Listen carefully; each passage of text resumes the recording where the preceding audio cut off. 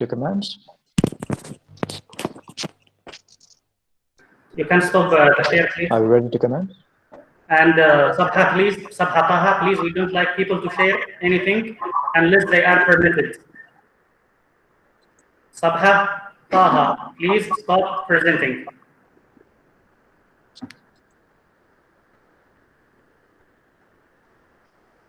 Organizers, you can deal with some accounts like here, Sabha Taha. She's sharing without permission.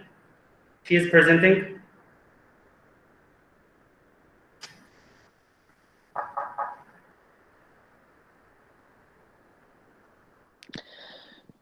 Okay, I think we're ready to commence. Dr. Amin? 1 minute, please. Fine.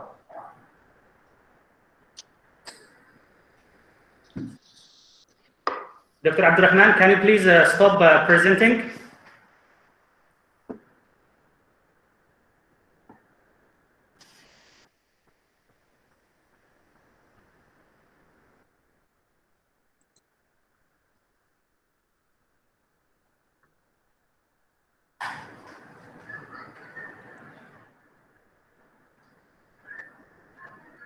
Yes, Dr. Amin, I stopped. I already stopped. Okay, fine.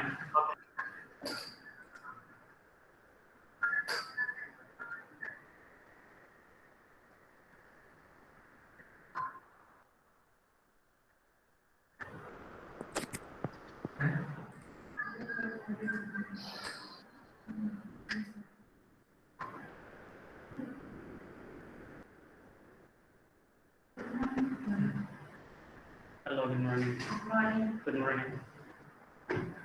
We came here at 9:30.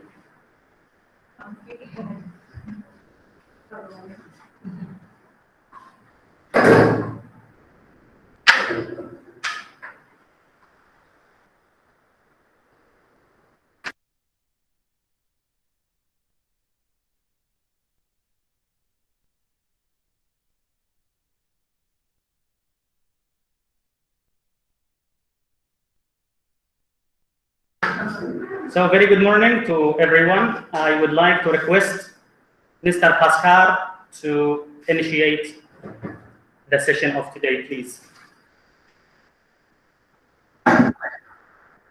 Thank you, Dr. Amin. Ladies and gentlemen, welcome to day 2 of the International Virtual Conference titled Language Teaching and Learning in ESL, EFL Settings, Status and Prospects. I would like to request that all participants take a moment to kindly check that their microphones are muted. Thank you. We shall commence with a brief recording from Professor Abdul Karim Zabiba, welcoming and thanking the gathering. Professor Zabiba is the Honorable Vice Rector for Higher Studies and Scientific Research at Thamar University-Yemen. The recording may kindly be played now.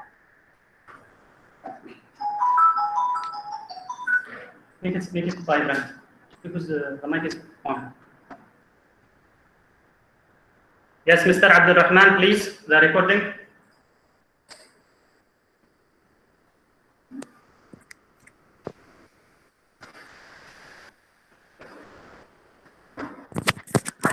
Dr. Abdul Rahman, you're muted. Can you please unmute and play the recording? Yeah. Thank you. It's with Dr. Abdurrahman.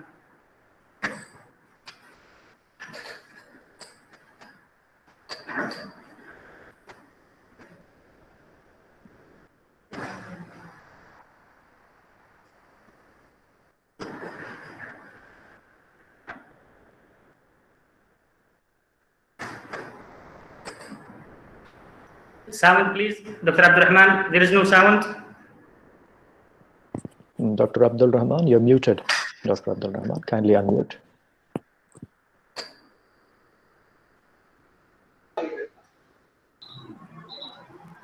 Sorry. Okay. Ladies and gentlemen, good morning everyone. On behalf of the leadership of Higher Studies and Scientific Research at Thamar University, I am glad to be invited to the declaration of your international conference held today on language teaching and learning in the two universities. Kerala, India, and Thamar, Yemen. Thamar University, we are looking for strengthening relationship between our universities in the area of scientific research, exchange expertise in the area of teaching classes, and all scientific scopes. I wish you good luck and success and hope that such conferences will be duplicated in the future between our universities. Thank you. We thank Professor Zabiba for his kind remarks. Now, to make some preliminary announcements and give guidelines for the day, I invite Dr. Amin Ali Al-Jamil of the Faculty of Education, Thamar University-Yemen. Dr. Amin, please. Okay. Bismillah ar-Rahman ar-Rahim. Very good morning. Namaskaram. I would request Dr. Abdurrahman to stop presenting and the sharing. Then I would like to welcome all the gathering, all the wonderful delegates, presenters, chairpersons, key speakers, and everyone. Today, Monday, September 21st, 2020, is our second and final day in the International Conference in Language Teaching and Learning in English as a second language and English as a foreign language settings, status, and prospects. Yesterday, we had a wonderful day, wonderful officials from the two universities, Thamar University in Yemen and Kerala University here in India. And they have inaugurated the conference, and the Pro-Vice Chancellor, P.P. Ajay Kumar, has delivered a wonderful lecture as he is specialized in English language teaching. And then we proceeded to the 3 plenary sessions in which 3 experts from Egypt, India, and China have delivered wonderful presentations on their topics. And then we proceeded to have 3 technical sessions in which 3 experts chaired the session and 12 researchers and educators presented their topics. Today, we are going to commence our program from now until 5 p.m. in which we will have the plenary session, Professor Lal, and also Mansi, Professor Lal from India, and Mansi, she will speak from US, University of Texas. They will speak in this session. And then we will have 5 technical sessions in which we will have 20 researchers and educators in the field of language teaching and learning. They will present on various topics. So today it will be purely academic, and we would like to request all our wonderful participants to be with us until the end. And those who, for example, attended 10% only yesterday, they can compensate today because the certificates will be issued for everyone, securing a minimum of 70% of attendance, and that will be tracked from Google reports, Google Meet report. So the PowerPoints will be shared to those whom we are going to issue certificates. We will send to their emails. And today we are going to start our wonderful day, as they say here in Kerala, Adipuli, which means beautiful and nice, with the Adipuli professor, Professor Lal. So I would like to give the mic now to Mr. Pascal to invite the person who will introduce Professor Lal. Thank you very much for everyone, and wish you an enjoyable learning experience. Thank you very much, Dr. Amin. As Dr. Amin mentioned, we now commence the formal sessions of day 2 of this conference with plenary sessions delivered by specially invited speakers. The 4th plenary lecture, the first of which we'll start today, shall be delivered by Professor Lal C.A. Now to introduce Professor Lal, I invite Dr. Vijayalakshmi T., who is an assistant professor and head of the Department of Thamar Language at the University of Kerala. Dr. Vijayalakshmi, Madam, I invite you, please. Thank you. Vanakkam, ladies and gentlemen. I hope you are doing well this morning. Vanakkam is a Tamil language expression to greet the people at any time of the day. That's why I opt this expression, Vanakkam. I'm privileged to be a part of this international conference. Before I introduce the key speaker, I would like to say some words about the English language teaching. Process of English language teaching and learning is not new to us. Its roots can be traced even back to the period of colonization. But this process is still continuing all over the world with fresh and innovative ideas and techniques. As a Tamil language teacher, I see the English language as an arrogatively dominant and also magically attractive. English is like a flood which swallows all the languages, cultures, people into it and flows towards the Western world. The flexibility to accept all the other language, vocabulary, expression, usage, and everything makes English as a rich language. But in the age of globalization, English becomes inevitable as a language which connects the whole world. Learning English is synonymous to learning world. I always admire this beautiful language. ELT techniques and approach for a girl learning English in China and Kerala is entirely different. It should be treated differently. I appreciate the fact that you people are focusing on these significant issues. I should congratulate Dr. Shanavas, our beloved professor, for conceiving this wonderful conference, and also the organizing secretaries, Dr. Amin Ali, Dr. Bhaskar, and the team for their dedicated involvement. Now I would like to introduce Professor Lal, the key speaker of this day. Professor Lal CA is a professor of English, School of Distance Education, University of Kerala. He got his MA, MPhil, PhD degrees from University of Kerala. Apart from these degrees, he has so many diplomas and certificates from other side India, that is from English and Foreign Language University, University of Maryland, University of Oregon, and etc. The special thing is he has a considerable experience in training aspirants of IELTS, and he has teaching experience since 1993.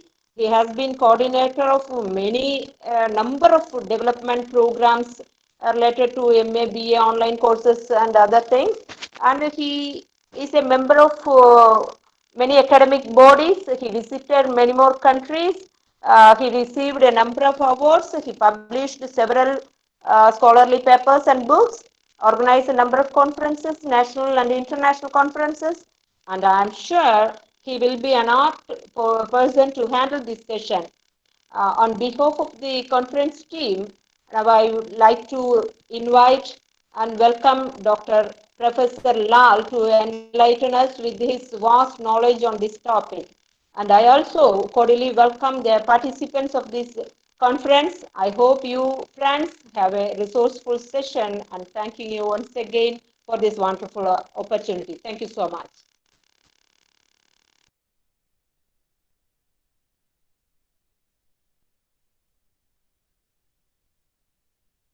Audible? Yes, Professor Thank Lal, you you're very audible. much. Please go ahead. A special thanks to Dr. Vijay Lakshmi for the nice words of introduction, both about me and about the topic we are discussing. And thanks to Dr. Amin and Dr. Shanavas for organizing and for inviting me, and Dr. Bhaskar for coordinating the whole thing. And my warm greetings from this part of the world, which is Kerala. It's raining outside. I have locked the windows to keep the sound out. So welcome to, it's a pleasure being with you. Rather than welcoming you to listen to me, I would say I would welcome myself to be with you this morning. So let me share my screen with your permission.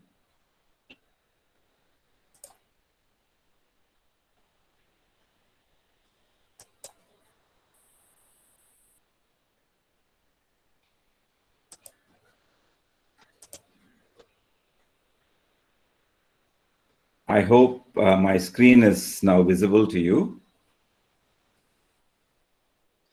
Perhaps we can give it a moment, sir. It's not yet come on. Yes, yes. It's now coming up.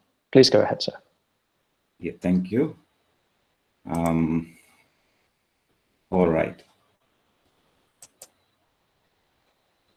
Okay, so the topic that I thought of sharing with you today, this is not going to be a plenary talk or anything very formal.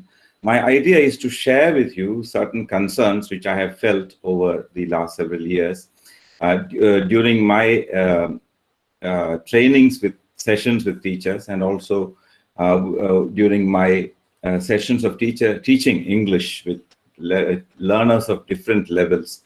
Also, the insights I would like to share with you have been drawn while creating study material, curriculum, etc. for adult learners, particularly related to the literacy mission of Kerala.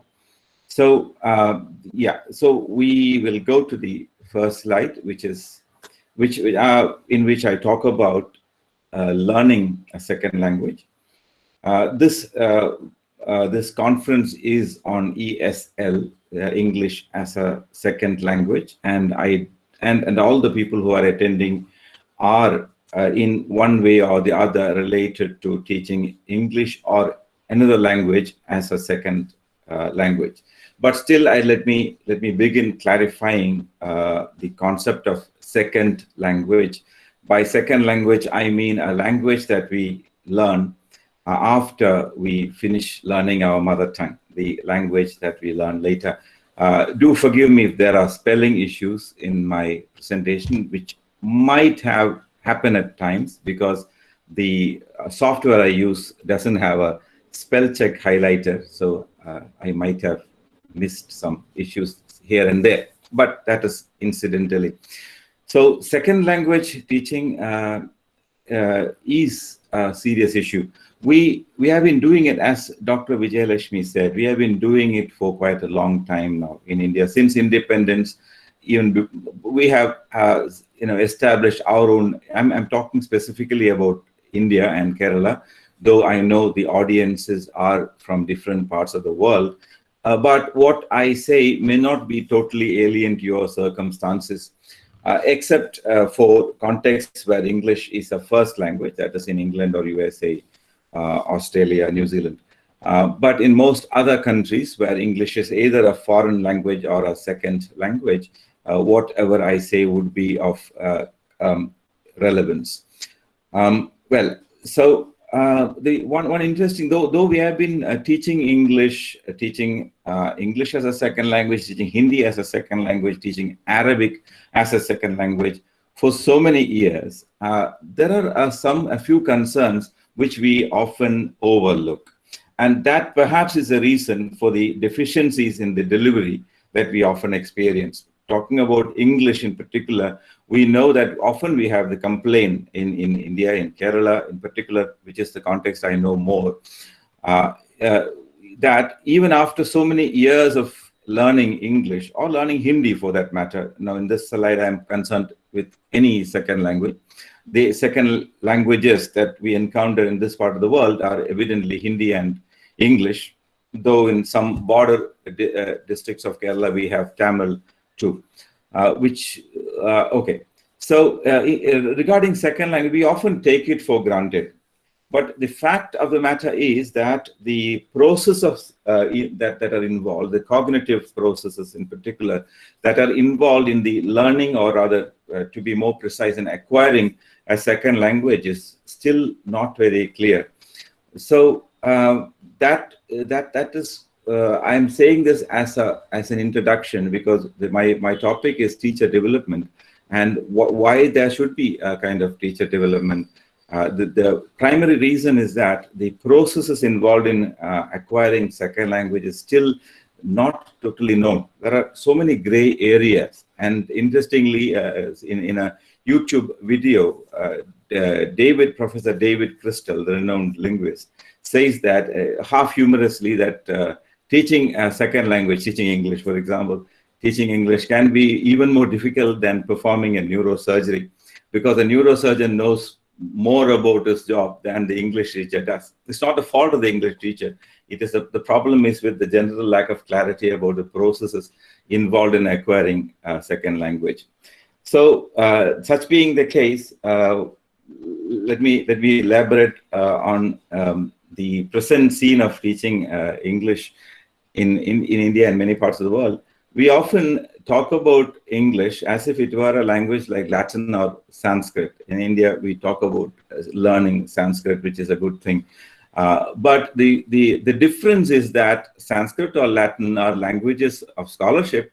They are languages which do not grow anymore. They are traditional, they are classical languages, and we have their children, which we use now. For example, the children of Latin are spoken in different parts of Europe, like French or Romanian, and the many children of Sanskrit, like Marathi or Hindi or Gujarati, all we have are spoken in different parts of India. But these mother languages remain, and they are not spoken much for actual communication by ordinary people anymore.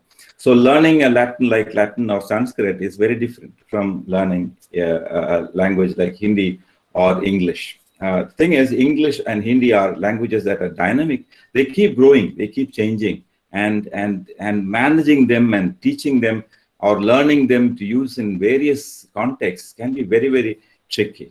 So if you learn all the grammatical features of Sanskrit, you can become a Sanskrit scholar.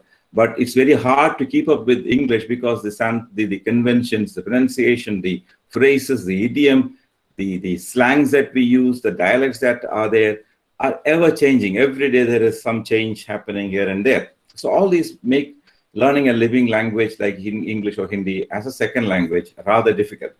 As a first language, the challenges are not many because we learn it from our environment, we pick it up from our parents. It's fine. We are immersed in it naturally. But when it comes to a second language, that natural immersion doesn't happen.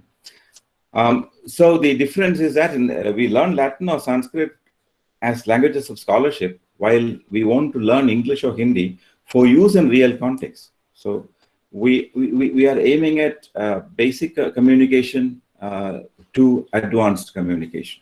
So it's for actual communication that we are attempting to learn English or Hindi. That's about acquiring a second language, the challenges involved. And coming to teaching a second language,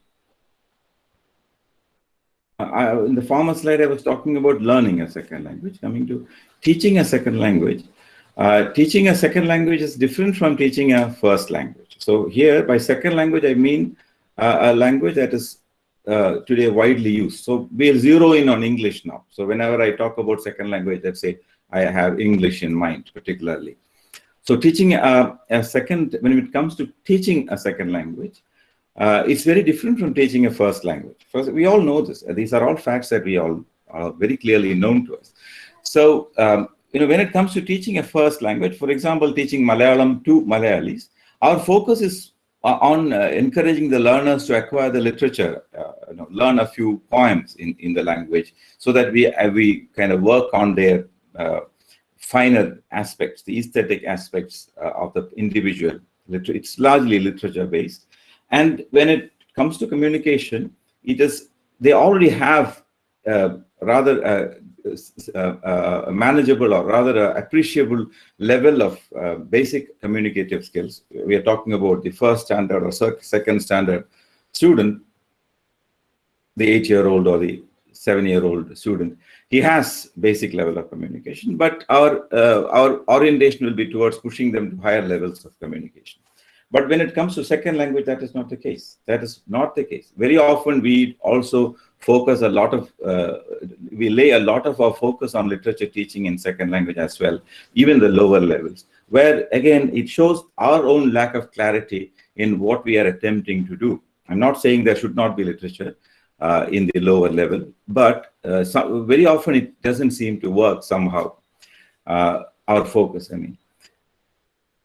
And very often people assume that if you are a good user of a language, you will also be correspondingly a good user of a good teacher of the language.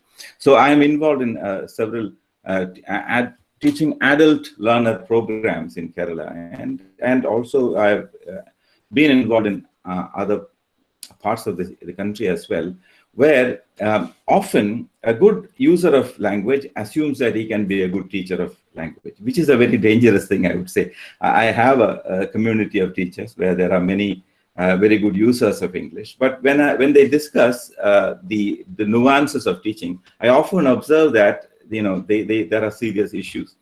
They bring to bear their own linguistic knowledge and linguistic prejudices on the learners, which in fact impede the learning process. And I suspect that it is often the teachers' prejudices about learning or acquiring language that often causes the impediment in the path of learning.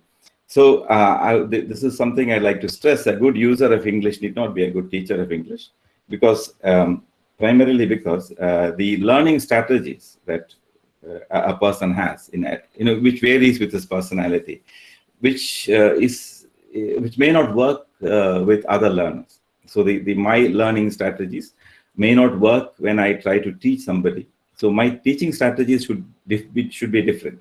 Generally, it has to be different, and also when because language learning habits are different from individual to individual. My teaching strategies also have to adapt to such the variety of the learner abilities or learner preferences, learner styles, etc. And also very often in teaching a second language, we forget the emotive factors related to language use.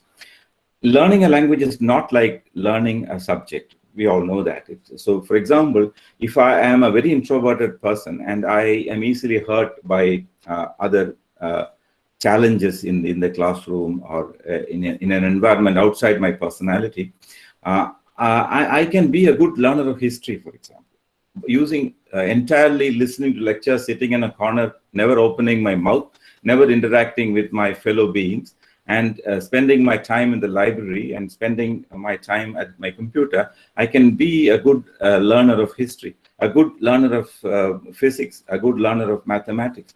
But when it comes to an applicational thing where a social group is needed, the problems are very different. The emotive aspects come in. We all know that every individual is highly complex and highly egoistic. I'm not saying using that word in a negative way. We are all very much worried about our personalities, or the way we are affected by the manners of others, how we respond to the challenges all around, which happens constantly in every human interaction. Every day you have this kind of emotive aspect coming up. And in language learning, particularly second language learning has to happen in context, interacting with other learners. And there the emotive aspect becomes very, very important.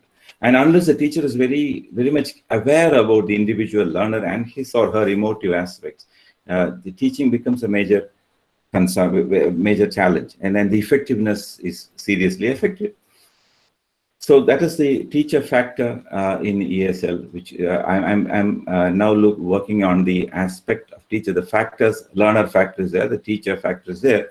And I'm looking at the teacher factor in English, learning English or teaching English as a second language. We often say that in the language class, particularly, the teacher is no longer a teacher. Teacher is a facilitator.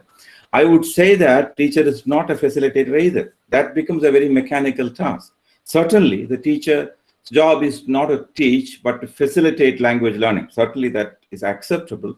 But I would say that it's highly reductive to say that the teacher is no longer a teacher, but she or he has become a facilitator. I would say the role is much more complex. It's more organic. And it's a much more composite role that the teacher has. A teacher is a teacher, certainly.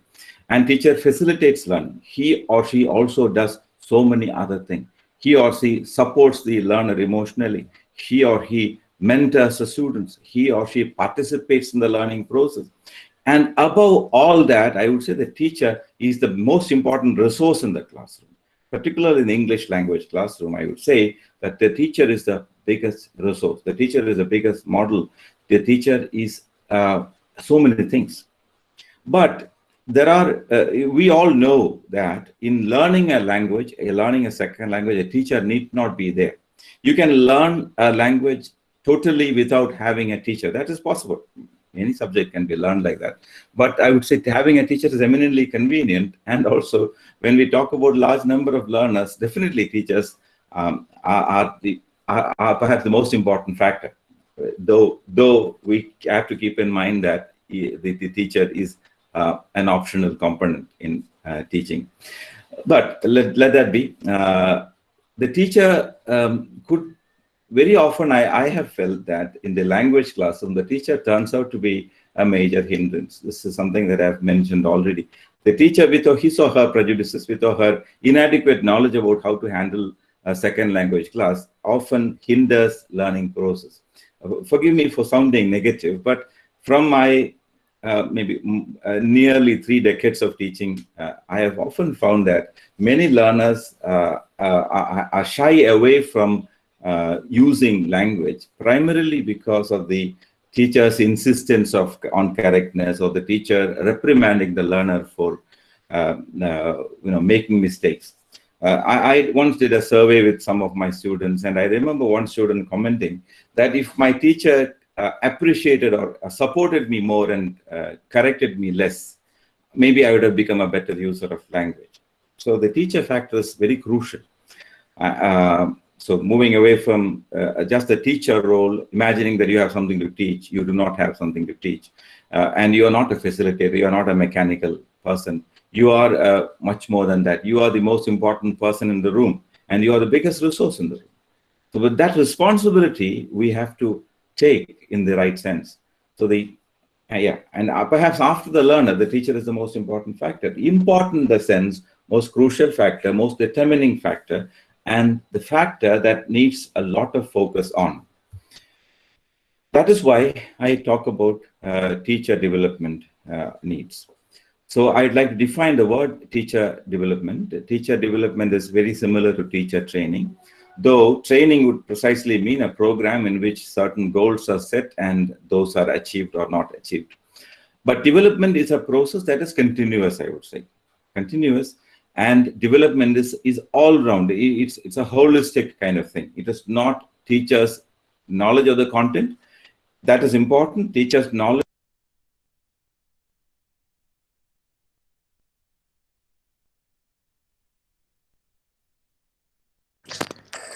Excuse me, we have some interruption from someone presenting, and we have requested in the beginning that please don't present or share your screen, and you are not permitted. So please, Mr. or Miss Tabassum, Miss Tabassum, please, Tabassum Mullah, stop presenting and interrupting the speaker. Yes, Professor Lar, you can start presenting again and share your screen. Apologies, Professor Lal, if you can kindly share your screen once again and pick up from where you left off.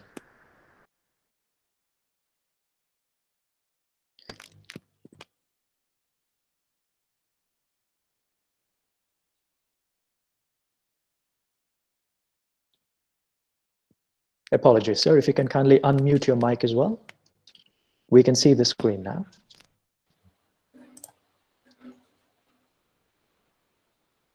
Okay.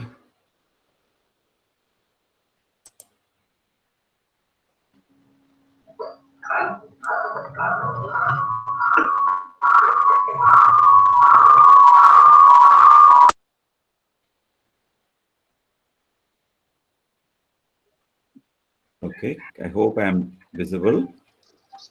Yes, sir, you're visible. If you can kindly share your screen once more.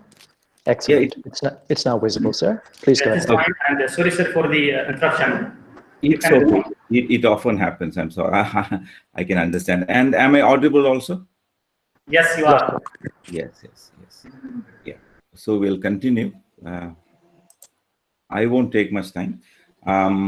We were talking about teacher development. I was saying that teacher development is a continuous process, and it is not like training, which can be a short thing. And a training can be part of a teacher development thing. So teacher development is something, it has 2 phases: developing the teacher knowledge of the subject, and also sharpening the teacher's pedagogic skills. So it's the pedagogic skills that become more important. Both are important, but when a teacher knows how to manage, how to use his or her knowledge of the content, he or she becomes more effective. That is why the teacher development has many phases. It has, the psychological development of the teacher himself or herself. The knowledge of the learner is a very important thing, which we do not give much focus on in many of our training programs, I'm afraid. So that is about teacher development, how ideally it should happen. It should ideally be the regular feature of any learning program. But generally, what happens is in context that I formerly mentioned, we don't have a very structured or systematic ESL training machinery in place. We have many systems for teacher training. Certainly, we have academics. I'm talking about university education. In schools, they have more training machinery. But in the university level, we do have academic staff colleges, and even this conference that we are taking part is part of a teacher development endeavor. But we need to have specific teacher development programs for teaching second language, because teaching second language needs more skills, more specific skills than most other teaching programs. Teaching contents of various kinds. Compared to that, teaching a second language is more challenging, and teachers who do that need systematic and periodic training specific to teaching English as a second language. So which I say is lacking, and which is not likely to happen either, because due to many reasons. One is, very often that is not a big priority to many educational planners, and even when there are plannings, we have a dearth of efficient trainers or a training package which all needs our attention. I would say we are all ESL practitioners here. I think we should pay a lot more attention to developing teacher training modules and implementing it more systematically. There need to be FDP programs specifically for teaching second language English, and for second language teachers. The trainer, and what I observed once was that in a training program, we were talking at length about activity-based learning in language. And finally, when in the final implementation part, where the teachers were displaying their learning, what they learned, there were many activities in which the activities were all physical. The teachers were demonstrating activities. They went after the word activity. They forgot it was a language activity. There was even kind of an activities where in 5 minutes, no English was produced at all. So that is what happens when the trainers are deficient in the actual knowledge of what should be there, and which is cascaded down, which again causes more harm than good. So so the teacher development is a major topic that we need to address, which more focus more on, and beyond that, the teachers also need to be aware of their own needs. So very often teachers, young teachers, particularly who complete their PG and enter a college or a university or any teaching program, teaching institution, they kind of assume that they are fully equipped. I, as a young teacher, remember I believed that I had all the equipment to be a good teacher. And particularly in delivering, encouraging learners to acquire language, because in teaching a content, suppose I want to teach aerodynamics, I can have my illustrations, my PowerPoints, my explanations, and the learners will be initiated into that, and then they will go ahead and complete their learning in the laboratory. But in the language class, that is not enough. I need to know precisely how to do that. So which is not easy. So very often the teachers are not aware that we have a deficiency, we have a lack in becoming more efficient teachers of English language. I myself did not realize that until about in the middle of the second decade into teaching. So, but in those days, we were not talking much about English language teaching also. So the teachers need to be aware of their need for development. And I'm concluding in this slide and the next, the teacher development initiatives from the part of the system may not happen all the time.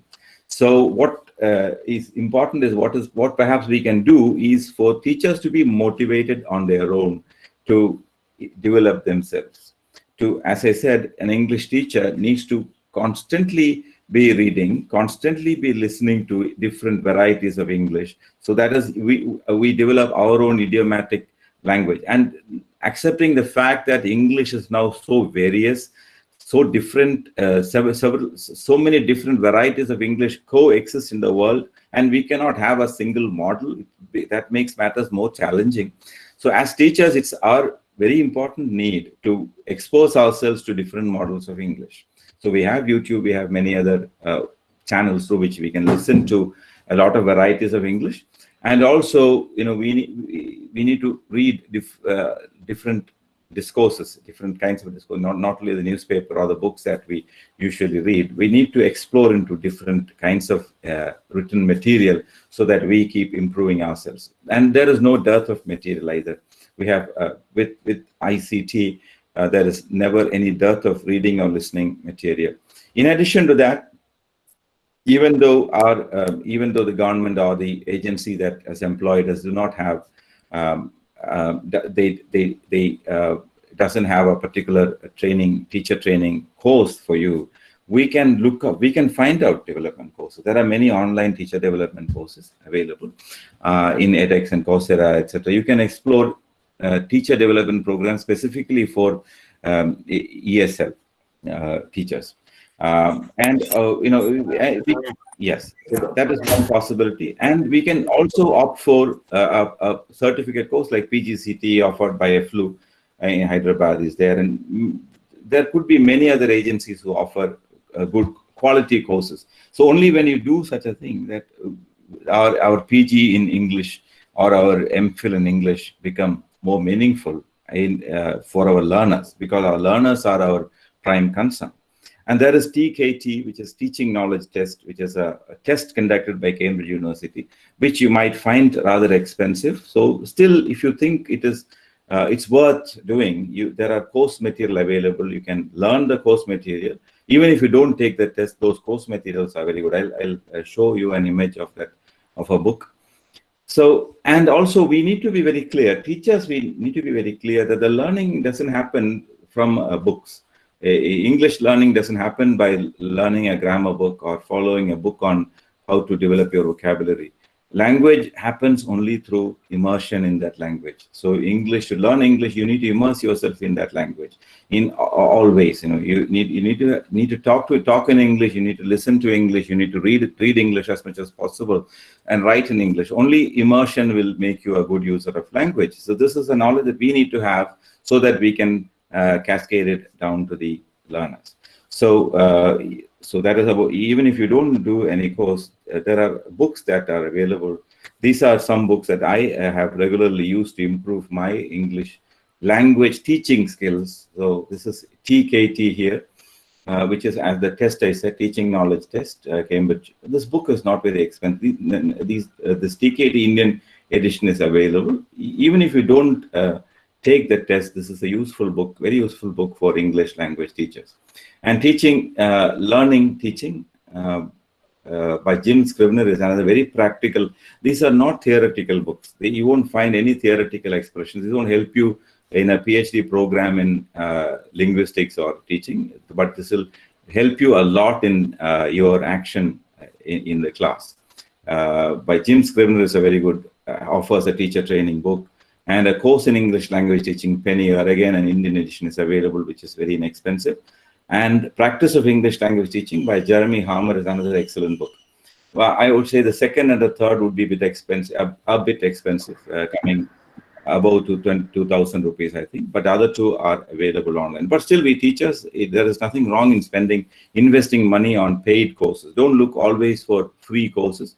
Even paid online courses are worth doing, because we need to keep up with the changing times. So that is all I have to say today, considering that we don't have much time. And I would like to respond if there are any comments or questions. Thank you very much, Professor Lal.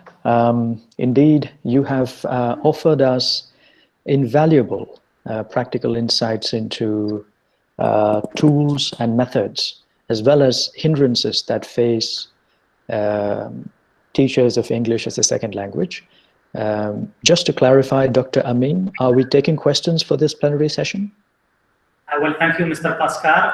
First of all, let's send a big thank you letter to our beloved Professor Lal for the wonderful and insightful lecture for today.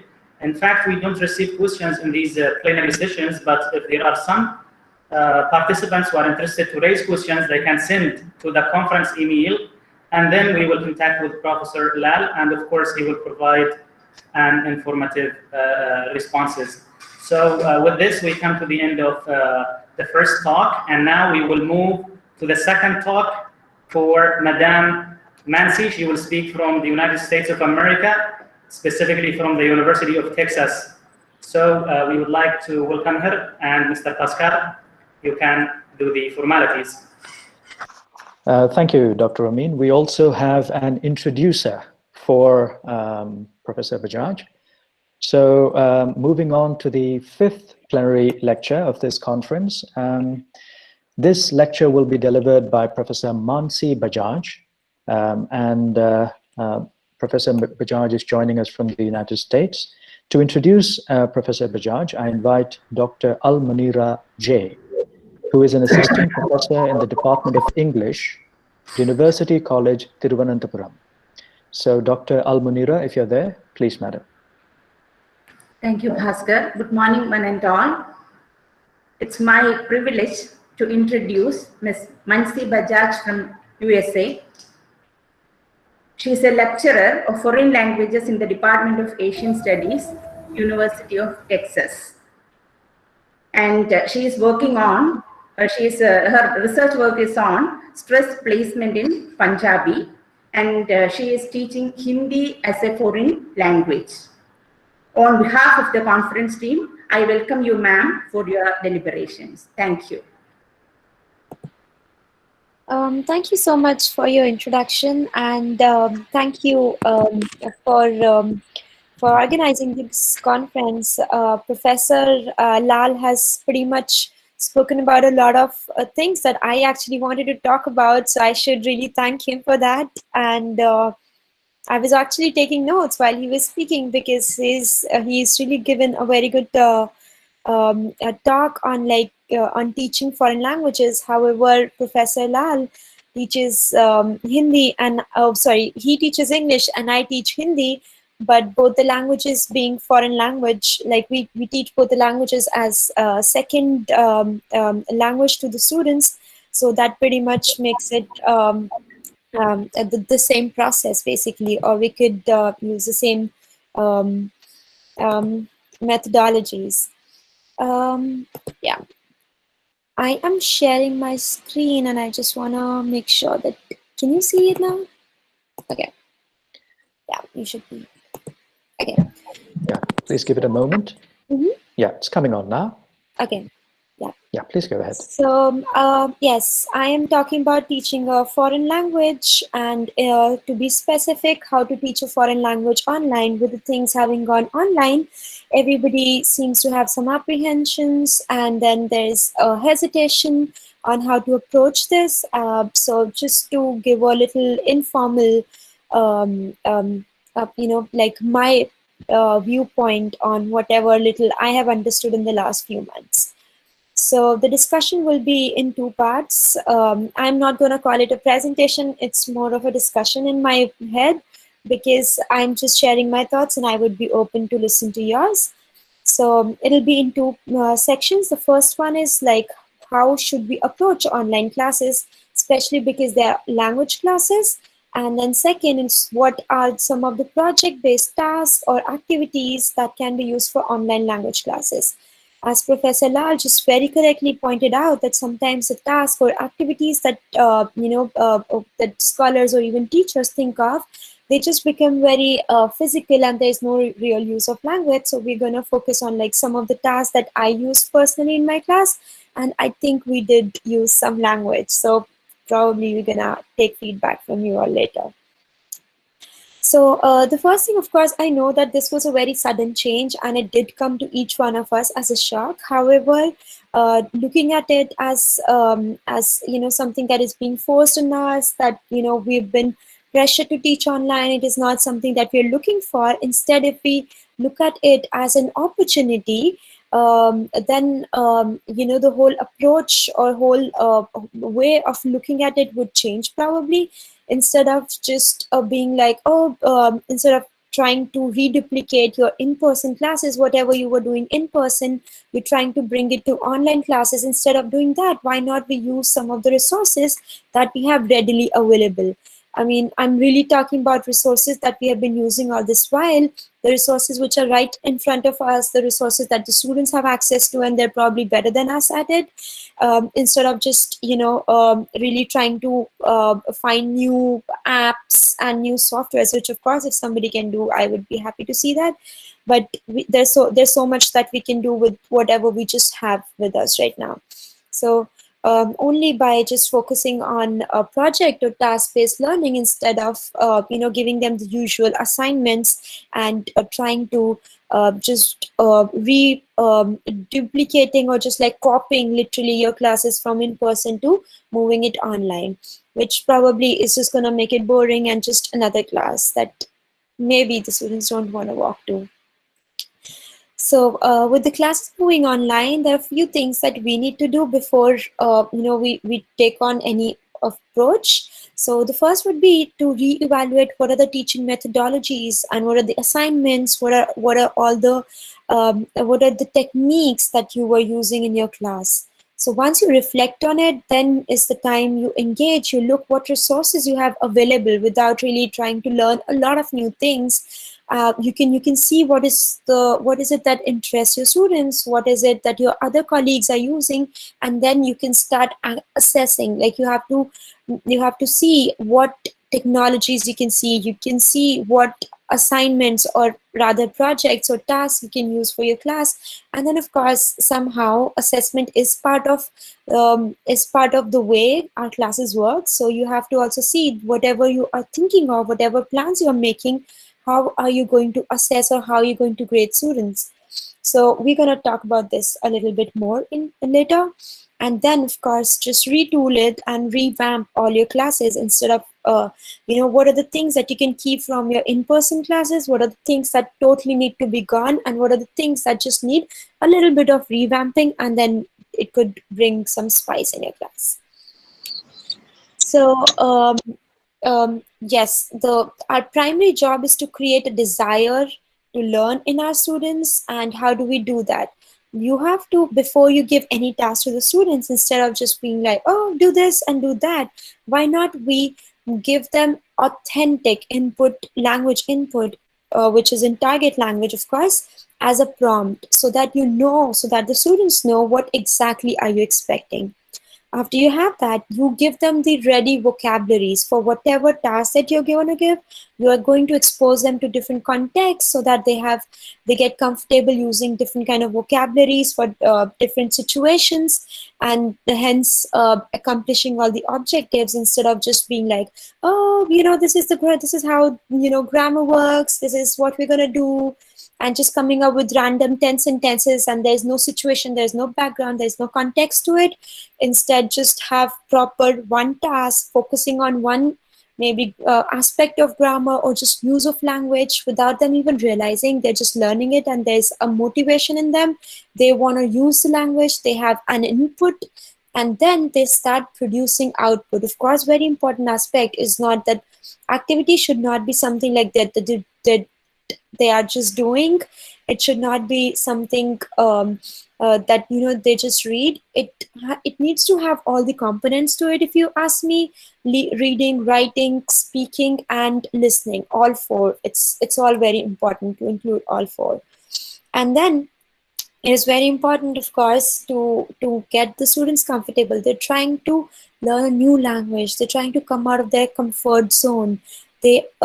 You are literally putting them on the spot in a language class. That is why they have this hesitation. That's why they do not speak up. That is why they They do not want to participate in the class. That's why the thing that teacher is actually kind of, that is how the teacher becomes hindrance, and instead you can become a support for them if you make them comfortable with the fact that mistake is the best mistake, and mistake is what is acceptable. It's not acceptable, rather it is encouraged, because there's no way anybody can learn. And tell them, you may be a teacher, you may be facilitator, or whatever you want to call yourself, you are going to make mistakes too.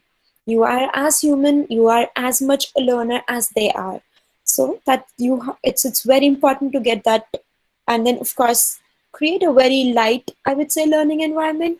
And then so that they don't feel like they're being put on spot, and then they're comfortable speaking to you in the class, or they're comfortable sharing their thoughts in the class, or using the language in the class.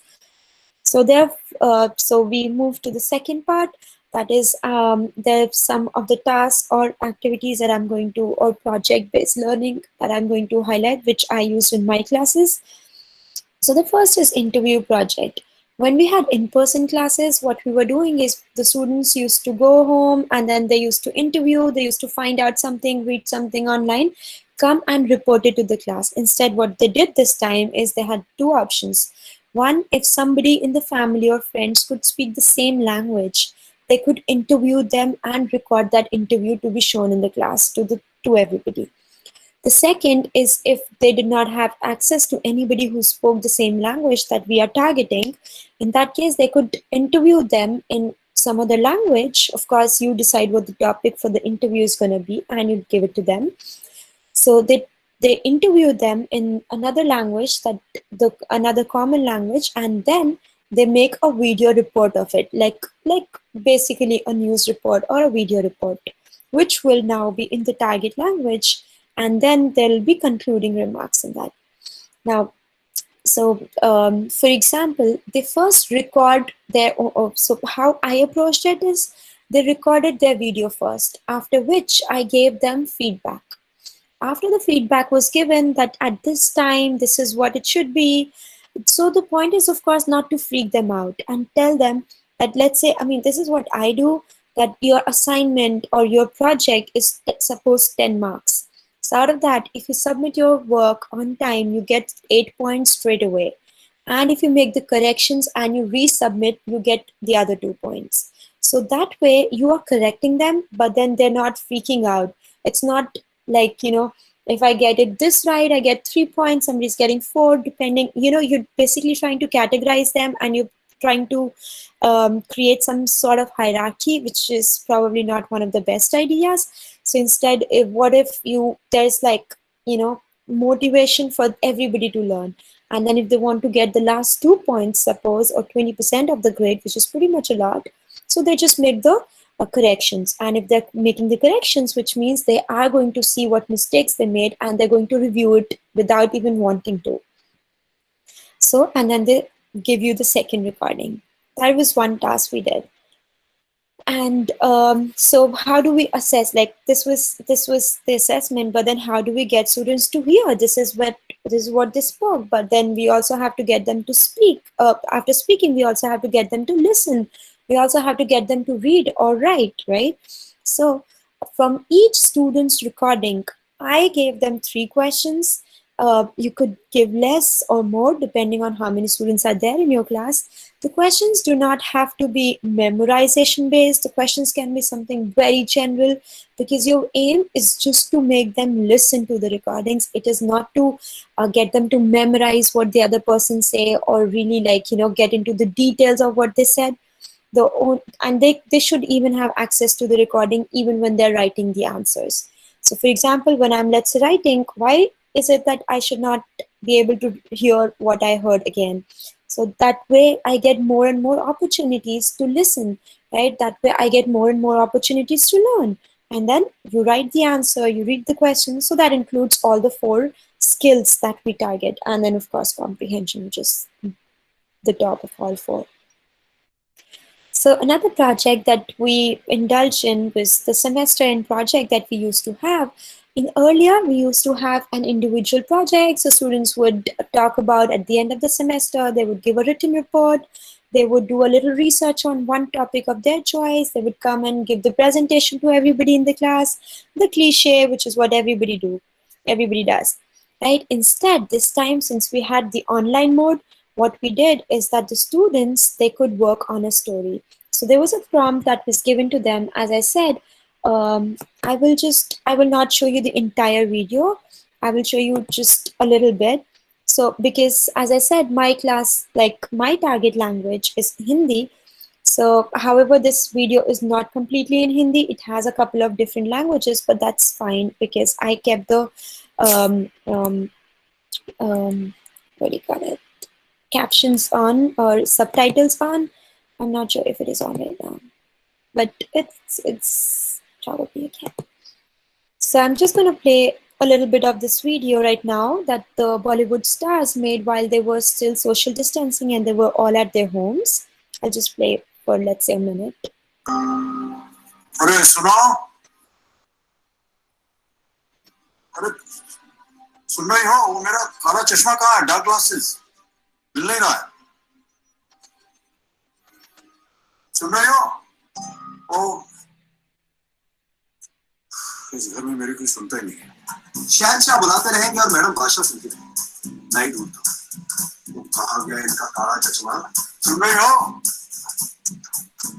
ओ बरमीना, कोई और तो सोचती थी पांडव. ओए, पागल हो गया पाजी. सोना होना मैं. ओ वीरे, अंकल का काला चश्मा घूम गया. उस जरा हेल्प कर ढूंढ ले. मैं क्यों मदद करूं? तू उठाए तू जा. मैं सो रहा हूं. Good night. पर अब तू. So I'll skip to the last. Okay. So this is the video that I had shown to my students as a prompt, like what they could do. And then this is the video that my students finally created. And it seems that's going to be.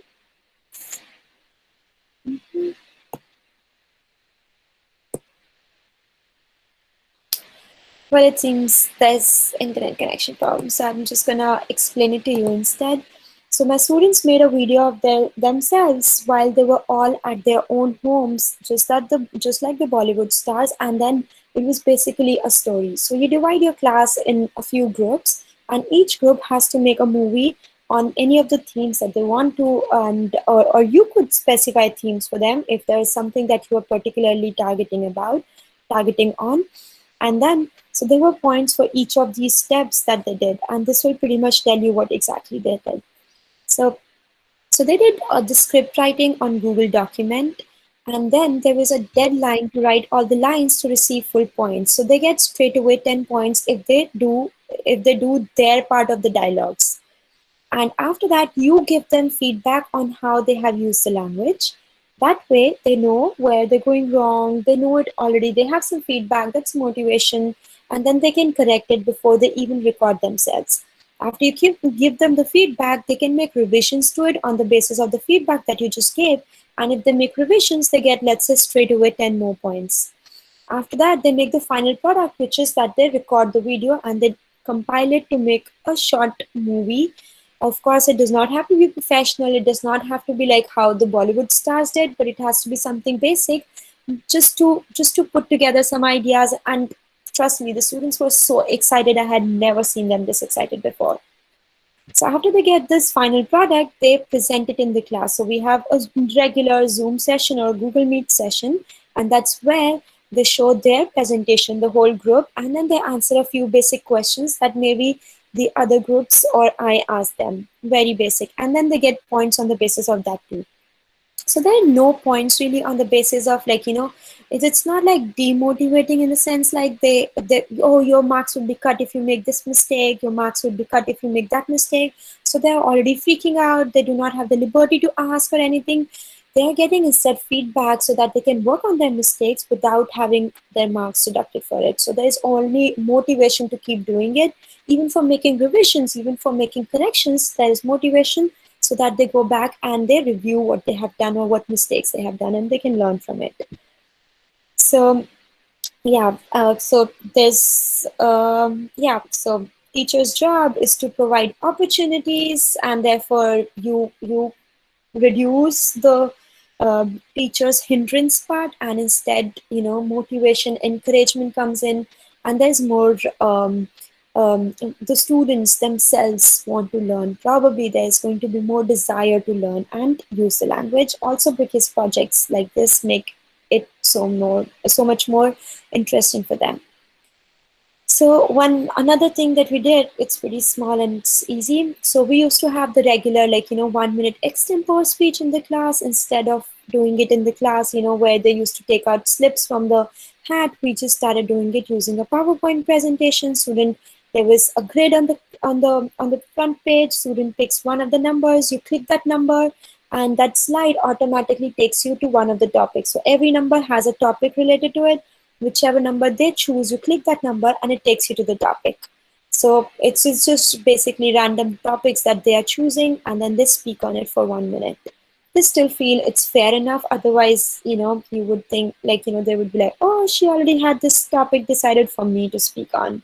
So, and yes, one more thing that I did with my class, that we used to write blogs, after half of the semester, just like the regular essays or the regular lake or reflection on something. Instead of doing the vlogs, we started to do, instead of doing blogs, we started to do vlogs. So they would record themselves answering something. So what is your take on something? Some prompt would be given, and then instead of writing about it, they recorded. So they were speaking the language, because somehow it just so happens when you're learning a new language, speaking and listening are two things which really need to be developed, probably, unless you are getting into professional writing, where your focus is more on writing than speaking. Of course, if the speaking improves, writing, because, as it is when you're learning a new language, writing gets a little better slightly, because you can read at your own pace. However, for speaking, there's always hesitation. You are taking a lot of pauses. When you're thinking, when you're speaking, you cannot think at the spur of the moment. So again, this time you could give them feedback and ask them to re-record. It does not really take much time, as much as it might sound, but that would give them more motivation, and they would feel more connected, in the class setup, and then they would really want to participate more. So just comparing the old way and the new way.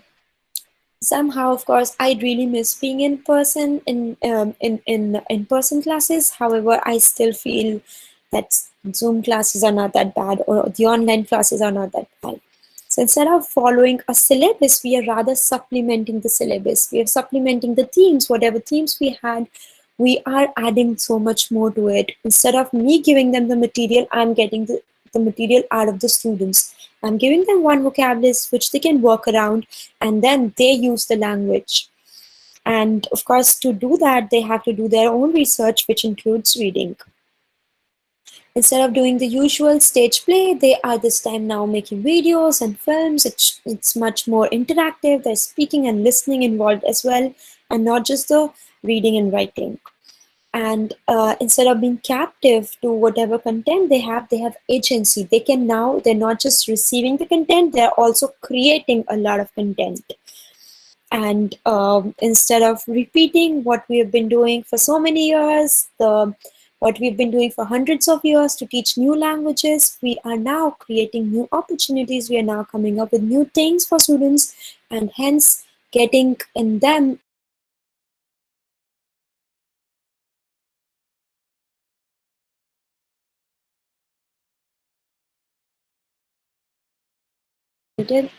Okay, can you hear me now? Yes, we can hear. You can conclude, ma'am, in 2 minutes, please. Unmute yourself. Yes. Yes. Okay. I wonder if you were able to hear me the whole time. I believe so. Okay. Yes, you were perfectly audible. Right, we just lost you in the last I'll just 2 wind seconds. it up now. So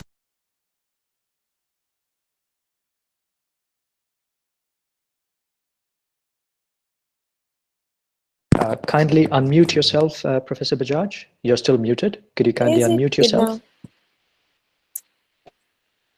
Yeah, okay. You're fine now. Please go ahead. So instead of what they are doing, let's say in all the 500 other classes, they are doing something new in their language class, and then hence there would be excitement to even participate in the class. And instead of doing the regular, like, handwritten assignments where you're giving them fill in the blanks or just like answer the question, or some sort of written assignments, they are doing project-based learning, which is new, which is more exciting, and then it does really create the motivation, encouragement in the students to learn something new. If you have questions, you can ask me right now, or you can send me an email later at this email address that's mentioned. Yeah.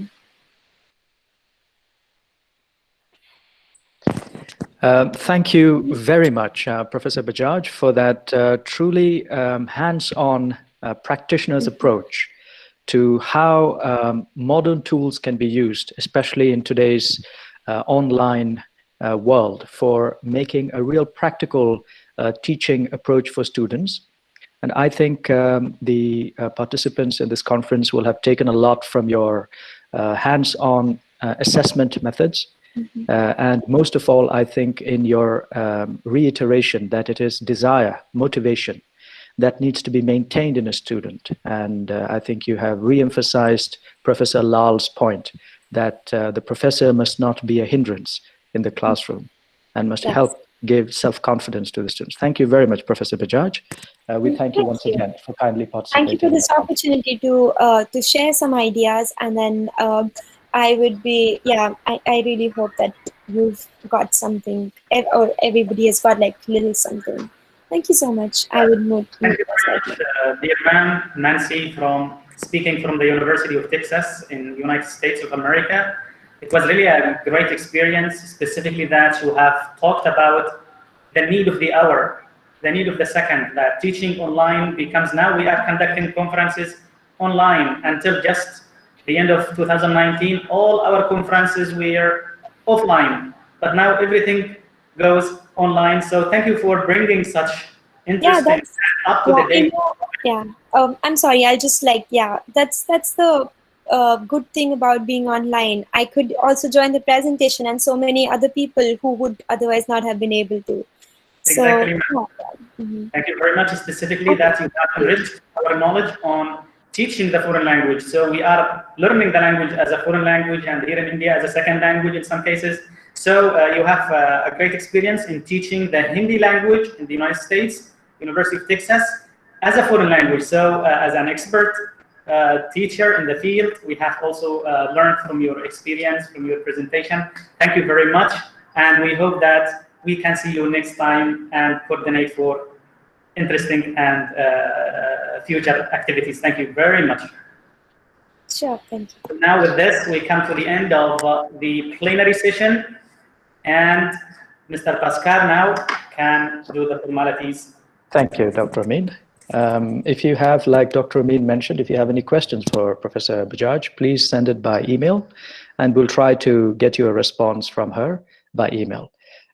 This concludes our plenary sessions for day 2 of this conference. We shall reconvene shortly in about 5 minutes' time for the technical sessions. I would like to request all participants of technical session number 4 to kindly be on standby right away. We shall be beginning in about 5 minutes' time. So all participants of technical session 4, kindly be on standby. This concludes our plenary sessions. Thank you, and see you all again soon. Thank you very much, my dear Mr. Pascal. We really thank you for your cooperation. And Mr. Pascal, by the way, he is a second master's student in the Department of Linguistics at the University of Kerala in India.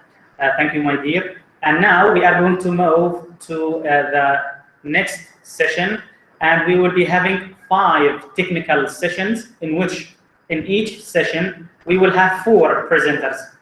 And in the first session, we will have the chairperson, Dr. Muhammad Azani Saad. He will be chairing the session from Malaysia, and to be specific, from the International Islamic University, Malaysia, in Kuala Lumpur. And we will have 4 presenters.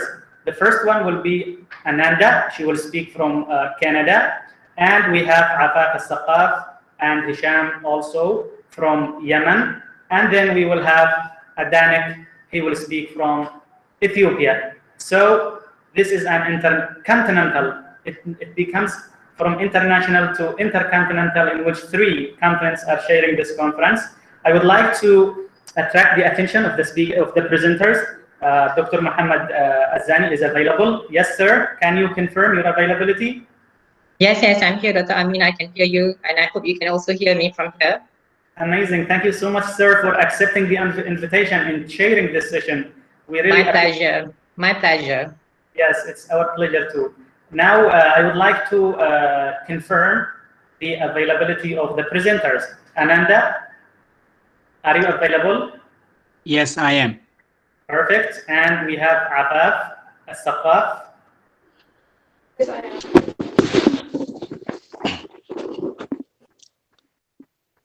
Yes, Afaf is available, as well as Hisham Muhammad.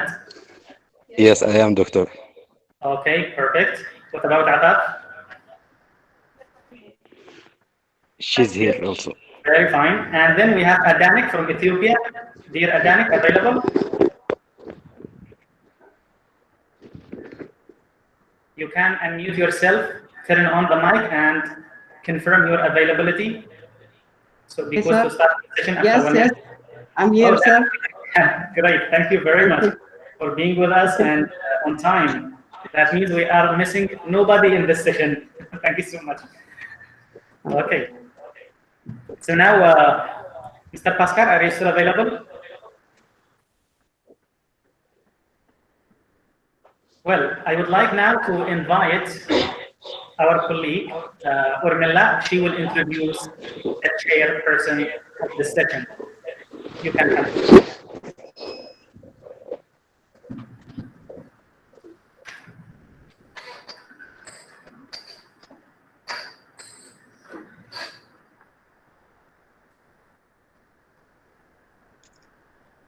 Good morning, Mano. We have for the session, as the chair of the session, Dr. Muhammad Azani Saad from Malaysia. He is an assistant professor at the Department of Language and Literacy, Kuliah of Education, International Islamic University, Malaysia.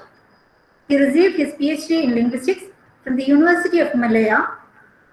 Prior to that, he has obtained his bachelor's degree in English Language and Literature and master's degree in English Language Studies from the International Islamic University, Malaysia. His areas of interest include language disorders and discourse analysis, especially conducted within the methodological framework of conversation analysis. He has published a number of articles in Scopus Index and referred journals. So, on behalf of the conference team, I welcome you, sir, to chair this session.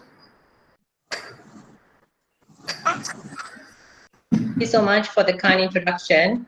Assalamu alaikum warahmatullahi wabarakatuh. Maybe I should also say vanakkam and also namaste. It is my pleasure to be invited and be here and also have the chance to chair this particular technical sessions. And for that particular task, I would like to record first my appreciation to the Department of Linguistics, University of Kerala, and also Department of English, Faculty of Education, Thamar University-Yemen, specifically Dr. Amin, for inviting me to chair this session, especially with my knowledge that is not that very much vast, but inshallah, I'll try to do my best to chair these particular sessions. As what has been mentioned earlier, these sessions will include 4 presentations, and we will listen to presentations from various countries. So this is a very much big task for me because I have to chair a very much international or intercontinental sessions. From Malaysia, I'm chairing, and then I'm going to invite someone else from Canada, and we will go to another continent and we'll come back to ground later on. Okay, before we start, I would like to kindly remind each presenter that you are given 12 minutes of presentations. So I hope you can monitor presentations to be within the time. Okay, so with permissions from Dr. Amin, maybe we can start the session now. Yes, sir, we can start. There is only a slight reminder for our beautiful presenters. Please try to abide by the time. You have 12 minutes. When we ring the bell, that means you have completed 10 minutes and you still have 2 minutes to conclude. So all of the presenters, when you hear the bell, that means you still have 2 more minutes to conclude. Generally speaking, you should present your problem, what was the methodology to solve it, and what were the results and the solutions. Because now, language teachers and learners, we are in need for the solutions of the problems, because in most cases we know what are the problems, but how they are supposed to be solved, everyone is going to share with us their experience. Thank you very much, and you can proceed, Professor Muhammad. So hopefully that we will benefit from these sessions, especially like what Dr. Amin has said earlier. We will try to get to the solutions to problems that we are having in the English language teaching specifically. All right, to kickstart our sessions, I would like to call upon our first presenter, which is Mrs. Amanda Majumdar. She will be speaking from Canada, especially she is affiliated to the University of Alberta, Canada. And her presentation is entitled Importance of Conversation for Language and Literacy Development, a Pedagogical Approach. So Mrs. Ananda, sorry, if you are ready, you can project the slide. Yes, please thank you so welcome much. everyone, Mr. Ananda Majumdar. Thank you so much. Can you see my PowerPoint? Not yet, not at the moment. Okay. Can you see my PowerPoint now? Sorry, no, not yet. I think, okay. Okay, yes, now we can see the slide. It's being projected. You can see my slide now? Yes, but can you make it bigger? Can you put in a slideshow mode? Okay, that's okay now? Yes.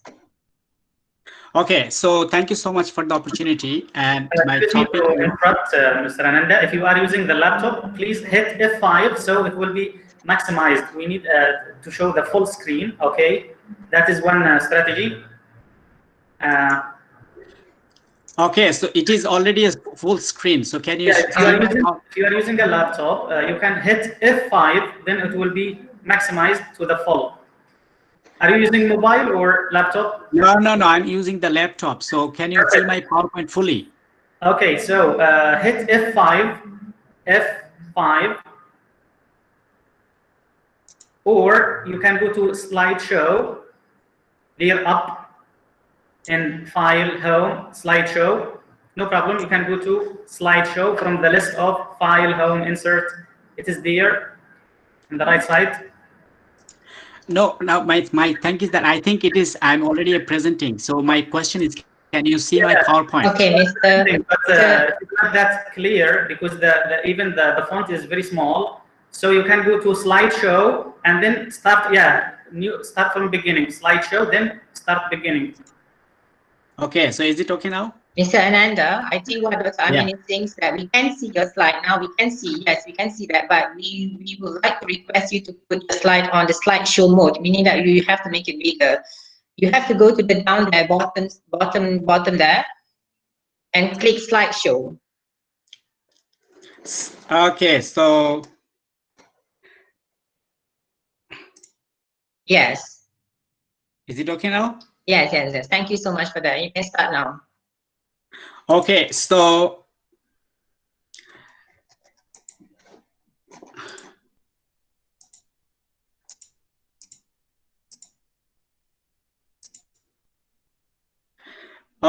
thank you so much for the opportunity. So my name is Ananda Majumdar. I'm from University of Alberta. And my topic is the importance of conversation for language and literacy development, a pedagogical approach. So this is my methodology. It is actually, this is a course that I have taken from a Harvard Graduate School of Education as I'm doing my certificate in educational leadership learning because I'm a teacher also in a school. So the methodology that I have it has been taken from various sources and then gathering in-depth insight on a topics focuses on exploring ideas, summarizing and interpreting, and mainly expressed in words. So it is basically a documentary analysis through qualitative approach. So I will say something about the human developmental life cycle through the pedagogy. So we know that the children start the developmental process from the age of 6 months by recognizing sounds. It is their intake skill and not a surprise at all. And then from 0 to 1 year, during this time, they have little confusion between basics, trust, and mistrust. However, they can come out from confusions through their hope. And for between the 1 to 3 years, during this time, they have a problem between autonomy and shame. They can come out through their will. From their age of 3 to 6 years, they are confused between initiative and guilty. They can come out through purposes, and in old age, they show apathy, silence, and the humor. So these are some life cycles. Hi, is it okay?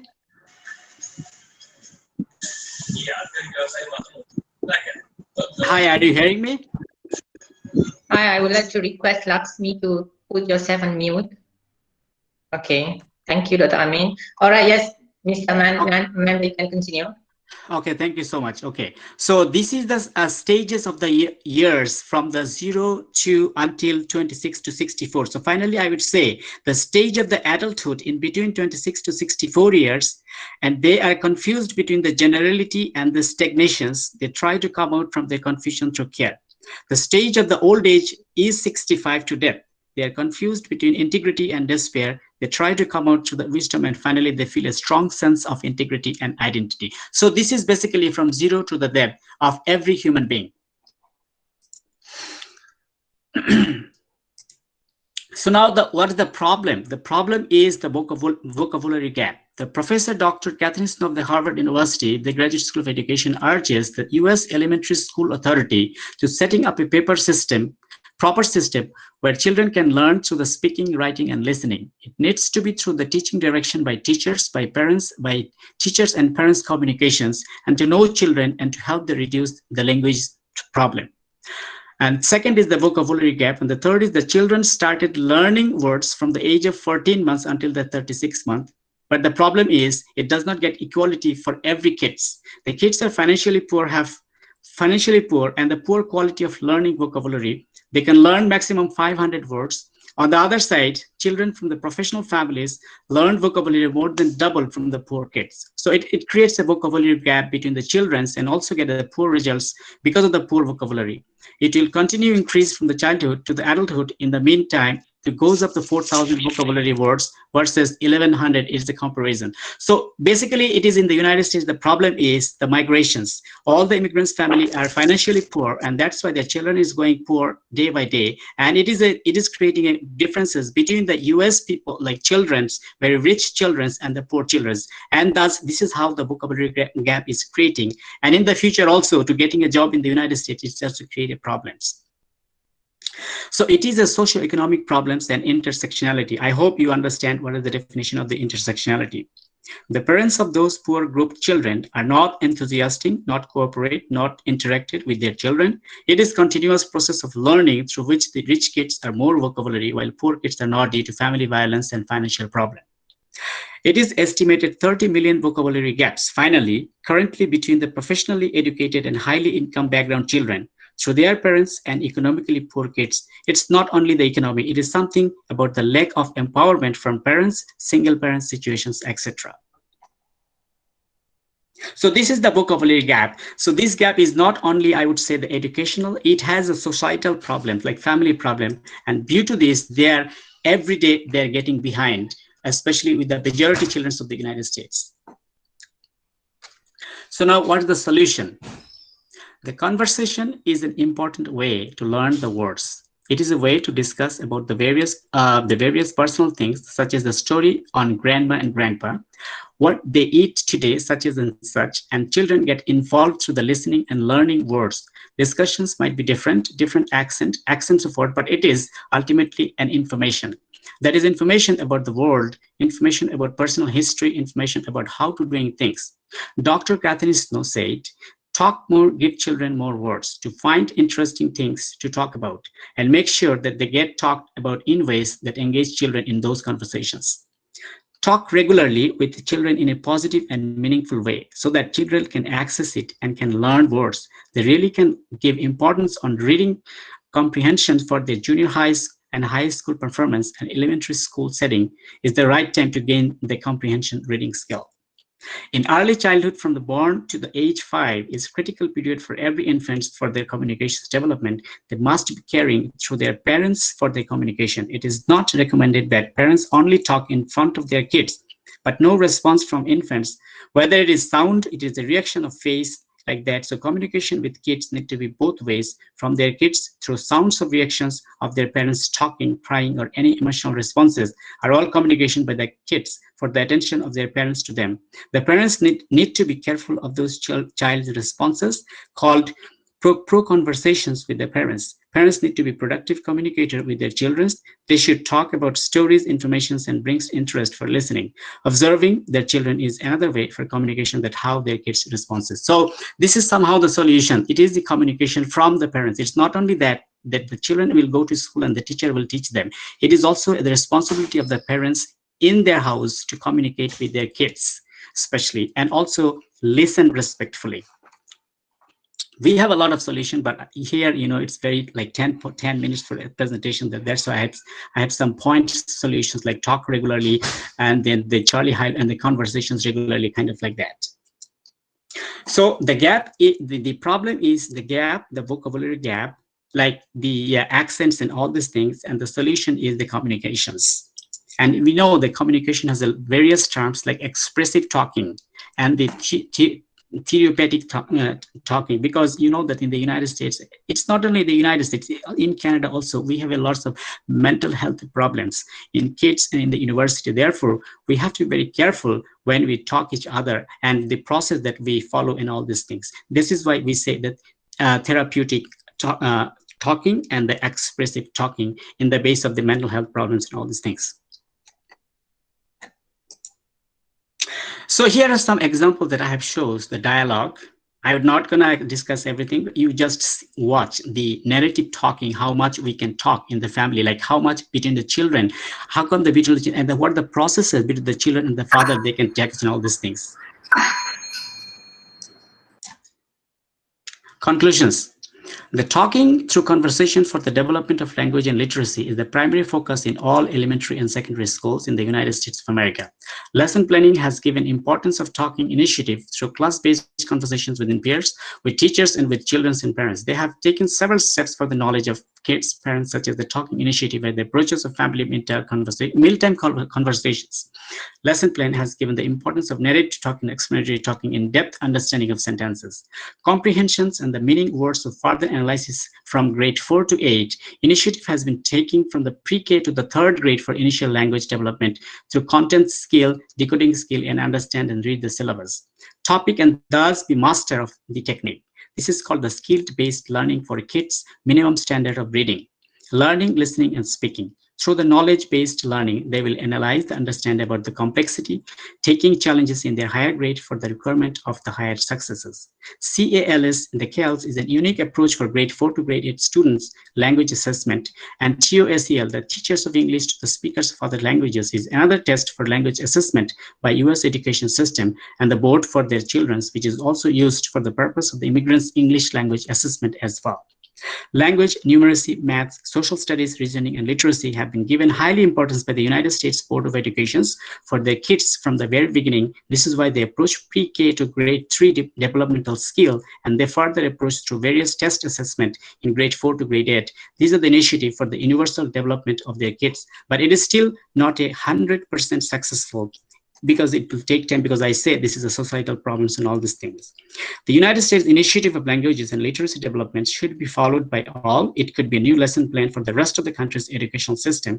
It is a hope showed by the United States of America for all. Now the question is, does it bring the interest among children? The answer is mostly yes. However, it has a negative side as well because of socio-economical family circumstances, but students can participate in all government initiative programs, which is free for their life development. Participation brings joy, so they participate in everything. This is the motto of the entire things and all these things. Thank you so much. Thank you so much, Mr. Ananda Majumdar, for the presentations. We will not be taking questions yet, right, Dr. Amin? I prefer to have it at the end for all the four presenters, because maybe some questions will be similar. So we will give 8 minutes at the end. Okay.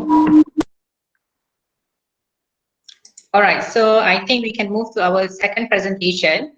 Our second presenter is Afaf Muhammad Al-Sakaf, who will be speaking on effect of teachers' feedback on English as a foreign language student speaking skills and experiment from Thamar University. So the presenter is actually from the host university, which is Thamar University. So I would like to invite Mrs. Afaf Muhammad Al-Sakaf to set up your presentation and begin the presentations.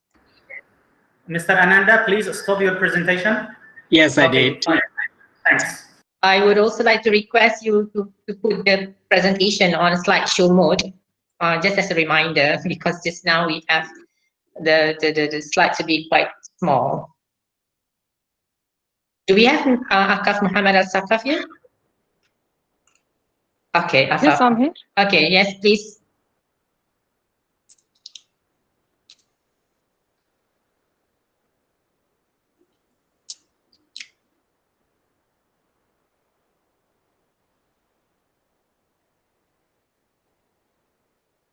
Yes, do you hear me? Yes, yes, yes. Okay, so everyone, please welcome Mrs. Afaf Muhammad Ali Al-Awi Al-Sakaf to present her presentation. Please welcome.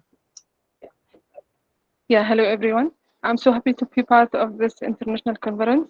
I will talk about my topic, the effect of teachers' feedback on EFL students' speaking skill in the Faculty of Education, Thamar University. Introduction of the study. Speaking skill is considered as an important part of any language. Speaking as second language or a foreign language other than our first language is far from simple productive oral skill, which involves using different characteristics of language.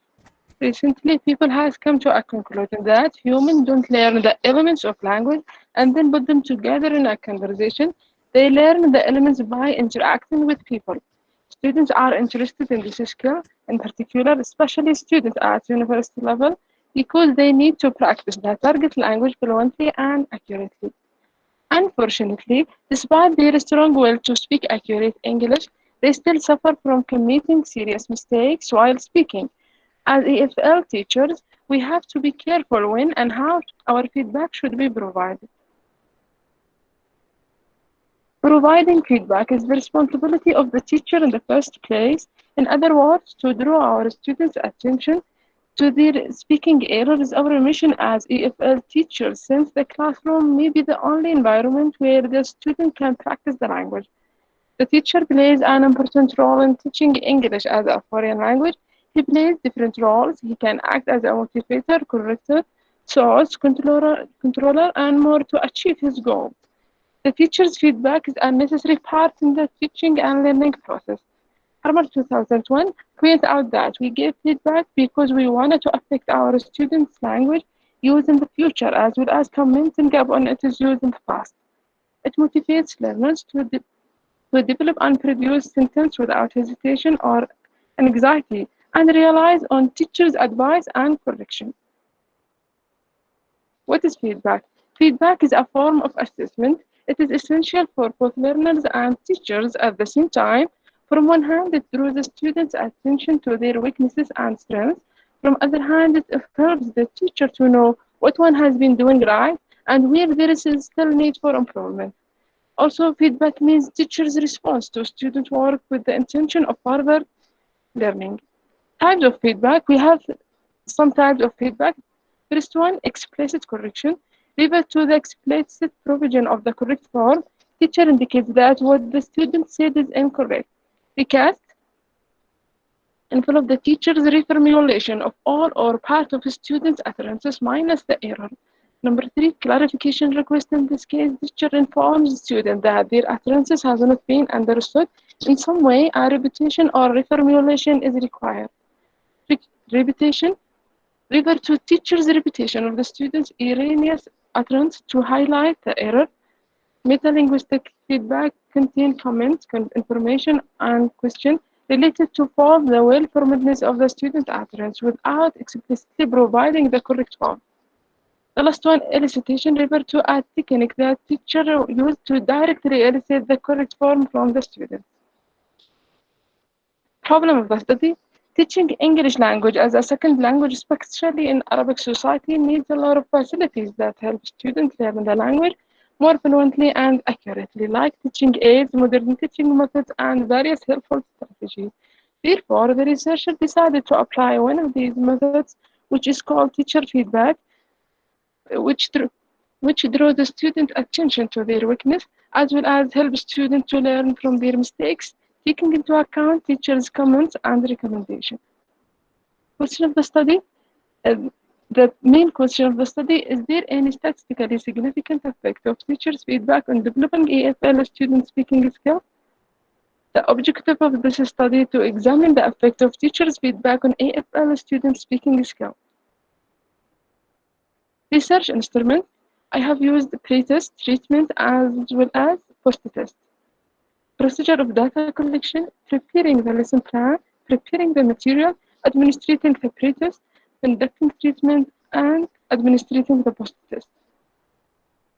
Controlling the variable, I control the variable by using control the number of the students of both groups was 20 for each student, control the period of teaching 9 weeks for both groups, application of pre-test for both groups, the control group as well as the experimental group, and this figure will illustrate the oral skill pre-test of both groups. Okay, for ensure the reliability of this study, the correlation coefficient of the test was calculated by using Pearson correlation, and this table will show the correlation coefficient between test and retest, and this indicates that it was acceptable, so it is statistically acceptable for the current study.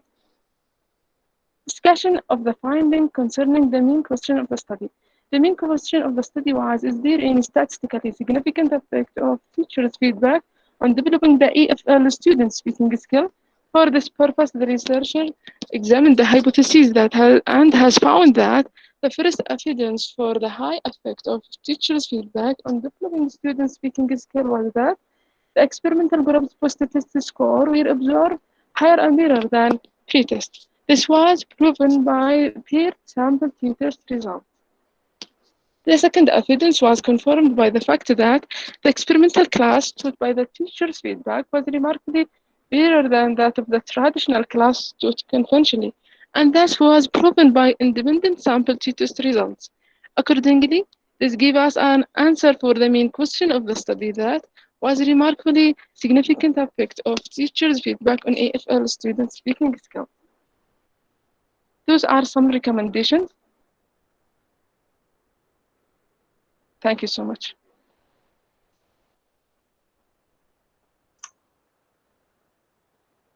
Thank you so much, Mrs. Afaf, for the presentations on the importance of teachers to give feedback to the students' speaking activity.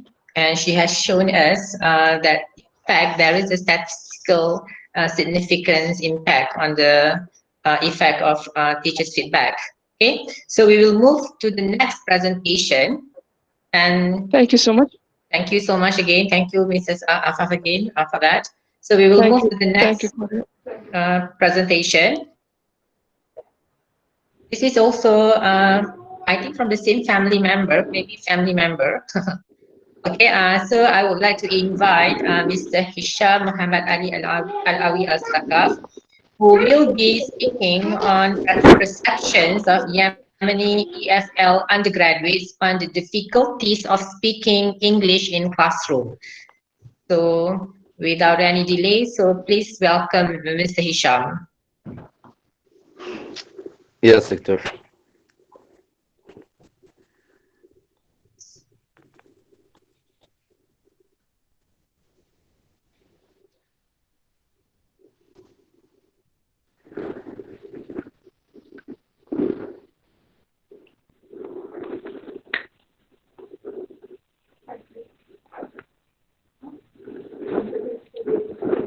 Doctor, it's clear? Yes, we can see your slide now, and we can also hear you. Okay. All right, so please, you can start. My title is Receptions of Yemeni EFL Undergraduate on the Difficulties of Speaking English in Class. But Hisham, do you mind to speak a bit louder? Do you mean to raise my voice? Yes. If you can. Thank you so much. Okay. All right. Okay. Perceptions of Yemeni EFL undergraduate on the difficulties of speaking English in class. English Department, Faculty of Education, Thamar University-Yemen. Introduction. Speaking is generally thought to be the most important of the four skills. Indeed, one frustration commonly voiced by learners is that they have spent years studying English, but still they can't speak it. Curriculum of speaking doesn't contain enough exercises of speaking skills. Banks 2008 indicated that teachers should design EFL curriculum based on the needs of the school and community. They should provide meaningful content, integrate students' interest, and use a variety of authentic materials that are within students' grasp. With regard to the Yemeni students at school and university levels, they have weakness in their oral communication skills in English language, either inside or outside the classroom. Statement of the problem. It's observed that the majority of undergraduate Yemeni students of AFL have a good knowledge in grammar and a wide range of vocabulary, but it is difficult for them to speak English properly. Several difficulties or factors negatively affect their speaking proficiency. Question of the study. This study aims to answer the following questions. What are the difficulties undergraduate EFL Yemeni students face in speaking English in class related to curriculum? Question number 2. What are the difficulties undergraduate EFL Yemeni students face in speaking English in class related to environment? Objectives of the study. Number 1, to identify the difficulties of EFL students face in speaking English related to curriculum. Number 2, to identify the difficulties EFL students face in speaking English related to environment. Significance of the study. This study contributes to the body of knowledge from the theoretical and practical perspective due to some illustrating. It provides a framework to knowledge based by developing model illustrating the difficulties of speaking English among EFL learners and the factors that affect speaking English as a foreign language. In addition, this study contributes to the practical aspects through applying suggestion and recommendation out of the findings.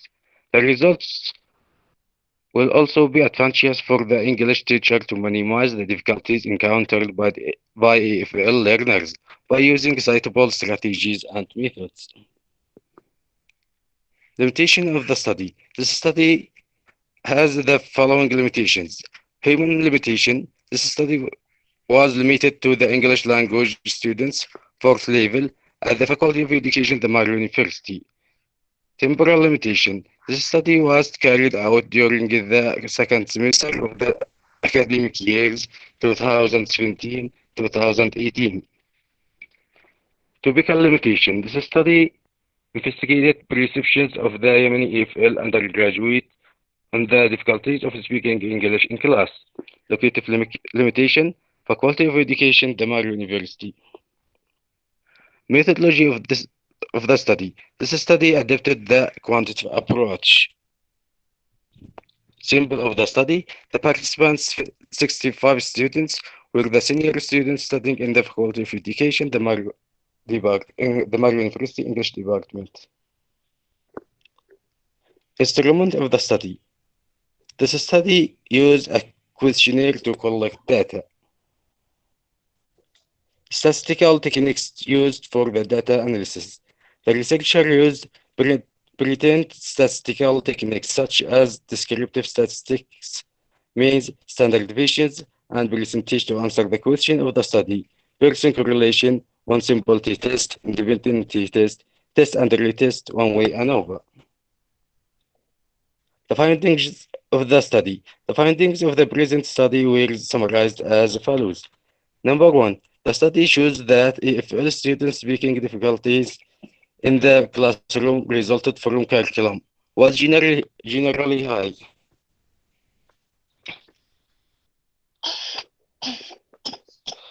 From the results,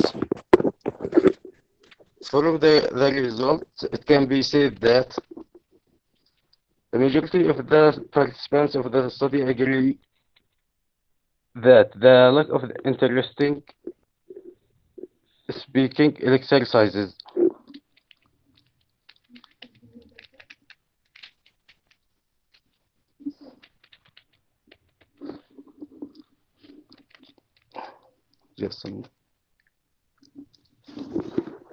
From the results, it can be said that the majority of the participants of the study agreed that a lack of interesting speaking exercises is the main factors that hinder EFL students' speaking proficiency. Such difficulties can be interrupted by the fact that most of the speaking curricula are still traditional and don't receive too much development. This may be due to the carelessness of the educational stakeholders and the less awareness of the decision makers to update these curricula. The findings number two. The findings show that EFL students speaking difficulty in the class resulted from environment was generally high. In the light of this result, it can be said that the majority of the participants of the study agreed that the big number of students in class, environment inside and outside the class, society and family environment are also some of the difficulties that reduce the students' perceptions and proficiency. Such difficulty can be interrupted by the fact that most of the teaching environment are still traditional and don't receive too much development. This may be due to the environment in class that teachers centered instead of student centered, and outside environment and as society and family. Recommendations of the study.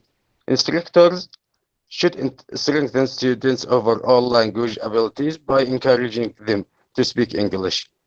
Number two, exhortation by instructor for students to speak English inside and outside the class. 3. Students should use internet and chat to develop skills of speaking English with the native speakers. Number 4. More practical and functional communication skills should be emphasized in English education in order to attain better active oral skills.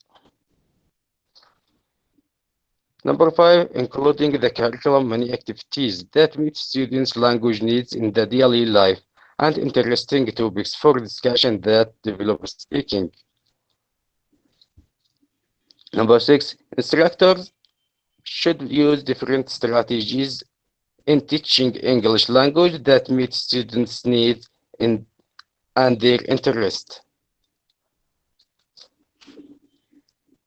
Instructors should encourage students to express their point of view and opinions in English. And that's all, and thank you. Thank you so much, Mr. Hisham, for the presentation, who have highlighted the difficulties experienced by EFL learners when it comes to speaking the target language. We will go to comments later on, but let's move on to our final presentation, which will be delivered by Adanij Zemadi Waldemaria, who is a PhD scholar at English and Foreign Language University, Hyderabad, India, and also who is a lecturer at Arbaminch University in the Ethiopia. So please welcome Mrs. Waldemaria to set up the presentation and also begin your presentation. Okay, thank you, sir. Here it is. Thank you very much. First of all, I would like to say thank you for organizers and giving me such golden opportunity to present this paper. Let me start. Share first. Let me share my PPT. Yes, please. Is it visible? Not yet. Okay. Just on the way. Okay. Share. Share, please. Maybe the slide is coming all the way from Africa, and we have all the international participants. So we have. Yes, sure. This is a very intercontinental session. Sure. Yes, sir, it is. Thank you very much. Thank you. Is it coming now or not? Sorry, but it's not yet projected. Oh my God. Share.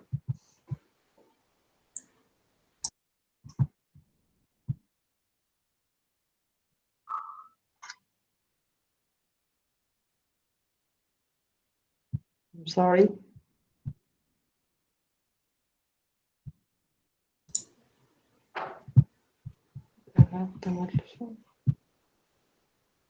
What about now?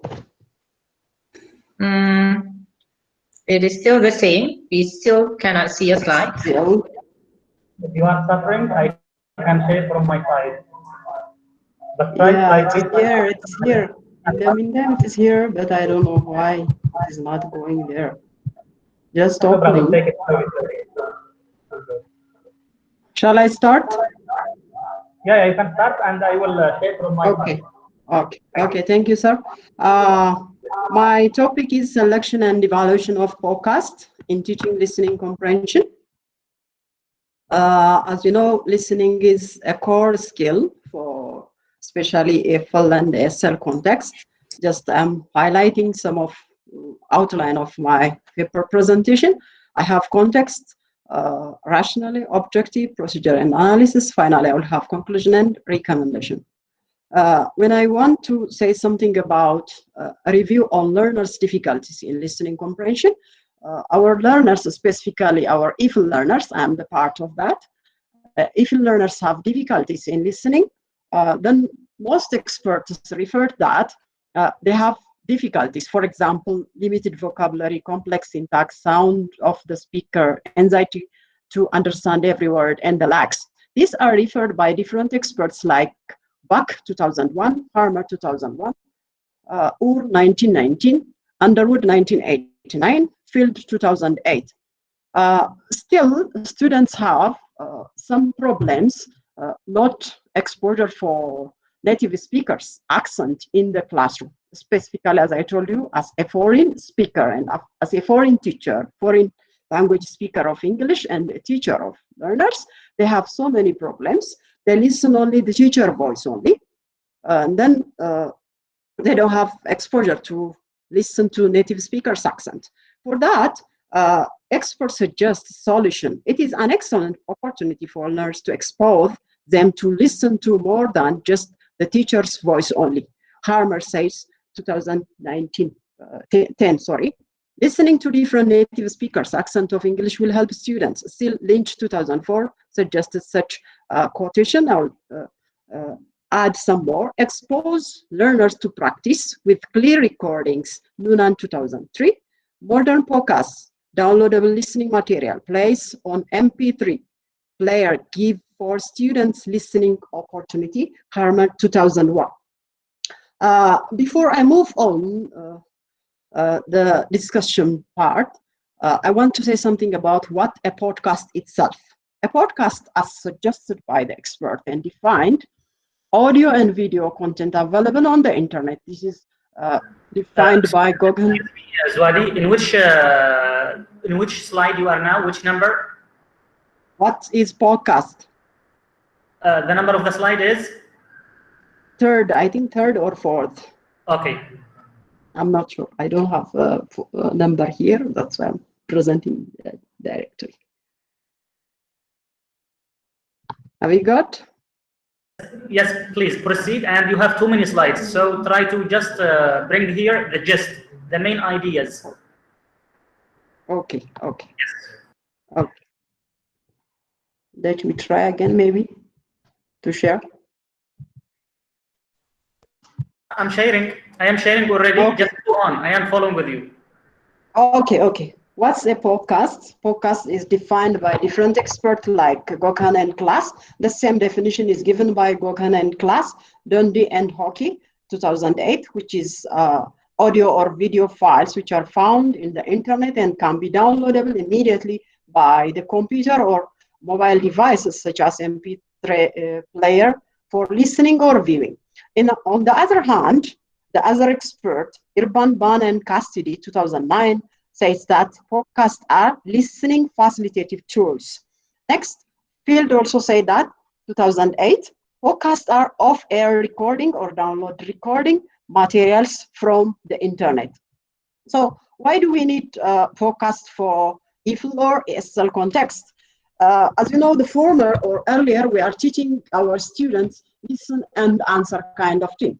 Currently, technology changed everything, as you know, as we are talking now.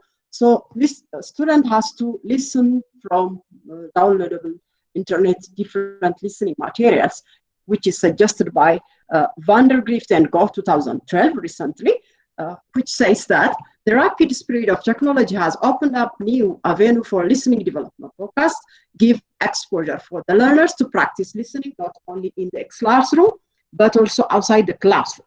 Moreover, Chabola 2009 suggests that podcast is becoming an important tool in higher education courses. Still, Dundee and Hockey 2008 suggested that ways of teaching English, so many ways of teaching English through technology are available now. Of these technologies, podcasts become common in tertiary education. So I don't know whether which selection and evaluation criteria you use when you select listening text from internet. This is answered by you, and then I leave the question. And my rationale for this paper is when I try to search podcasts from the internet to make some research, I couldn't find selection criteria. That's why I came to the point of this. And I observed that in the research, thesis presentation and journal, teachers and researchers choose web resources without evaluation or selection criteria of listening text. Rather, they use maybe their experience to select text from internet. When learners listen to listening text with difficult accent or long text speed, maybe they may face difficulties in listening. When teachers use listening text criteria, it should be good, and then according to their objective of their teaching, they can select and use for classroom. When I come to the objective of this paper, the first main objective is to evaluate and analyze the best podcast with the listening text criteria for teaching listening, maybe to update, specifically to update teachers to use such criteria while they listen to the listening text. The procedure and analysis includes that selecting website for listening comprehension, evaluating the website, comparing the listening text criteria, adapting criteria, evaluating the selected audio podcast, and describing the best podcast websites for teaching listening. When I come from the first, how can I select websites from teaching listening? List of experts suggest that listening has to be practiced with these web resources they give. For example, Lynch 2004. Okay, let me come for the conclusion might be, or the analysis part, sorry. When we look to select texts from a website, we can use selection criteria, which is set by Dundee and Hockey 2008. 4 criteria. Those 4 criteria are accuracy, currency, functionality, and content. Based on this criteria, I have selected 3 podcasts from 3 websites. Based on this selection criteria, I evaluated and come to 3 podcasts from each, and listening text selection criteria I used from Underwood and Dundee and Hawkey, that is edited by Harmer 2008, and then selection criteria used and adapted that criteria. Listening text selection criteria, all BBC ELO, I used 3 websites, BBC, ELO, British Council. Those all BBC ELO is good in currency, good in content, functionality, and accuracy. Rather, they are a little bit defect on currency, because BBC is better or excellent material than ELO and British because of currency. It is updated day by day. The podcasts are uploaded day by day. That's why. When you look at the listening text selection criteria, all BBC ELO and British Council have excellent podcasts with regard to language, length, speed, quality of production, and communicative purpose of the text criteria. BBC has latest topics because of this. Please go to the conclusion. The next slide, go to the conclusion, please. Okay, sir. The 2 criteria that is used in this paper are very important to evaluate websites and to select listening text. Teachers can adapt the podcast if they want to use for class. For example, if it is long length text, they have to segment and cut off some parts, unnecessary parts. Maybe it might be ads before and in the middle of this. Such kind of things has to be adapted according to the suggestion of this expert. Teachers and publishers of the podcast have to consider the listening text and website evaluation criteria. Directors of podcasts have to publish up-to-date podcasts. Moreover, evaluating and selecting appropriate listening text help researchers who are interested in teaching language skills through technology. Thank you so much.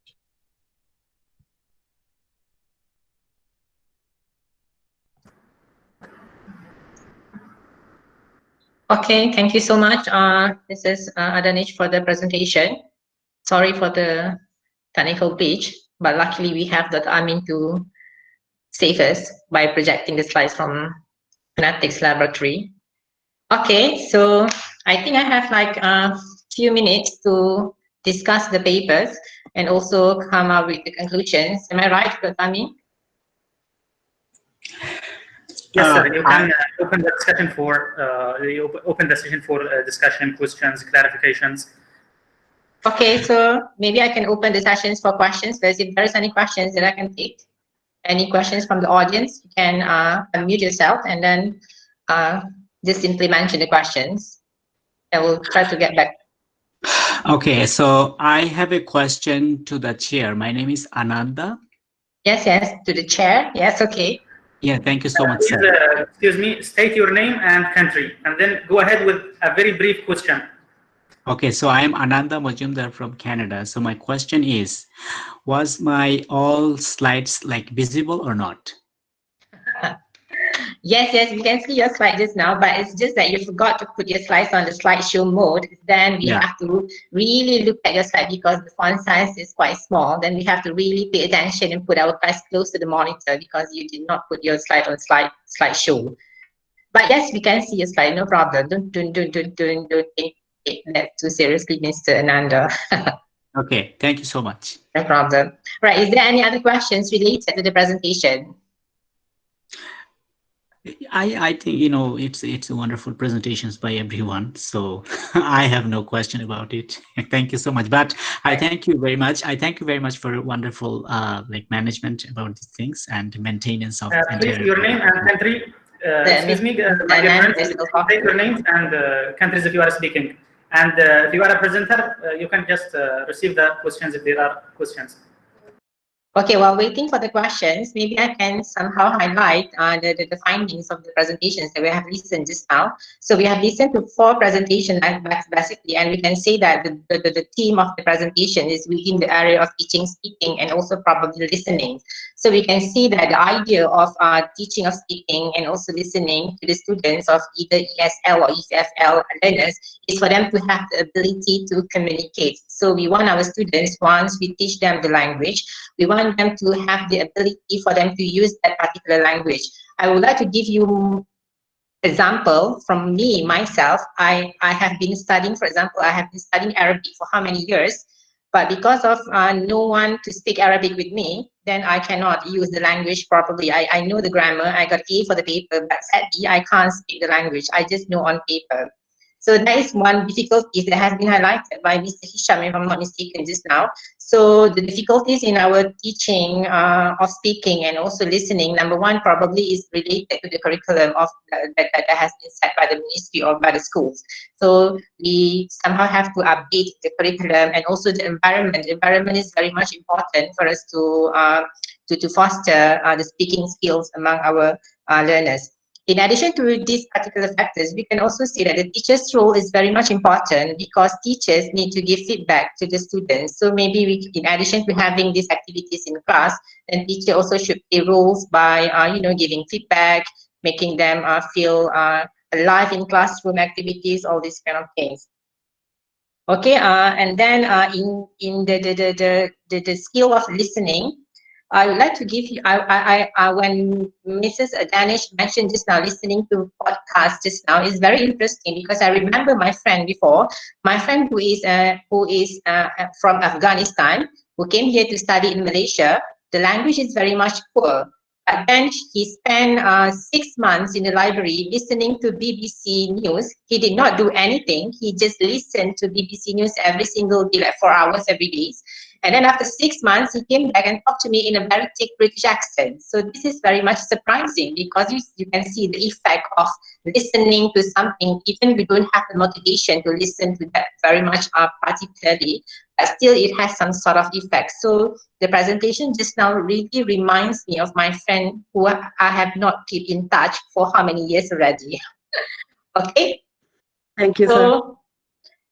So with these 4 presentations, we can come up with solutions to the problems of teaching, speaking, and listening. So teachers, number one, should make the classroom activities to be more interesting, to be relevant to the learners' background. For example, now we are in the age of digital technology, with all these social media accounts, TikTok, YouTube, all these kind of things. So we teachers should manipulate and use all these kind of resources to make our teaching to be much more interesting and relevant to them. So when the teaching materials are relevant to them, we can see that it will bring much more interest for them to practice the language. Okay, maybe I should stop now. Or we have questions. Thank you, dear Professor Muhammad Azani Asad from Kuala Lumpur, Malaysia. Thank you. Thank you for accepting the invitation and chairing the session. And as long as there are no further questions, we can conclude this session. And we request if anybody has a question, he can send to the conference email, that is kerlathamarcon@gmail.com, and we will contact with the researchers and educators. With this, we come to the end of the first technical session of the day, and thank you for everyone. Thank you so much. Goodbye, sir. You can keep with us. I know that it is now beyond 2 o'clock in Malaysia. You are ahead 2 hours and a half, and in Yemen they are back 2 hours and a half. So there it is morning, here it is afternoon, and maybe after some time it will be evening in your place. No, in Malaysia now we are close to the end of office hour. I'm ready to pack my bags and go back home now. Thank you very much. No problem. Thank you so much. It's nice to know each one of you. Thank you. Assalamualaikum. Wa alaikum assalam wa rahmatullah. Goodbye. So now I would like to invite Mr. Pascal to invite the next chairperson, Professor Rajendran, sir. Is Mr. Pascal available? Yeah, I'm there. Are you audible to me? Okay, yes, sir. Okay. Yeah, you are most welcome, my dear sir. So now we will start with the formalities, and I would like to invite Miss Sruti. She is a research scholar in the Department of Linguistics at Kerala University, to introduce our eminent scholar who will chair the session right now.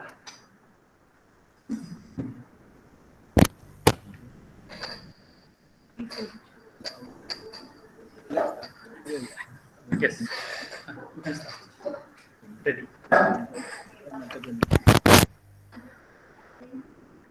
Moving to our Moving to our next technical session, it's a great proud that we have with us our beloved teacher. Moving to our next technical session, it's a great proud that we have with us our beloved teacher and one of the Sir, sir.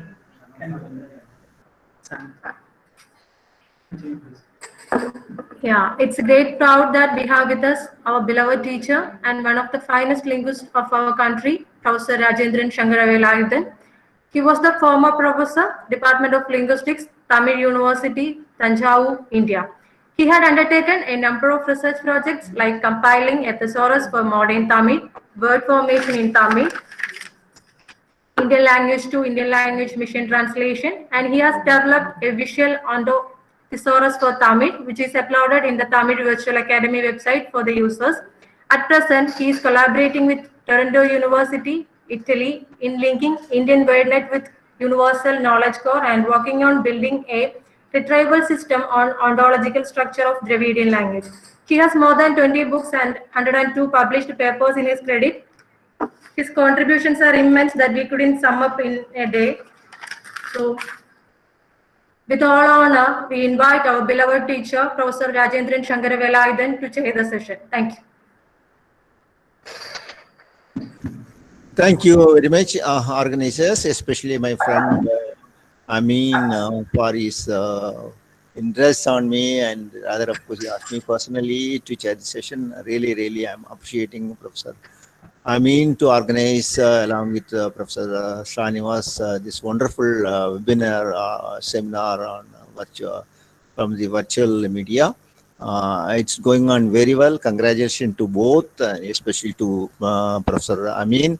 Let me, of course, now move to the session. Starting a session, there are 4 papers, and let me, and I should tell them that they are given 10 minutes and 2 minutes for discussion. So let me invite first Purendra Bikash Debanath. Okay, he is going to talk about the topic on usage of digital tools in the epoch of online learning, challenges and issues. Okay, please. Yeah, thank you, sir. Thanks for the opportunity. I'll straightforward go to my presentation.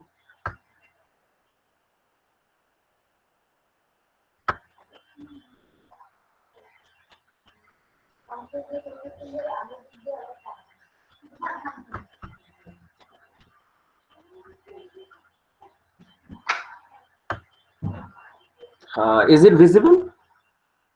Hello? Yes, dear, you can go on. It is very visible and very clear, and your sound is nice. Go on in 10 minutes. Okay, thank you, sir. Thank you very much. Good afternoon, everyone. My presentation is on usage of digital.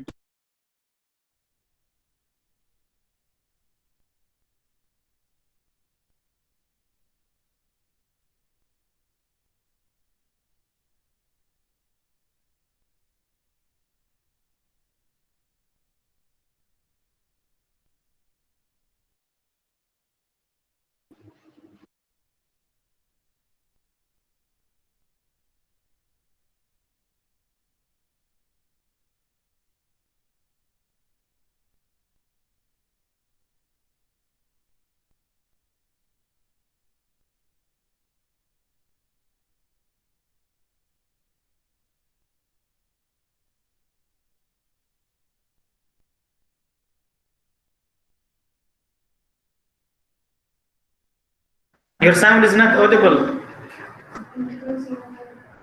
Excuse me, Fernando. You are not audible. Can you please unmute yourself? Yeah, it's not audible. Fernando Bikash from Hyderabad, please unmute, turn on the mic.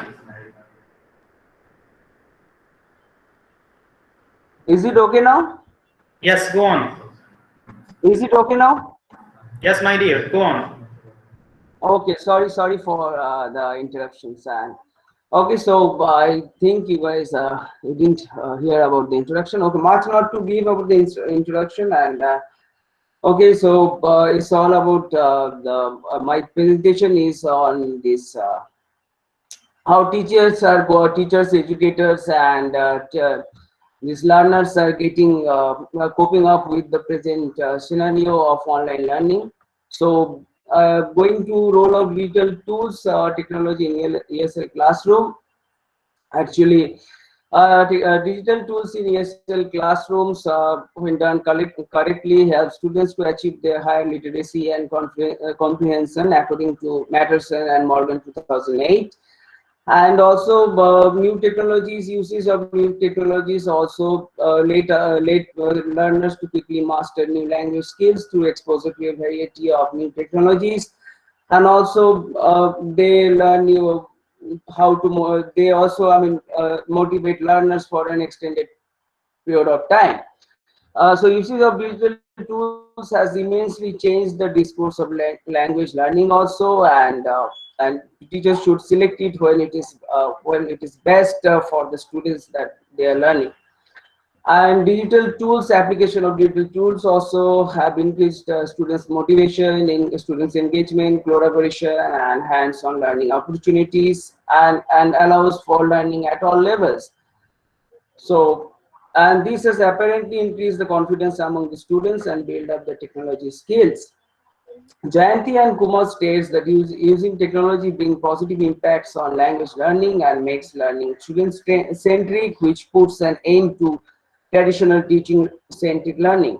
And if technology is designed properly and targeted towards the students' interest, the boundaries of teaching methodology and also student interest can be expanded greatly, which will benefit both the students and the teachers in English as a second language classroom. So these are the second language theories and technology, which like Vygotsky and Piaget 1931 and 1962 have extremely studied the developmental learning strategies of ESL learners, and in they have learned, they have discussed their stages, and in the stages they found that the developmental theories provide a better picture for understanding learning process and also the language acquisition process. They also emphasize, because and both Piaget emphasize on the role of social context in the knowledge construction process. And this process, which is also known as constructivism, emphasizes the importance of peer interactions in cognitive development. So Piaget has stated that during peer interaction, cognitive conflicts get resolved, and which actually helps in the development of cognitive structures among the learners. So online learning, which is part of digital development, learning focuses on online community and fits in Piaget's constructivist theory. Cashin's advocate, Cashin's 1982 advocates the importance of motivating learning environment, which he says increases English language learners' acquisition rate. Cashin's 1982 effective filter hypothesis emphasizes the importance of the students' emotional conditions. So in Cashin's perceptions, SLA success mostly depends on a learner's attitude towards learning. So if it is negative, then he or she doesn't learn actually. So proper learning happens when there is an environment that motivates him to learn and provides him with a comprehensive input, and a low filter environment, that is that if it is a low filter environment, then most likely he will be in a pessimistic mood and will not learn. Like in low filter environment, which should be free of anxiety and boredom, which will ensure effective language acquisition. So digital tools, if we apply digital tools to motivate ESL learners, so there is a possibility of positive encouragement, which will increase the students' involvement, and this in turn will help the learning process, and also will create much further parents. The challenges and issues as said by Butler in 2008, the limited technology such as accessibility, students' level ability to start, and to come internet services are still a bigger issue. Using method to educate students will not be easy. Many students, especially those who are from villages, do not have access to required devices, and also teachers are not familiarized to themselves with the technology. And this is really difficult for older teachers who never use platforms like Zoom or Google. And I have conducted a small study to substantiate this. And in India, the National Policy on Information Communication Technology, which was framed in 2012, talks about literacy and ICT-enabled teaching learning processes through the development of ICT infrastructure and providing digital resources in a phased manner. But in reality, the policy is to see a implementation at all levels. So the challenge of developing alternate modes of education, continuing education, teacher capacity building, and asset platform, but ICT actually plays a significant role in disseminating knowledge.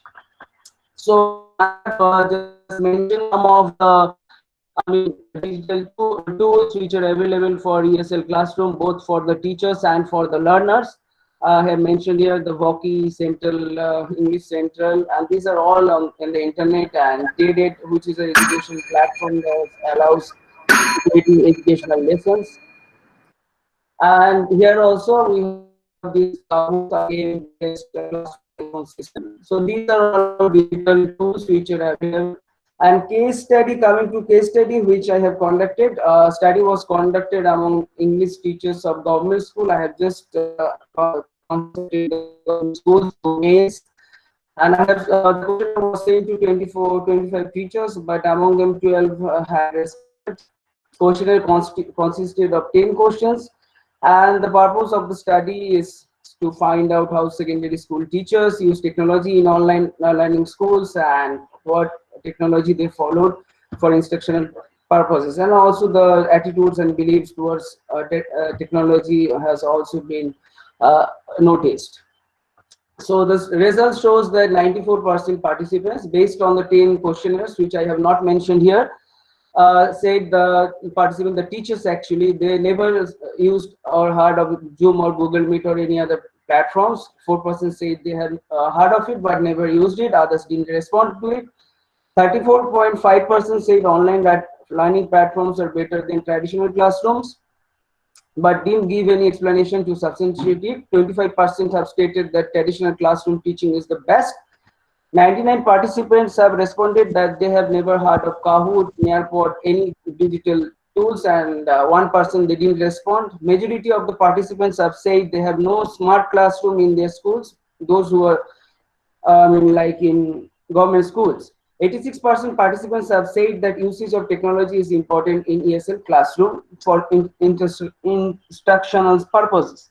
Lack of internet connections and also smart devices takes support were the major problems faced by the students as responded by the teachers. And participants, 51% participants also believe that learning, online learning can replace in-person learning, and 32% believes that no, it cannot. Rest thinks that both will happen in a blended way. So not a single person had attended a workshop. So I have asked them if they have any, if they have attended any workshop on ESL classroom. So they said no. So the study shows that most of the teachers are comfortable with online learning with the availability of teaching learning platforms, though there are they have no first-hand trainings, and there is also lack of technological support, and there are also several episodes of technological failures. Technology support can be extended or expanded by mitigating the problem. So I have discussed this, and additional time for planning lessons that use technology and further professional development related to technology are a deemed necessity for ESL learners. So like trainings on digital tools for can you please conclude? Time is over for And also I have mentioned here the online platforms from where teachers can get themselves trained also. And the educator sector, so which are keeping a pace with the global technological revolution, can optimize learning instruction and equip teachers to connect with the classroom language learners.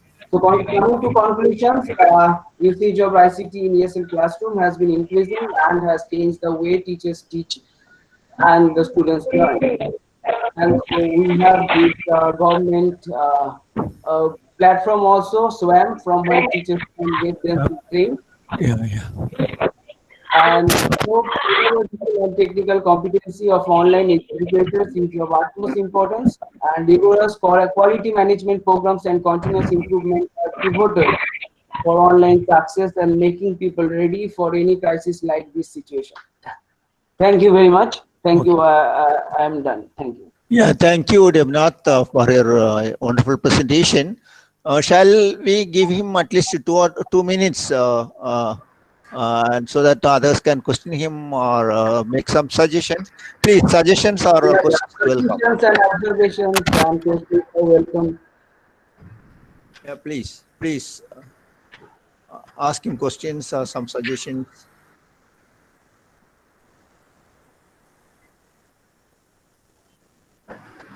Am I audible? Hello. Yeah, you are audible.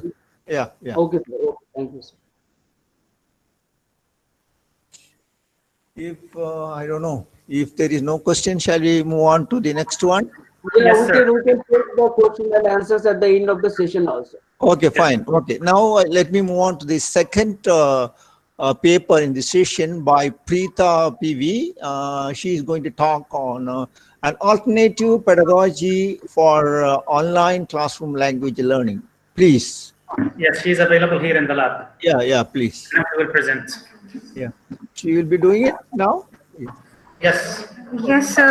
I'll be pressing Yeah, please carry on. Can I? Yes. Can I start? Okay. Good afternoon, one and all. A whole lot of thanks to the Department of Linguistics and of course the organizers for having given me an opportunity to give this presentation on an alternative language pedagogy in online classroom language learning. I am a practicing teacher in a government school, and whatever observations or whatever I have marked in this or whatever I am presenting is actually an outcome of what I have understood over my sessions of online classes. Okay, so I go on directly to it, not wasting much of a time. Primarily going with the introduction, we all know that the pandemic has distorted the equilibrium of the world, and our state, Kerala, is not free from its malicious attack. So the field of education has been badly affected, and thanks to the initiatives taken by the government, the children of the state are able to manage their learning spells with the online classes that are broadcast on Kite Run Victor's channel titled First Bell. And we have classes for students studying in 1 to 12. And the positive aspect of all these things is that the teacher community who were given technological trainings have started to showcase their whatever prowess they have in this through this online sessions. Okay, so now moving on, it has been an abrupt transition. Earlier, the students of ours, they had a very, very relaxed, I should say, classroom teaching real life situation. As you see on the slide, you find that there was more of human interaction, social interaction and peer appraisal was there.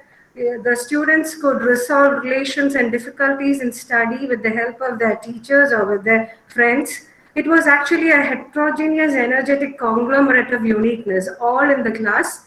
And the only bad part of it would be the physical presence in the classroom was mandatory.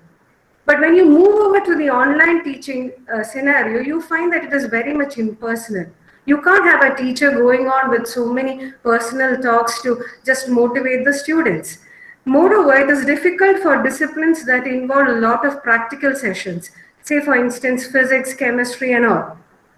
And even in the cases of discussion forums, resolving doubts and issues become very difficult because the participation is more or less at times less. And what you find is the students need to have a constant need for self-motivation, which is very difficult. And the plus point is you can learn whenever and wherever one feels like. So what actually is the new challenge for the teachers at hand? The new challenge is that these are the things that they cannot reach out to. The new challenge is that the teacher cannot understand the student at close quarters. He or she cannot assess the different abilities or capacities of the learner. He or she cannot basically motivate and encourage all the underperformers.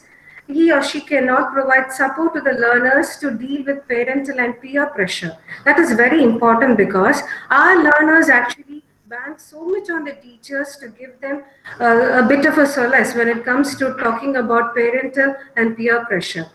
And it's always also difficult to encourage collaborative learning, and you find it difficult to stay connected with each and every maybe 60 of the unique learners that you have.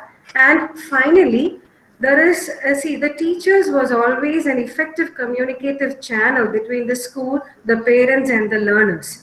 That effective communicative channel is actually broken up because the teacher now has to go on with so many of classes at one hand, so many of calls at the other hand, having to manage things at home. So it's total of a mess.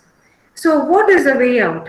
So we have to focus on this actually, and the pedagogy at the time of the pandemic should actually take into consideration the lived reality of the learners. See, this is important because not only the teachers, but the students are also going through a state of trauma. Earlier on, they were having a very lively classroom session. Now you're confined within the four walls of the room. And where do you just throw out your energies? That becomes actually impossible. So real type of classroom session mode is not at all feasible in online teaching. But there what happens is, in spite of all these things, we need to have inquiry-based, student-centered, activity-oriented tasks being given. And there is another thing that we all have to take into account. I teach students of +1 and +2 classes, and my students are the troubled teen lords who they are not fully grown to be an adult, and they are not too less to be called as too little to be labeled as a child. So what actually happens is there is this clash of pedagogy or andragogy, because these children, they learn only when they feel like, and that is actually a basic fact of andragogy. They learn only when they feel like. They actually start relating things through their experiential orbit, and these are all things that have to be taken into consideration with andragogy into into context. So the best way of, I suggest, would be, maybe one of the ways of, is trauma-informed pedagogic approach. Now, what actually is trauma-informed pedagogic approach? That is something we need to understand. I and you, all of us, even our learners, have so many traumas that we relate to. So having, putting in a balance of all these, being aware of the students' past, present experiences and their effects on their present well-being is necessary when we give them any sort of activities or discourses. Now, an easier way, especially for a language teacher for me, the best way is to make my children speak. So when children come up with narrative exercises, they needn't be of the proper grammatical structure. It may be broken, but unconsciously what you notice is that there is language growth and promotion in the learners. And that actually engages them in an unconscious, gradual progression of language. Similarly, there is another area that goes without our conscious effort, and that is the critical pedagogic angle. Now, how does this work? My learner gets acknowledged as an individual when he or she narrates an experience. When he or she listens to the other's experience, they start comparing their issues with the others, and they understand, oh, mine is much less. Oh, I am so blessed. Or either way is off. And another way is you give and receive, there's a give and take of feedback that is happening. So all these things together are very, very subtly creating a critical pedagogic angle to all the things that are happening. And the next way would be providing a safe space pedagogy. Now remember, teachers of our type, like myself also, we have all these moral consciousness and moral values too much involved within us. So we want our students to have that part of a share also. So we can go with language games, language quizzes, puzzles and all in the safe space pedagogy area, where the games or the activities will be totally initiated by the teacher herself. Now, the next thing that you find is brave space pedagogy. Now, what is that actually? The brave space pedagogy, as I told you, our children are not the little learners. They are growing up. They are more or less that of an adult learner. And they have this daring, thought-provoking task that they are willing to take up. So let us give them some problem-solving, thinking things, like higher order thinking questions for them to ponder over. The next possible pedagogic practices would be, as a language teacher, I feel is a joint productive activity where the teacher and the learners together engage in producing materials. It could be assignments, posters, collages, any ways of. The other one is a language development activity which goes across the curriculum. Now, why I say across the curriculum is because it is only the language teachers who can give our learners a bit of soft skills and life skills also. So this type of an activity can always help us in this, developing language development activity of. Next one is contextualization, making meaning by connecting school to the learner's life, providing challenging activities and also giving them an instructional conversation. Okay, now all this said and done, how will the school days after the pandemic be? It's not going to be the old school classes. It's going to be really tough for our teachers to manage real classrooms and the technological aid. So one possible suggestion that can be put forward is the use of flipped classrooms in the higher secondary sections. These flipped classrooms are more or less used in the graduate and postgraduate and in the university levels across the globe. But in the higher secondary sections, what is this? Now this is what it is. Look at it. The simpler thing. A child who has already used the internet, who knows so much to work with technology, he would find it very difficult not to use it after he gets into the class. So what does a teacher do? A teacher outside the class, he or she gives him, sends across links of videos, demonstrations and tutorials, simulations and games, etc. on a particular topic. Back in the class, the child goes and he engages deeper in the content with the help of the teacher and goes in for collaborative projects, individual and group problem solving and peer-based learning activities. So down the slide, you will understand that all the learning outcomes get to be properly filled in over there. Now going to the next slide, you will find what the wave tells you about. First, before the class, the student prepares activities, participates in activities. In the class, they go in for application of key concepts with feedback from the teacher, and after the class, they go in for an understanding and an extension of their learning with their peers. So now this last slide is actually to the molders of the new gen, that is teachers of my sort. Every one of us fear that the old conventional classrooms will not be in existence. But whatever be it, whatever the doubts be, I genuinely feel that the role of a teacher is not merely a person who is there to extend or use the ICT tools.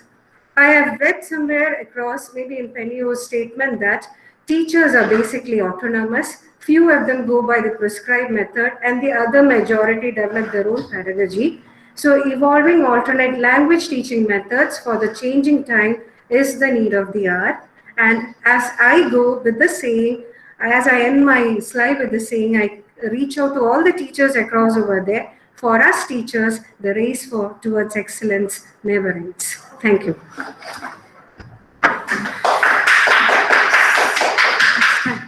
Thank you very much, Preeti, for your excellent presentation.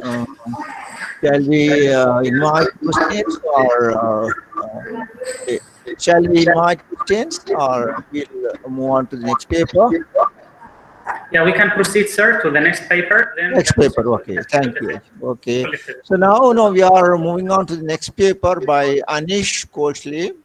And the person is going to talk about online language assessment, best practices for test security and test validity. Please present your paper. Thank you, Professor Rajendran. Am I audible? Yeah, you're audible. Definitely audible.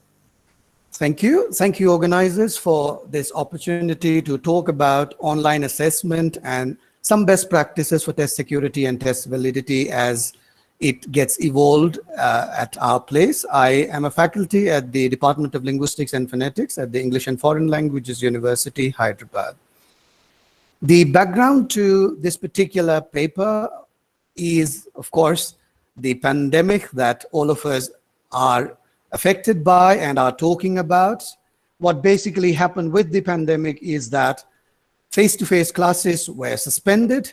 We've heard a lot of discussions and papers dealing with how teachers had to switch from their conventional classrooms to online mode of teaching. What the COVID-19 pandemic also threw up was the question about examinations, because while it seemed relatively easier to move from a conventional classroom to an online classroom using various digital tools like Google Meet or Zoom or WebEx or Microsoft Teams, etc., the question of how to conduct exams was something that has really not been answered to everyone's satisfaction, especially in pandemic times. That being one of the backgrounds to this study, the other background to the study is this dilemma that we had at the English and Foreign Languages University when we were trying to do the personal contact program come examination for one of our most prestigious and probably one of our most popular courses called the PGCTE, the Postgraduate Certificate in the Teaching of English. I thought this would be a completely new term to many people here, but I was pleasantly surprised in the morning to listen to Professor Lal C.A. from the University of Kerala, who apparently is an alumnus of this particular course. And that tells me that this course is really very popular with teachers around the country.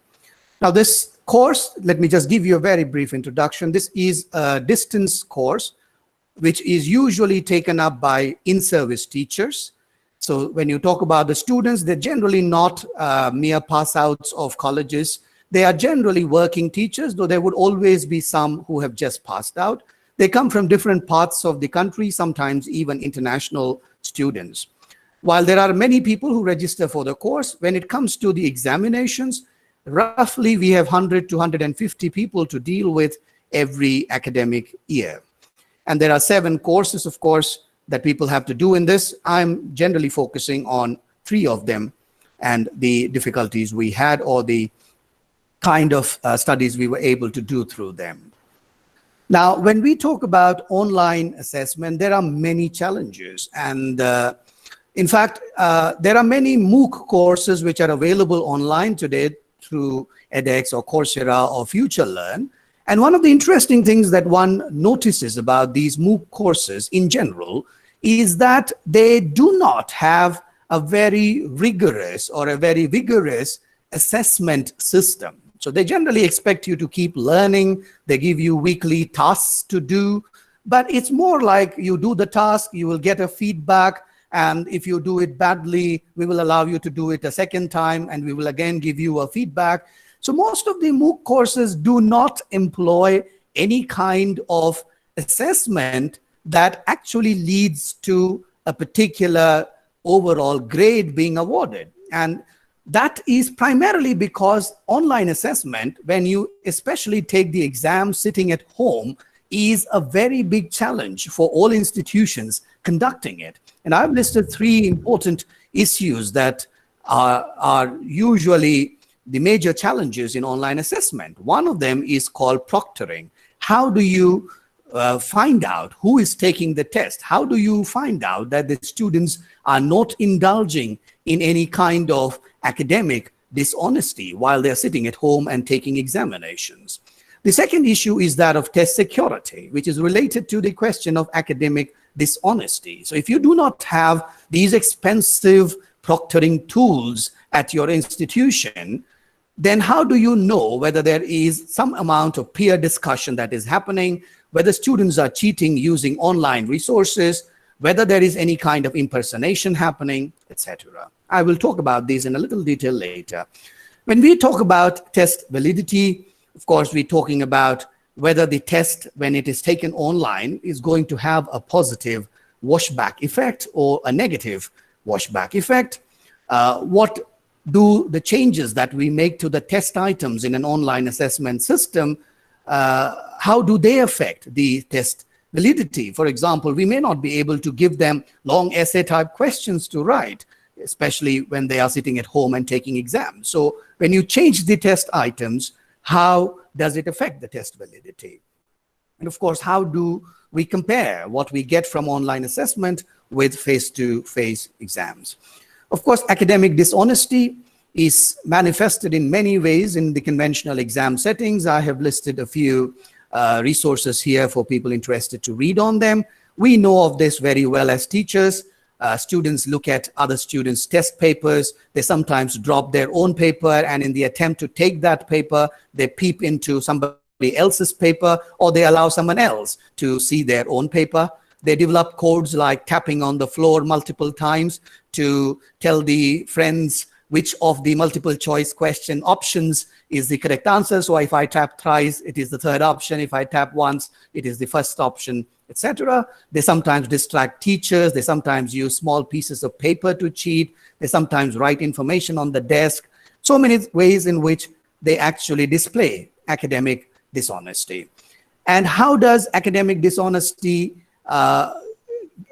gets displayed in unproctored online mode? Of course, they're not sitting next to each other. They're probably sitting at home, but we have no lesser worries just because they are sitting at home and they have nobody to talk to each other personally, because we know that they can pass private emails amongst themselves, which the instructors will have no means of intercepting. There are WhatsApp chat groups where they discuss questions and answers. They sometimes download assessments. They look at the answers before taking the test, and they can use online resources. The worst of it is impersonation. That is, we have no way to know who is actually even taking the test. And that is why proctored examinations are recommended for online examinations. It's very common for face-to-face, but for online, it is very difficult, especially when it is taken from home, because it requires an authorized personnel to supervise the online exam physically, or we need to have very technologically enabled proctoring mechanisms to watch them from our offices. Of course, the UGC, the University Grants Commission of India, just about 2 weeks back brought out a list of regulations on online examinations because of the current circumstances, and they now insist that all online examinations should be proctored. And these are some of the recommendations that the UGC has brought out, saying that we must have secure browsers, there must be applications which must be pre-installed on the machines that the students are taking the exam from, and then there are so many things which must be disabled. There are so many things that should be enabled, like image capturing, screen capturing, video streaming, etc. Now, Proctorio is one of the most popular of these proctoring tools, and this has now been criticized very vociferously by even Ivy League students, because what Proctorio requires is some of these things that I have listed on my screen, that the teacher who is sitting remotely can read and change all the data on a student's web browser. They can change students' keyboard functionality. They can monitor what students are typing. They can monitor everything that is on the screen. They can watch what students are downloading. They can watch what student computers are connected to. All the apps that the students have on their phones and laptops are visible to the teachers, and so on and so forth. Now, we live in an era where we will not even give our mobile phone to a second person without being conscious about it, because we store all our passwords on our mobiles and our laptops. How do we expect our students to just give up control of their mobile phones, their laptops and computers for extended periods of sometimes 1 week, for which an examination session is held, or sometimes even for a month. Our students expected to not browse anything as long as the software is installed, because their teacher can always see what they are downloading, which is an extreme violation of people's privacy. And therefore, when we talk about test security without remote proctoring, is it even possible? Is it possible that that institutions which cannot, and these are very expensive tools, therefore, is it the question that we cannot conduct exams without proctoring tools, or do we have a strategy? So there are three strategies that people suggest. That is the virtues approach, the prevention approach, and the policing approach. So when it came to the PGCT online examinations, we considered academic dishonesty. We took the virtues approach. We told them that they are taking such a prestigious examination and that they should not indulge in dishonesty, which works quite a lot in our sessions. In order to avoid peer discussions, we made sure that no emails or mobile numbers were shared by the students at all, that all discussions during the classes were strictly proctored and monitored.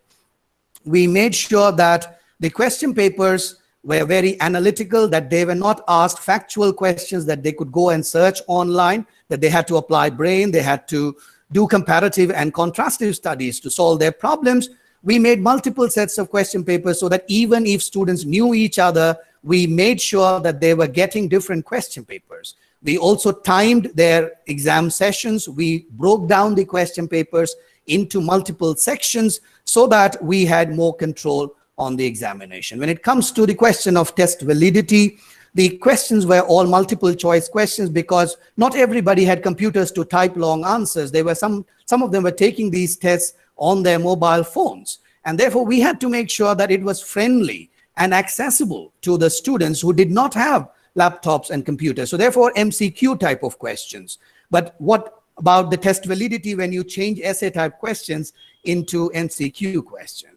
Well, as far as the washback from the test was concerned, we were very happy that we had a very positive washback from the students. They have performed exceedingly well, and from their own self-assessment through feedback, we see that they have been very satisfied. I'll just conclude with one more sentence. What kind of effect did the change of exam pattern and online exam have in terms, and how does it compare with face-to-face examinations? We'll have to wait for more online examinations to be able to do quantitative studies. And of course, the exam that I'm talking about now, the results have not yet been declared. So we cannot present the statistics of the results, though I know personally as the program coordinator of the PGCT that they have done exceedingly well. So we have a work in progress here, but a lot of challenges when we think about test validity and test security, especially in the context of online assessment. Thank you very much, and thank you for your patience in listening to me. Thank you very much, Dr. Anish Ghoshi, for your excellent presentation. We are really, of course, happy to listen to you. Now let us move on to the fourth paper by Nupur Shah. She is going to talk on the role of language labs and task-based learning in teaching English, a comparative study. Please, you are welcome. Hello, everyone. Good afternoon.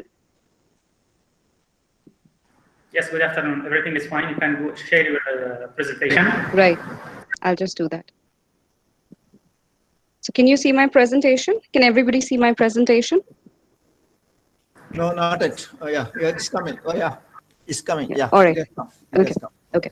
So the topic of my presentation is the role of language labs and task-based learning in teaching English. This is a comparative study which is based on two of the mandatory courses that we offer to our students at the University of Petroleum and Energy Studies, Dehradun. So basically what I wanted to do is that instead of taking the students through a experimental control model where I could take a pre-test and then later take a post-test and then give them an intervention in between and then monitor the results or the observations that came to me, what I really wanted to do was that I wanted to take up the courses that are naturally taught to the students and they take it as a part of their curriculum.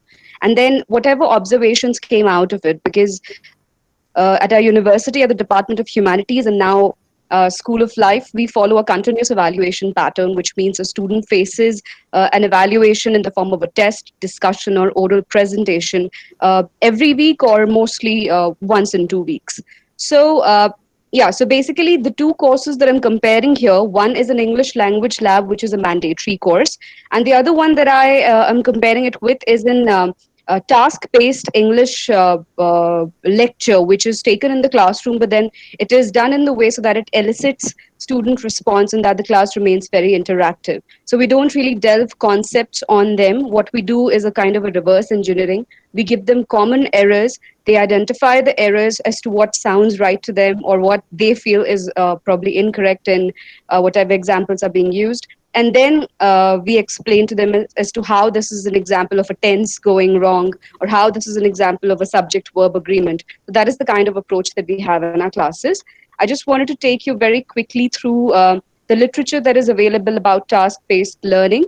Two papers, very important papers, by Willis in 1998 and by Karim in 2020, although he quotes Peter Skehan of 1996. So they say that task-based learning is where students are encouraged to take part in the class discussion, right? And that could be through a plethora of activities that can elicit language learning, that can facilitate language learning.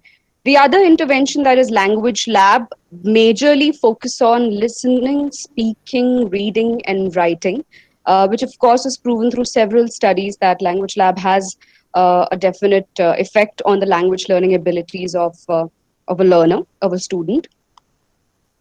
So this is the theory course that we offer to our students. Like I said, we do not delve concepts to them. Instead, we ask them to work on different projects. We ask them to identify the errors, and that is how we take them back to the concepts. So that is how we explain to them as to what is it that has gone wrong. So that creates a kind of an interest in them. So the theory paper, the task-based subject, is focused around communication, the barriers, the concepts, the models.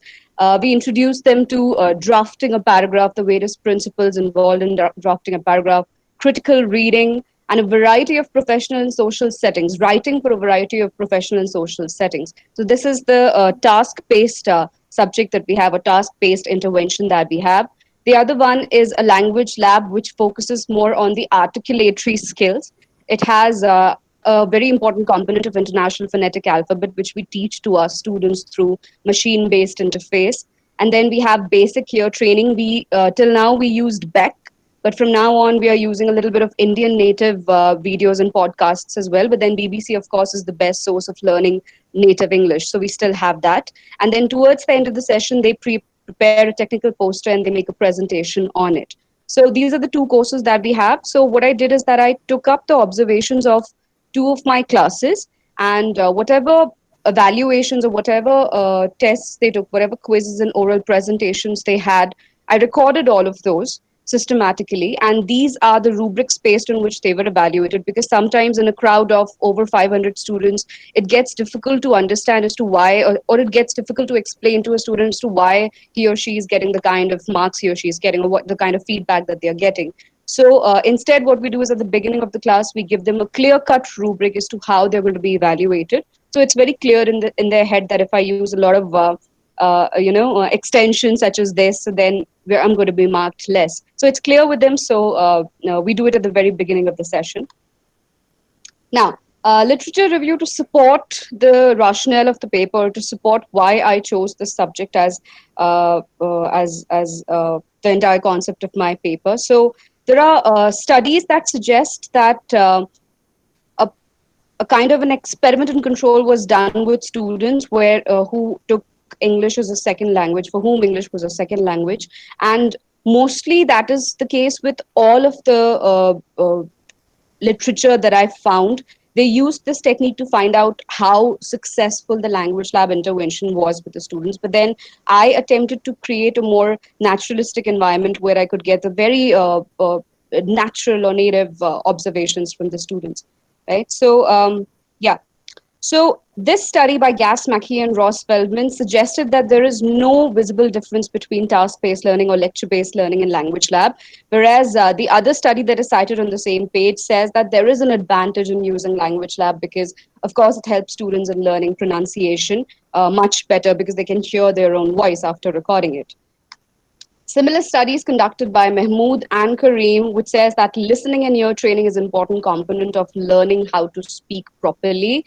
And also a kind of attention should be given to the kind of spoken activities you have in your class so that you elicit student response and that it generates their interest so they are more participative and interactive. Based on that, and of course, the last part, of course, was necessary because I wanted to understand what is the importance of learning the English language for technical students because it is not a part of their core. But then, of course, is a language or a medium that helps them in facilitating their ideas and expression. So general needs of the students need to be catered according to the literature available. Should be able to work on their resume well, and they should be able to at least listen to the native language and understand and make sense of it. So that is what literature suggests about English language for technical students or students that are pursuing other courses, technical courses or medical courses for that matter. Methodology adopted, as I said, was more naturalistic in approach. And the reason I wanted to take this up was because at a certain point in research, you need to generalize the data. You need to take up a lot of observations and you need to see whether statistically the result is coming the way or the outcomes are met the way you would expect it, in the long run. So which is why I chose to, instead of focusing on the method of study, I wanted to focus more on statistically analyzing as to how successful we are in doing what we are doing. So, excuse me, Ms. Nipur. Yes. I recognize that you have a lot of slides and you are still in the first quarter of the slides. So please pinpoint the most important findings in your study, because now you still have only 3 minutes to go and you are still in the first 1/4 of your presentation. No, I was at the 13th slide. If I think there's a problem with the slide share. I was on my 13th slide. You still have 3 more minutes. Okay, all right. So, yeah, so what I did is that I created hypothesis around, is my screen visible? I'm on hypothesis formulated right now. Yeah, it's fine, but make it maximum. If 5, then it will be full. All right, okay. So, yeah, so the hypothesis that I formulated was basically around 2 factors. The first was to test the effectiveness of language lab, and the other was to compare the effectiveness of task-based intervention along with language lab. So these were the 2 sets of hypotheses that I created for my statistical analysis. And then I performed 2 different tests on the data that I received at the end of the semester. First was an ANOVA, which was performed on the 5 or 6 set of observations that I got from the same cohort to test the effectiveness of language lab. And through the kind of numbers that I got, or through the kind of analysis that I got, the null was obviously rejected. I can take you through the entire data analysis chart, but then I think there's a shortage of time. So anybody who wishes to look at the data analysis chart can connect with me later. And it was found that language lab intervention over a period of time has an impact on students. And for the second set of hypothesis, I performed a paired t-test, which took into consideration the final evaluation, the cumulative evaluation of language lab and the cumulative evaluation of the task-based learning. So then it was found again, in this case, the null hypothesis was rejected and the statistics is available with me. And with some confidence, I can say that, yes, there's a difference between the language lab intervention and the task-based intervention. Now, which one is more important is something which is recommended for a later study. All right. These are some of the important references that I took up. There are more that are with me, but then in the interest of time and in the interest of the space available on the slide, I could share just these 5, 6 of them. So if I still have time, can I go on, Professor Amin, or will that be it? Yeah, if you need to add some fruitful points in 1 minute. In 1 minute. All right. So basically what I really wanted to say here is that language lab is essential when it comes to spoken activities, because a student is able to identify his or her mistakes when they record it and when they hear their own voice. And it starts with a kind of a fun, it starts on a funny note. I don't know why that happens in India, but then later when they understand the nuances of the International Phonetic Alphabet and the purpose behind setting it, I think they get the knack of it, and then they begin to enjoy it. And I can say with some confidence that the students that have graduated from our college are very well aware of phonetically identifying the pronunciation of the word, or correct pronunciation of a word when they look at the phonetic alphabet. So that is, I think that would be added to probably one of the achievements that the department has.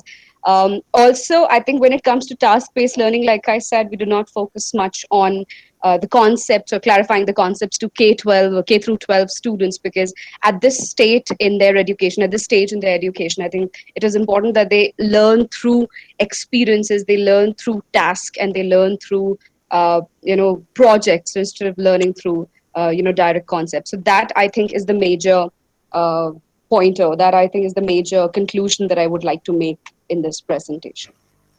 Thank you. Thank you for hearing me, and thank you for being so patient. Thank you, Nupur Shah. You were really, it was very informative.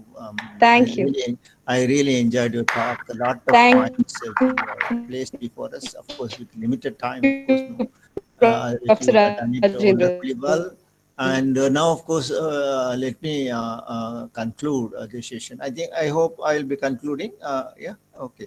Yes, we can open the session for discussion if there are some people who have questions. As Professor Amin has pointed out, we can have some discussion. If anybody is interested, please Okay, can I ask one question? Yeah, please. Yeah, there are I would like to ask Mr. Anish.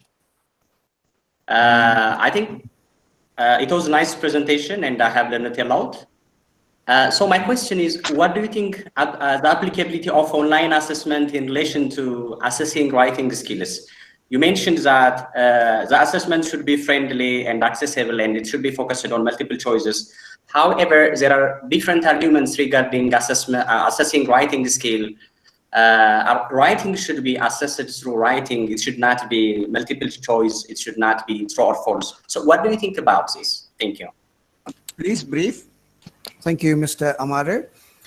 As I said in the beginning of my presentation, I was talking about 3 papers which involved multiple choice questions. I did not talk about the remaining 4 because they did not involve multiple choice questions. What they involved was long essay answers.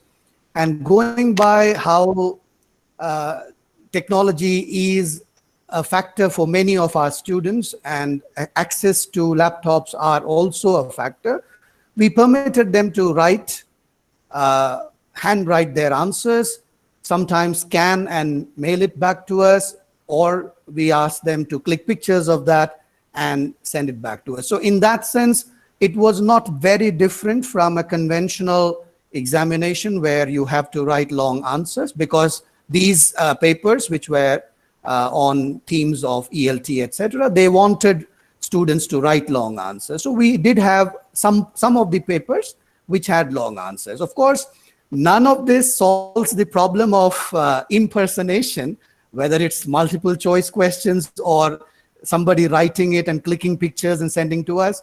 We will still never know who took the exam as long as they are writing it in their homes, unless we are going to invest in all these proctoring tools and invade into everyone's privacy just for examinations. I hope I answer your question. Yeah, yes, nice. Next.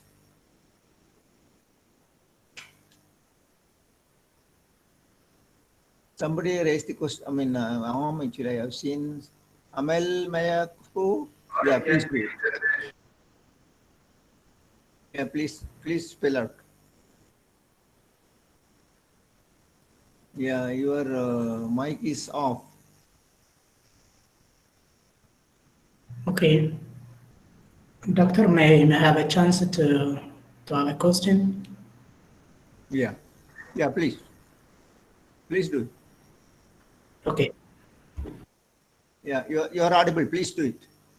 Again, you're putting down. Yeah. Okay. Yeah. Thank you very much, and particularly the first 3 presenters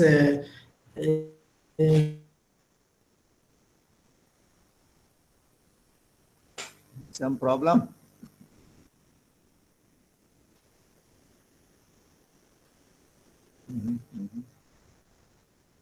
Some problem with him, I feel.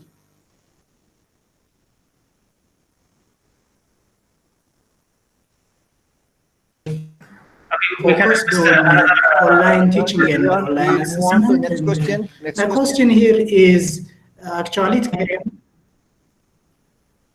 nothing is audible. Okay. Is it audible now? Next question. Yeah, please go on with your question in short. Okay, just the short question is how is it possible to address this kind of teaching, online teaching for students from the rural areas?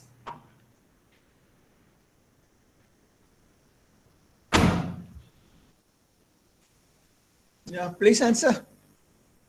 With that. Whom are you addressing? Nupurja or what? Just my question is to any of the first three presenters because they focus on online teaching. So that's the first presenter can't write. Yeah, please, anybody can. Hello, Nupur, you can answer.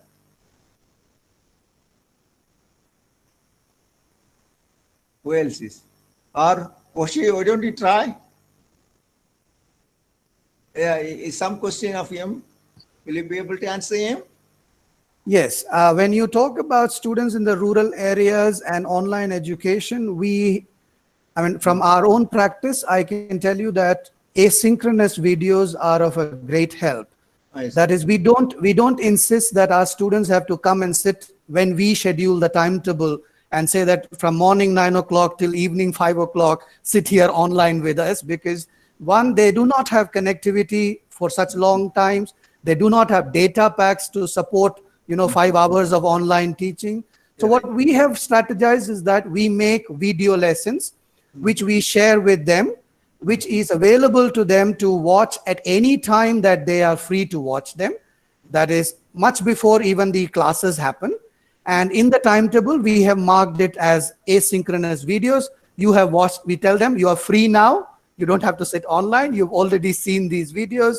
So that was one way in which we dealt with it. So whenever they had the internet, whenever they could access, they downloaded them and they kept it with them and they have watched it whenever. So that was one of the strategies that can be adopted. Instead of insisting that everyone has to sit live in your class every time when you schedule a class. That's difficult. Thank you so much. Anyone? Any question? It's okay. Somebody?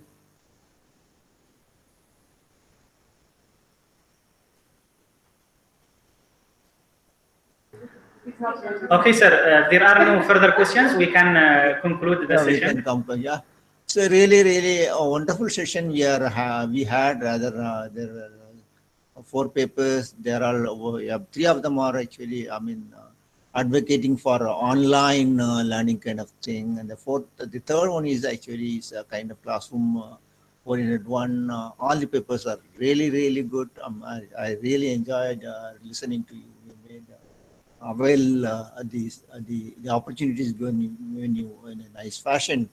And of course, in this context, I like to thank the organizers, like Professor Amin, Professor Shanwaz, and others who made this webinar for us and make us to gather together and listen to each other. Thanks to one and all. Thank you so much. Thank you very much, my dear professor. Actually, if we keep speaking until tomorrow morning, we cannot fulfill the mission about your achievements, your contributions. You are so helpful and also cooperative. Thank you, sir. Thank you very much. Thank you. Thank you for all the 4 paper presenters. And now we will have the next technical session, which will be the 3rd of the day. And it will be chaired from Saudi Arabia, specifically from Jeddah, King Abdulaziz University, by Dr. Bassem Al-Amri. And here I invite our research scholar, Riyun. She is from Mongolia. She is doing her PhD at Killa University in the Department of Linguistics, to introduce Dr. Bassem Al-Amri. Yes, please, Riyun.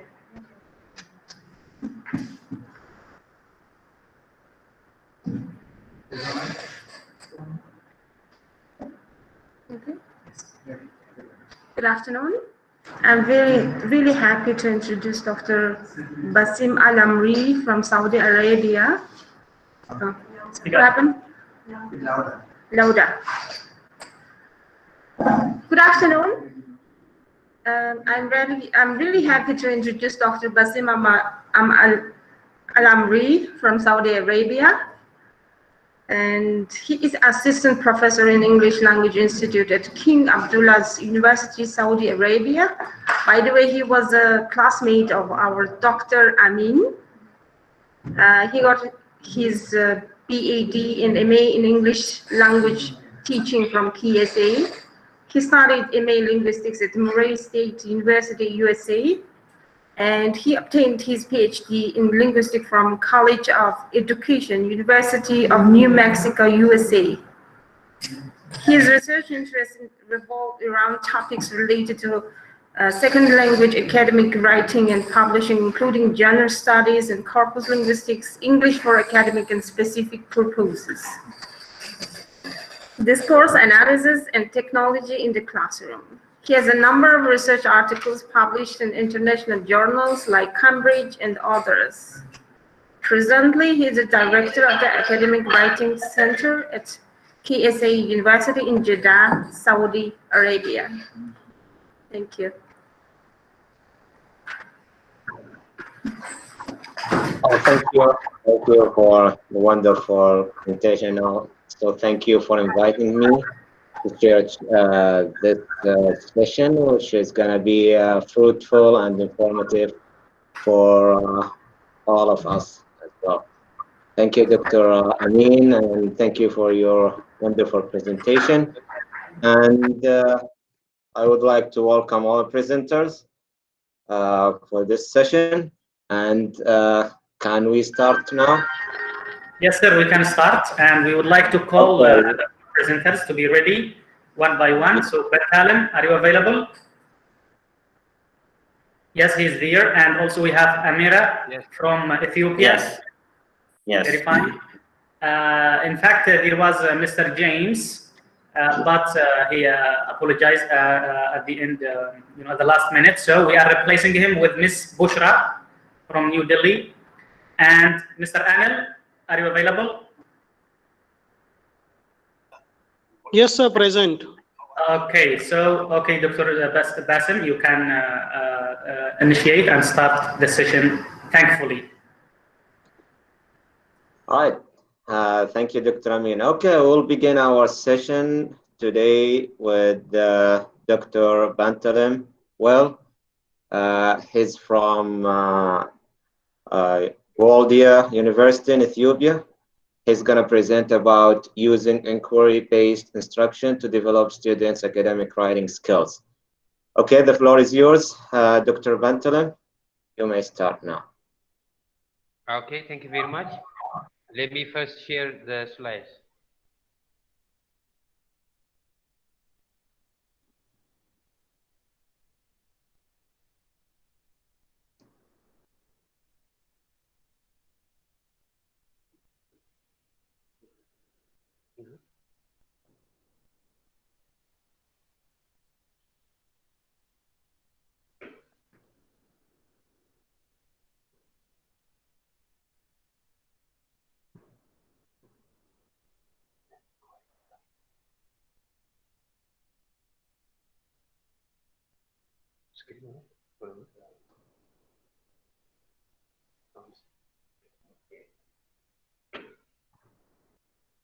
Hello? Yes, you can start. Yes, go ahead. Okay, thank you very much. First, I would like to thank the organizers just to give me this wonderful opportunity to present my paper in this international session. The topic is, as you can see, using inquiry-based instruction. Sorry, Mr. Bandal, for the interruption, but if you can speak louder or bring the mic nearer to the mouth, that will be better. Okay. The title is Using Inquiry-Based Writing Instruction to develop students' academic writing skills. Is it audible? Is it audible now? Yes. Okay. To begin with the introduction, inquiry-based instruction is a form of gaining knowledge and skills through asking for information. It means the students themselves ask questions and they investigate their own writing topics to get their own answers. Inquiry-based learning is a language learning method under the umbrella of communicative approach. There are various active learning methods under communicative approach, like inquiry-based learning, task-based, problem-based, case-based, and others. So from these active learning methods, inquiry-based learning can be taken as part of the communicative approach. Inquiry-based instruction is needed just to fill the gaps of the existing learning methods.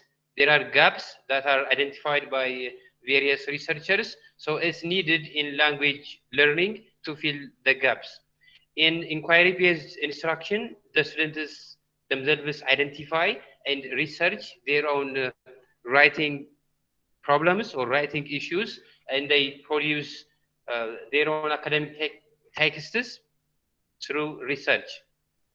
Coming to the problem is, as it is identified by various studies, it's the students currently are not able to produce effective academic texts, especially their texts are insufficient in task response, coherence and cohesion, lexical resource, and grammatical range and accuracy.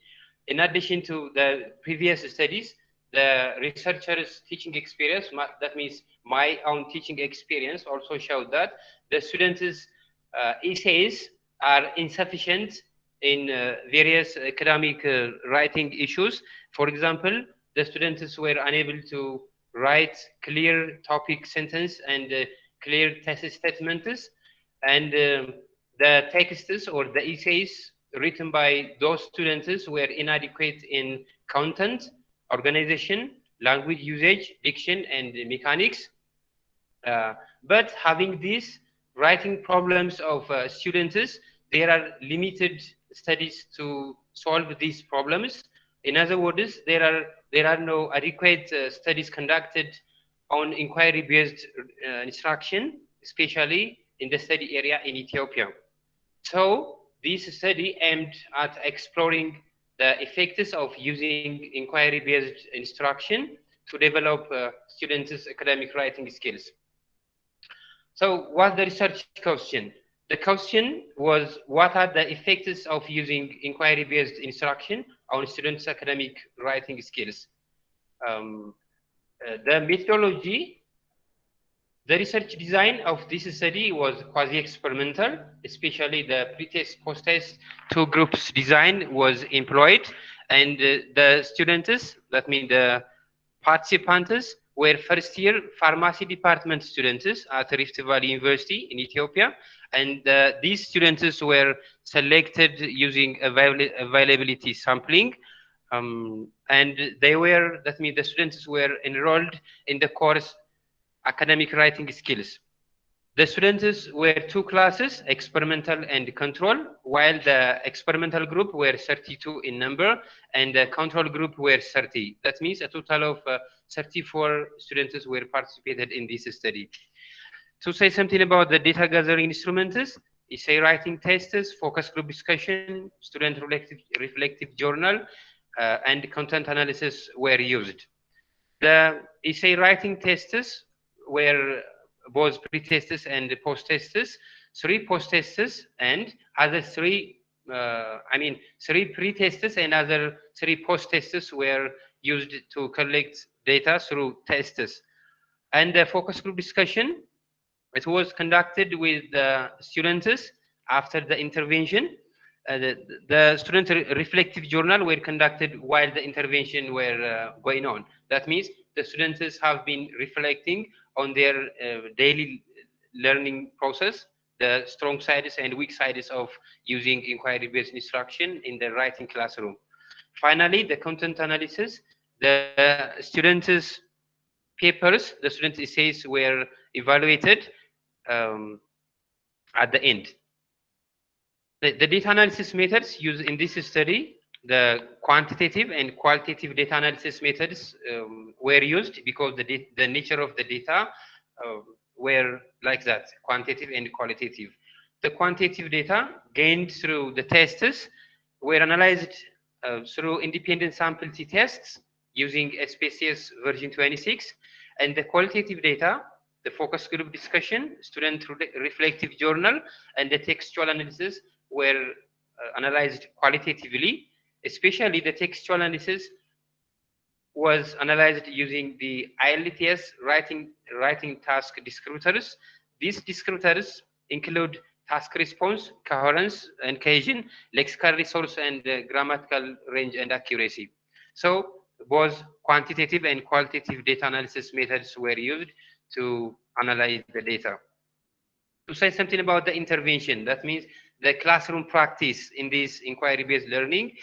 First, the students themselves ask questions. That means they discover their own writing topics based on their own interest. Then having their own topic, they investigate or search for information from different sources, from the library using the hard copies and the soft copies.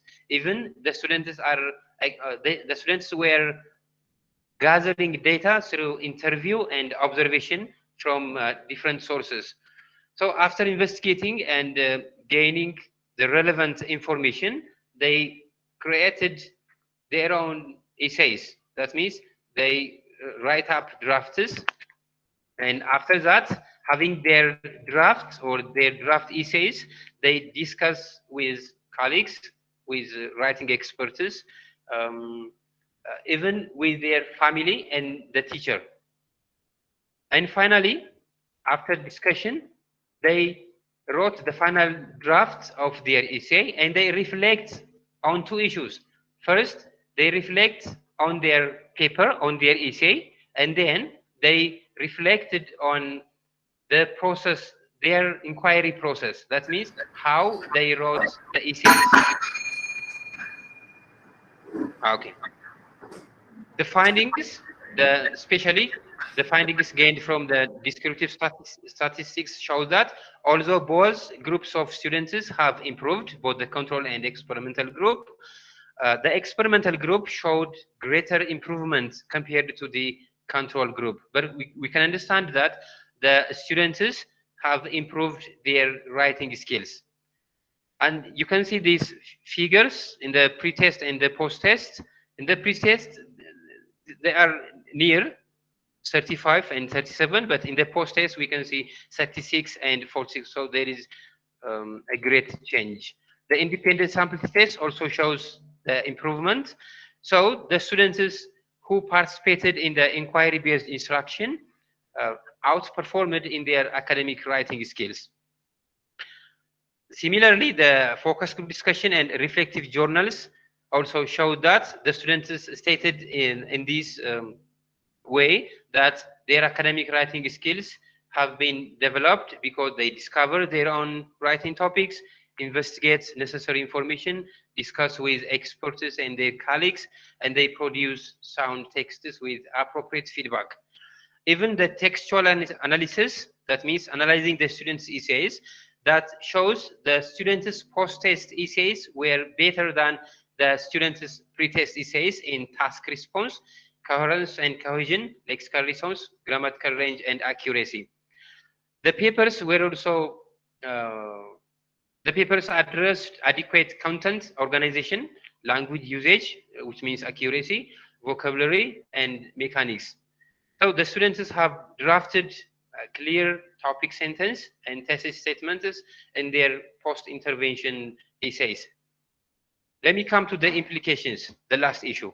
Inquiry-based instruction is suggested as a means to improve students' academic writing skills, and as a result, the teachers, curriculum designers, material developers, and the students need to consider these inquiry-based instruction to develop the students' academic writing skills. And the last one is the future studies. Future studies should be conducted on using inquiry-based instruction on other English language skills, just to widen the use of inquiry-based instruction in ALT.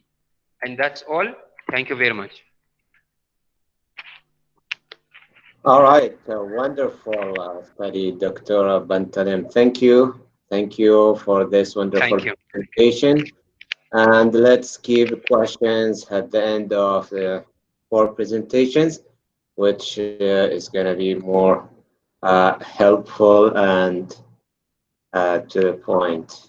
Okay, let's now move to Dr. Amiri. He's from Bahir Dar University in Ethiopia. He's going to present about effects of using corpus-based instructional mediation on mechanical engineering students' critical thinking skills in academic writing classes. Dr. Amiri, the floor is yours. You may start now. Okay. First of all, I would like to say, am I audible? Yes, but can you just bring the mic closer to your... What about now? Yes, now is much better. Okay. First of all, I would like to say thank you very much for this golden opportunity for the organizers and the chairman for this, for giving me the chance to present my paper, International Virtual Conference. So as you can see in the title, my research focuses on effects of using corpus-based instructional mediation on mechanical engineering students' critical thinking skills in academic writing class.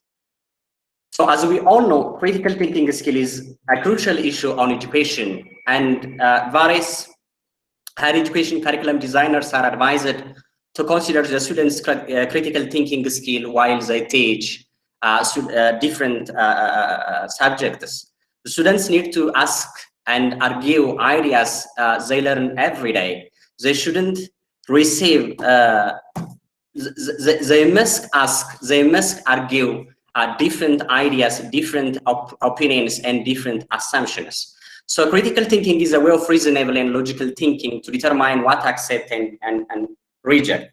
In relation to critical thinking, various scholars define this concept differently. For instance, these scholars mentioned that critical thinking encompasses understanding, discovering, and indicating solution.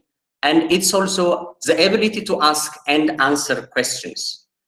Critical thinking skill helps students, especially in academic writing skill, as we all know. The student analyze, develop, interpret different sources. So critical thinking skill helps students to develop reflective analysis, rational thinking, logical interpretation, evaluation skills. So different researchers in relation to critical thinking propose different strategies in order to enhance the students' critical thinking skills. But the students' critical thinking skill problem is still there. So as I tried to mention, it's a compulsory skill for students' academic writing skill. And when we talk about critical thinking skill and the students' language learning, they're interrelated.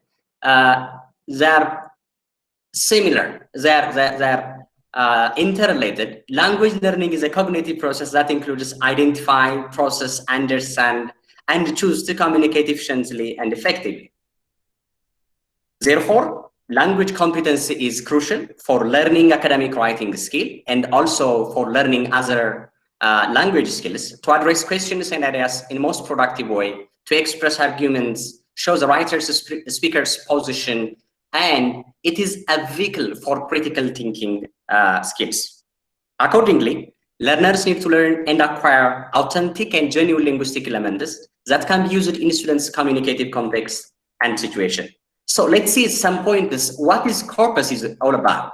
Corpus is an authentic and genuine language data, which is which are assembled, corpora which are assembled and exploited through a user-friendly software.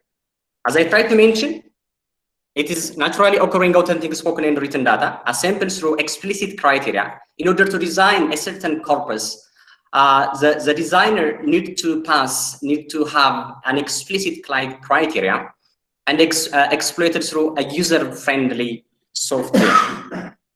So it is assumed that, the researcher assumed that if the student instructed through this authentic linguistic elements, the student may improve their critical thinking skills.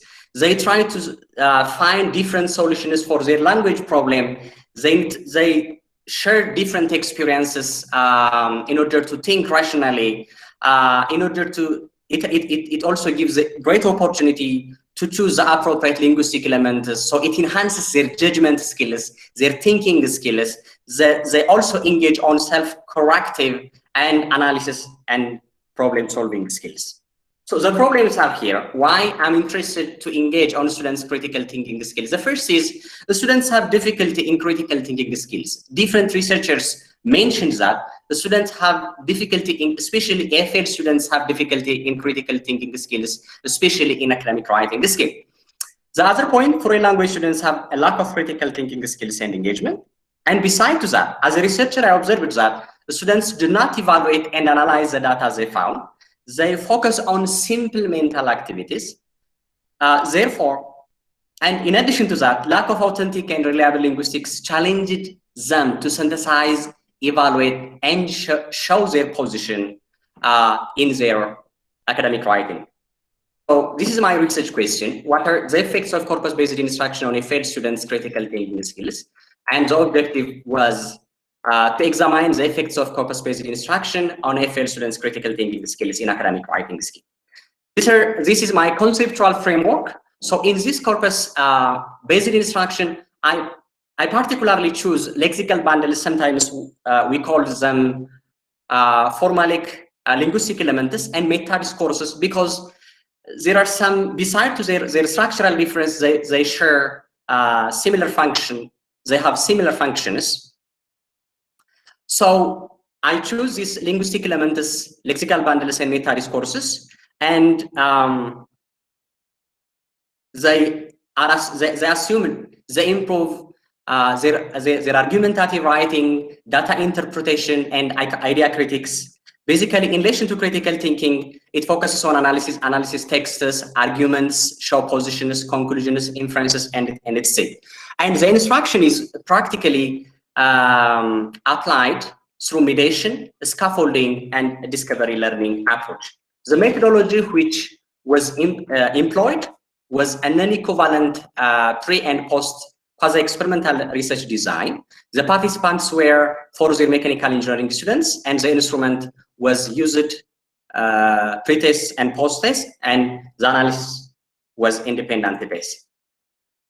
So the design purpose was focused on, or the subcorpora were focuses on these research articles. As you can see here, I selected 8 journals, and totally 120 articles were selected from these journals.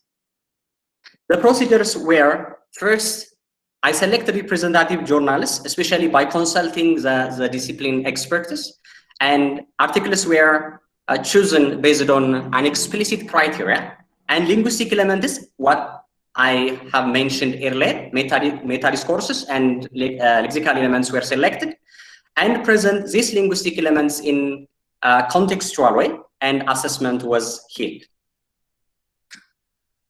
As you can see here, the intervention was made in technical report writing course, which is given for the mechanical engineering students. And the purpose of the course was is to improve their project and report writing skill.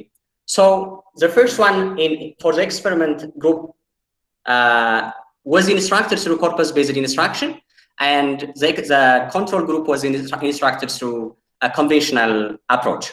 So as you can see here, they practice different writing genres and theoretical aspects, because the theoretical aspect focuses on what is technical report writing, the types, methods, and etc. So they engaged on different writing genres, on abstract, introduction, data interpretation, conclusion, and etc. Linguistic elements were explicitly instructed. The linguistic elements, the meta-discourse and lexical bundles were instructed explicitly, and the students engaged in different writing assessments. But when you come to the conventional, the control group, the conventional approach was, as I said, implemented. Only the theoretical aspect was focused, and linguistics does not cover, and the assessment was conceptual, only the theoretical aspects. So when we come to the finding, as you can see here, the pretest indicated that there was a slight difference between the control and the experimental group. Even the control group had better mean scores than the experimental group. But when you come to the post-test results, the experimental group outperformed well better than the control groups. Therefore, besides, a significant statistical difference was observed between the control and the experimental group. The students employed various evaluative and analytical meta-discourses and lexical elements in their argumentative writing. The students improved their analytical and evaluation skills. Hence, corpus-based instruction enhances the students' critical thinking skills in writing skill. And I would like to conclude my presentation in this way, corpus-based instruction improved the students' critical thinking skills. They employed various meta-discourses and lexical elements. And they also clearly show their positions, arguments by using various linguistic elements. The implication? The finding of this research has implication for syllabus designers, material writers, and academic writing teachers, and the students. Thank you very much. All right, very articulated study, Dr. Amiri, wonderful. All right, I have list of questions for the presenters, but let's move now to our third session, which is going to be presented by Dr. Bushra Jabin. She is a PhD scholar from Department of Applied Linguistics and Humanities from Jamia Millia Islamia, New Delhi. You may start, Dr. Bushra. Sir, is it any possibility for you to share my slides, PPT slides? Okay. So, all right. So if you can share it, yeah, just go ahead. We can hear you.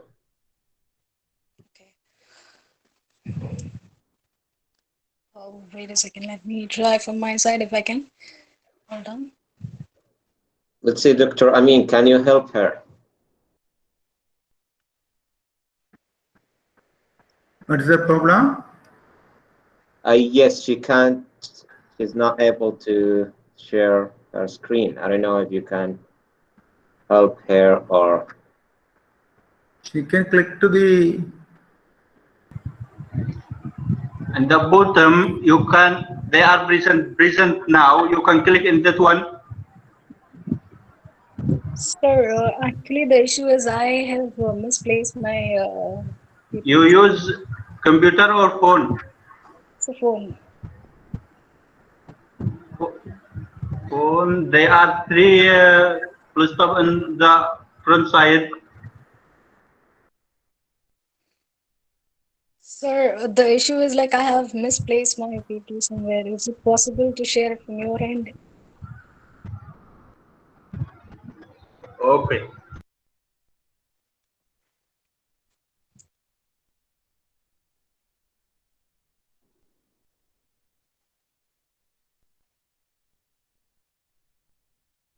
Okay, so I think let's, if you can wait until we finish, Dr. Bushra, so we can take who's next, Dr. Anil Patel.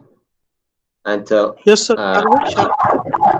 Yes, so okay, we'll skip Dr. Bushra. We'll come back to her, inshallah. And let's now. Hello?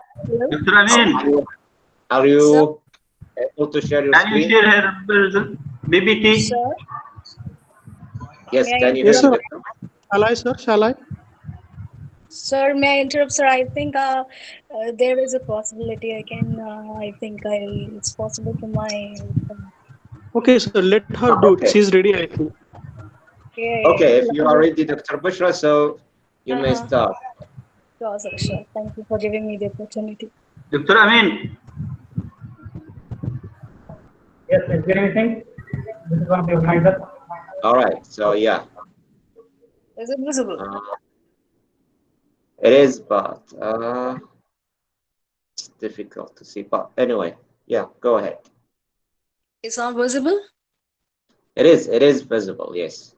But the quality is a little bit okay. Go ahead. We can read the slides. Okay. The title of my paper presentation is Issues and Challenges in Learning English as a Second Language and Its Mitigation. My name is Bushra Jabeen and I'm a PhD research scholar from Jamia Millia Islamia. And I thank Dr. Amin sir to give me this opportunity to present my paper. Heading towards directly to the core of the paper, I would introduce that there are several issues and challenges in learning English as a second language. These factors can be internal as well as external.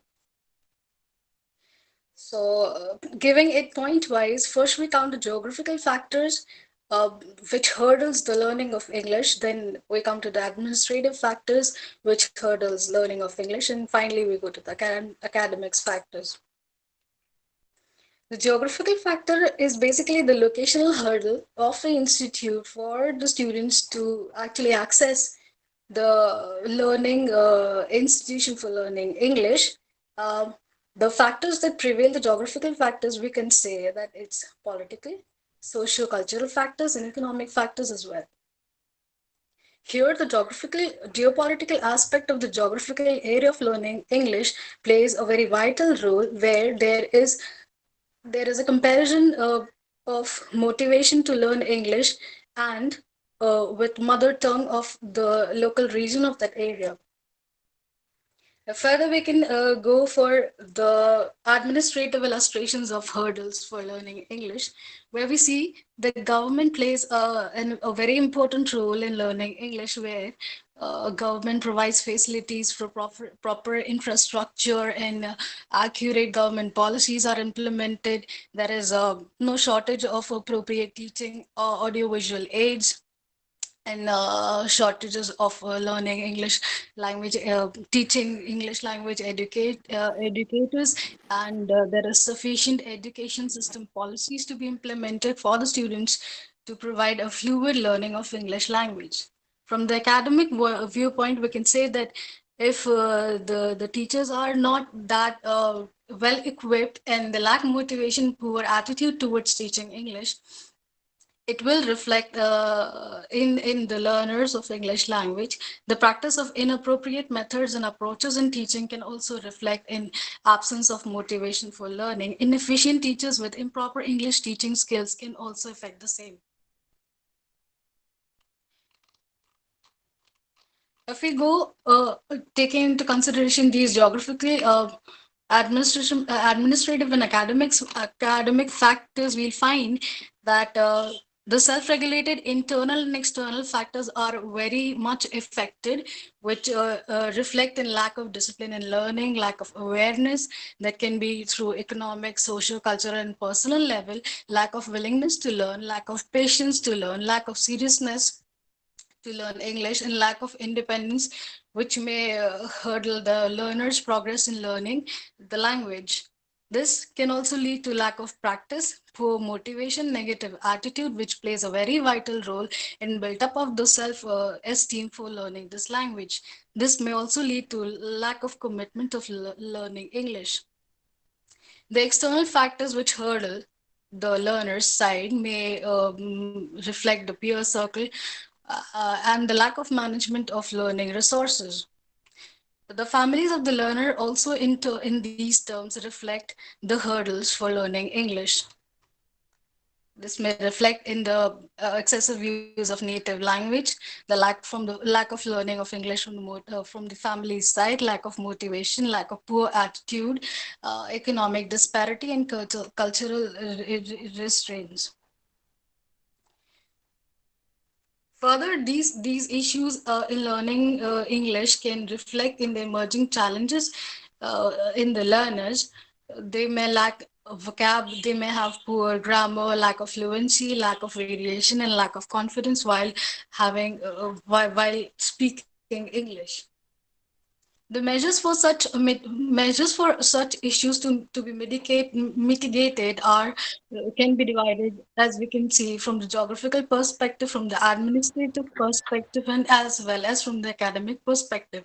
From the geographical perspective, the mitigation can be taken into consideration, where we introduce the online learning processes for the learners to affiliate them for learning English. Then at the administrative level, there should be proper implementation of education policies, and at the academic level, the use of advanced technologies and the hiring of the qualified teachers should be taken into consideration.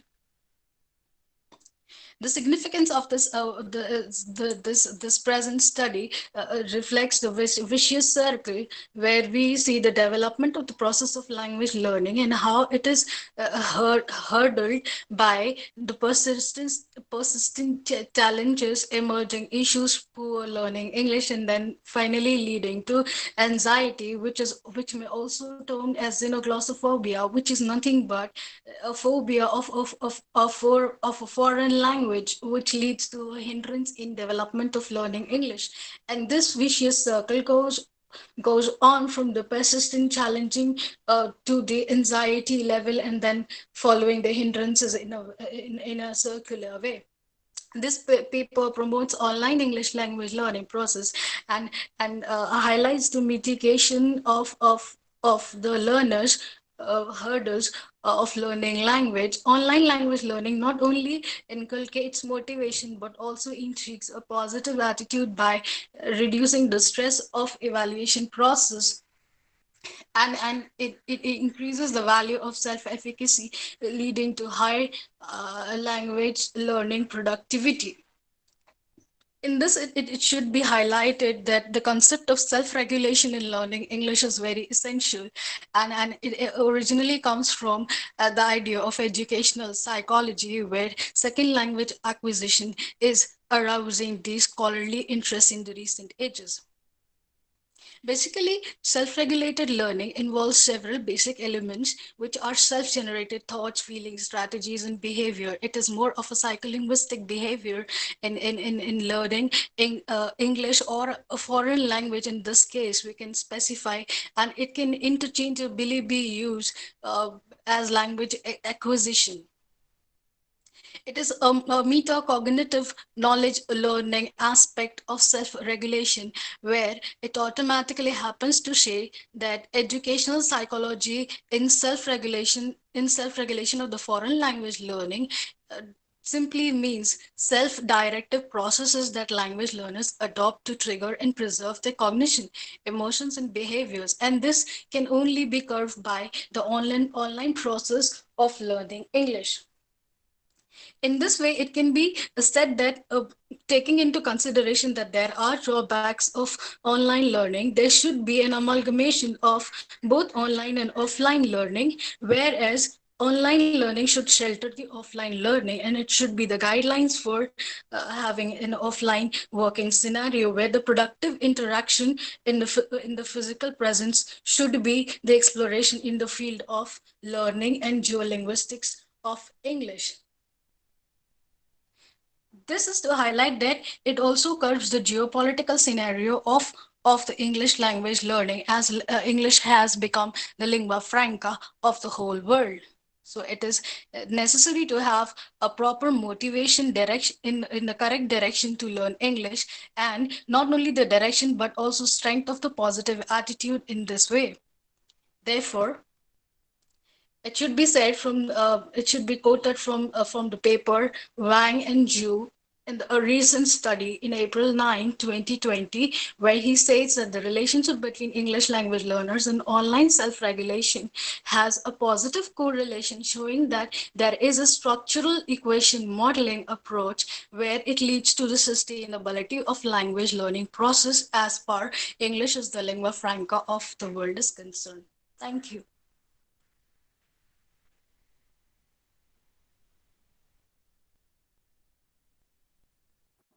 All right. Thank you, Dr. Bushra, for this wonderful presentation. And yes, we all suffer from these issues, especially in this era nowadays with the COVID-19 pandemic. All right. We still have one more presentation, then we'll open the floor for discussion, for questions and comments. Okay, the fourth presentation, inshallah, is going to be presented by Dr. Anil Patel, who's the Assistant Professor of English at Varanasi University in India. So he's going to present on English and soft skills, a journey from campus to corporate. Dr. Anil, you may start right now. Yes, sir. Yes, sir.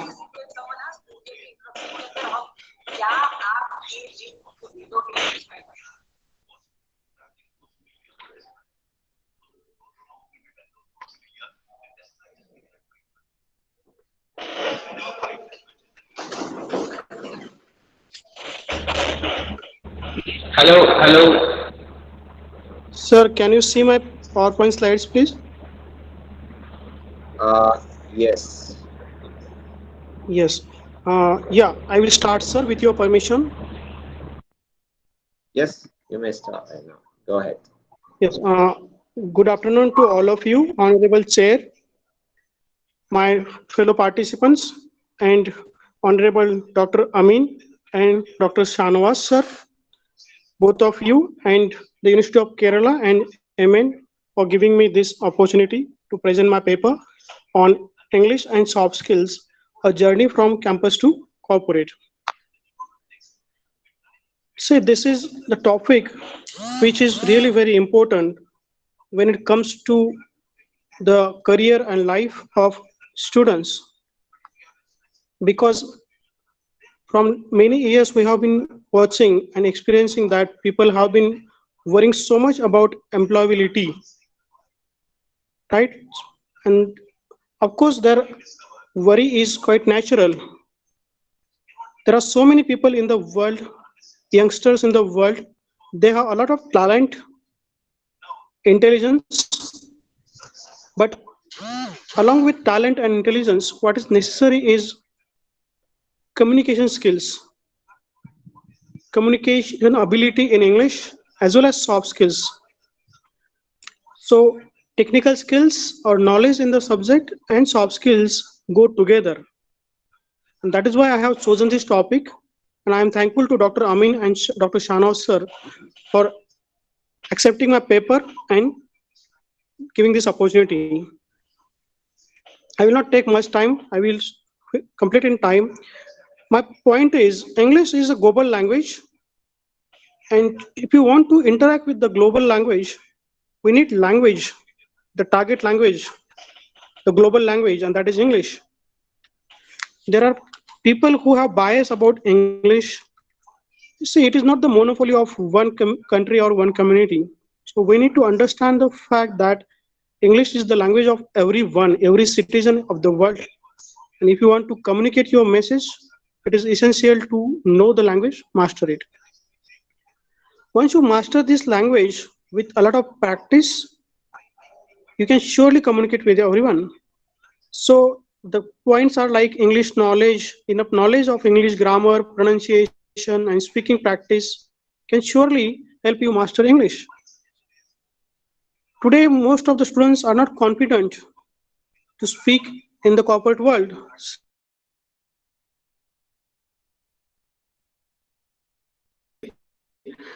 End of the degree or one day. No. See, we need to have continuous practice it continuously, and understand the fact that we have to practice every day so that we can improve every day to speak confidently and effectively, because our target is not just communication but effective communication. I have used only one slide for English, and most of the important points are like soft skills, because I give more importance to soft skills. Soft skills are nowadays called power skills. life skills. So, see, these skills are like communication skills, interpersonal skills, creativity. How are you able to communicate with people? How do you stand? How do you walk? How do you sit? Everything, right? Are you confident? Right? Your body language, all these skills cover are covered into soft skills. Right? Of course, these skills are difficult to acquire, but if you are once aware about them, you can surely learn them, master them, and use them. You can own them in your entire life. Right? So once you own them, once you acquire them, you master them for your entire life. The first point is communication skills. See, many participants, many fellow experts, fellow presenters have talked about these communication skills and ICT, right? All these things, right? Of course, they are important, but communication skills, effective communication skills are important. And everyone knows that these skills are like verbal communication, non-verbal communication, oral communication, written communication, and visual communication. See, our words are important, but our non-verbal communication matters more than words.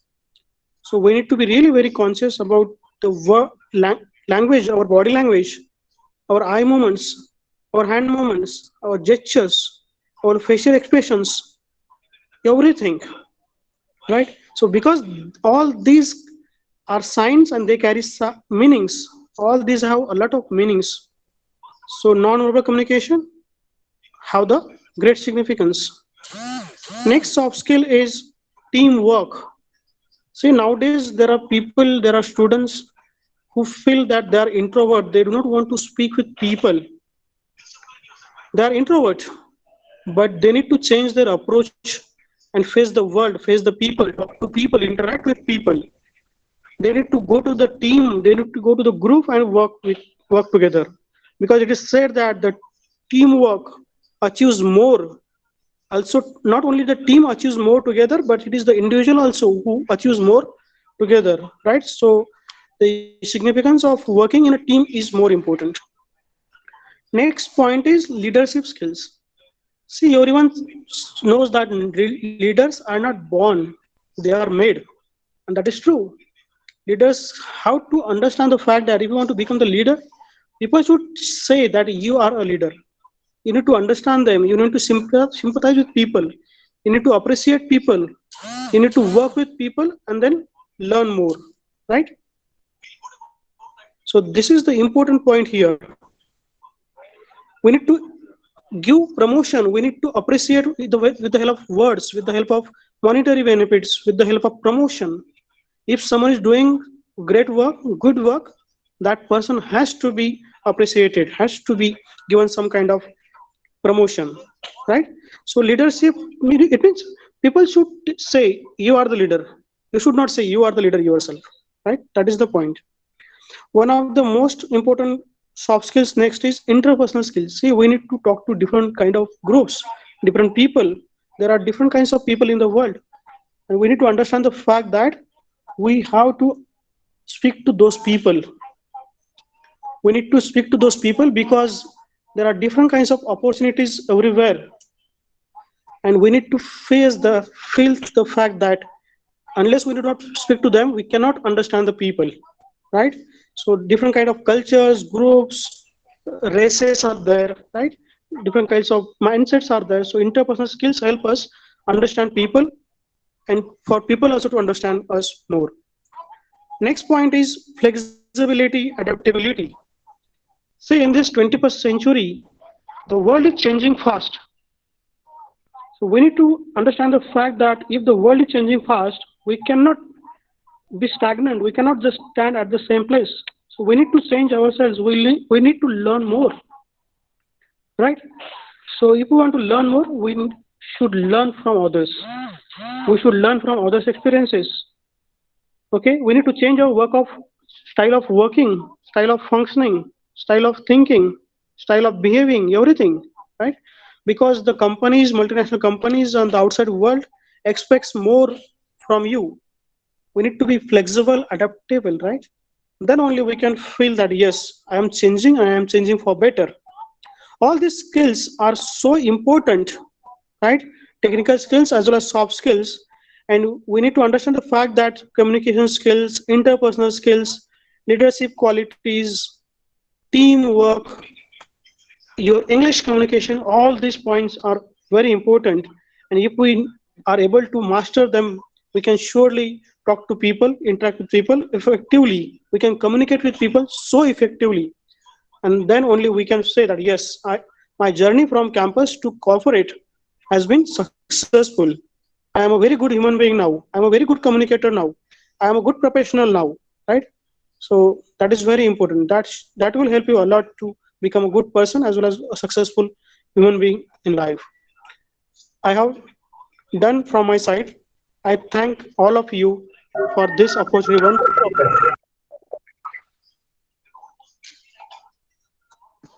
All right. Thank you, Dr. Anil, for your wonderful presentation. And now let's open the floor for questions or comments from attendees. If you have any questions, you can write it in the chat, or you can just open your mic and then ask your question.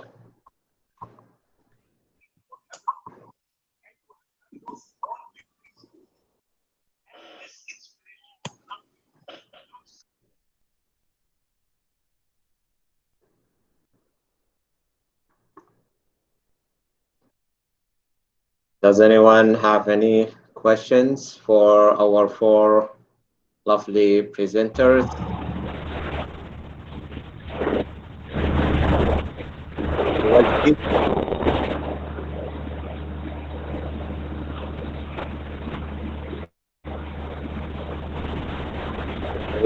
Can you hear me?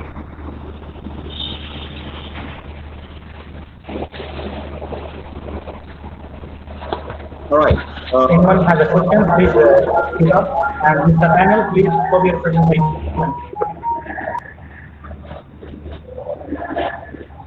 Can you turn off your mic if you don't have any questions?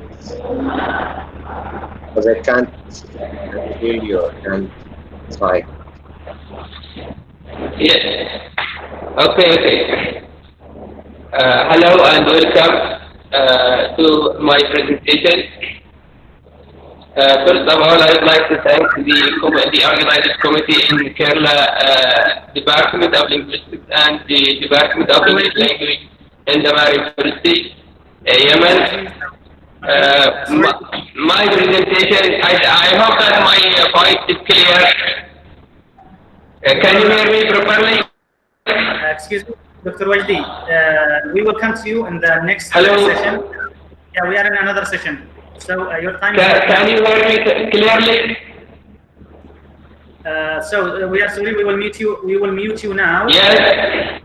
Your session is not now. It will be later. Later on. Your session is not now. Well, Dr. Bassem, you can proceed for the conclusion as long as there are no more questions or questions for the presenters. Yes, sir. Okay, so since there are no questions, so I would like to thank four presenters for their wonderful presentation. And, yes, informative presentations. And also I'd like to thank Dr. Amin and all colleagues and the organizers for inviting me to this wonderful conference. Thank you again, and I wish you all the best, the presenters, the organizer, you, Dr. Amin, and I'll stay tuned with you because I really enjoyed the sessions. All the sessions are very fruitful and helpful as well for those who are interested in different research areas. Thank you all. And I wish you all the best. Thank you. Thank you, my dear Dr. Bassem Al-Amri from Jeddah, King Abdulaziz University, the English Language Institute, and the director of the Writing Center. Thank you for chairing the session and for accepting the invitation. You have been very cooperative and supportive. We would like to thank you again and all the four presenters. Thank you, everyone. My pleasure. Thank you. So with this, we come to the conclusion of the sixth technical session, and now we will start our seventh technical session. And I would like to make sure that Professor Bikalu Antafu from Ethiopia, he will be the chair of the session. So, Sir Bikalu, are you available? And we need the 4 paper presenters to be available, like Dr. Wajdi from Hadramaut University in Yemen, and also Fatima from Algeria, and then Abdul Karim from Yemen, and then Badri from India. All those 4 should be ready, please. And I am repeating the call for Dr. Bikalu from Ethiopia. Are you available, sir?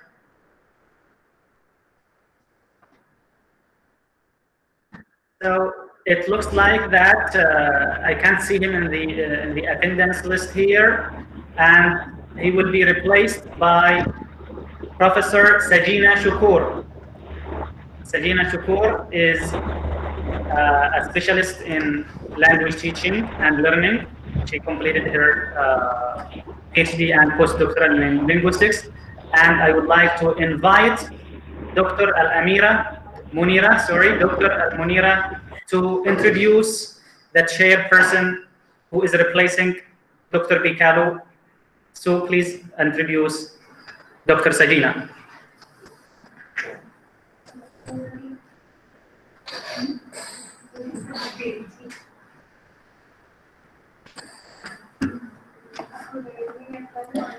Good afternoon, one and all. I'm so happy to be here to introduce Dr. Sajina Shukur, who is a higher secondary school teacher in GHSS Madai, Kerala. Her areas of special interest are teaching, creative arts, martial arts, and social work. She completed her postdoctoral research on the topic effectiveness of Tai Chi on language teaching, and she had her PhD on the topic related with martial arts, and she is the chief editor of the Souvenir, Punarjani, and Adijeevanam.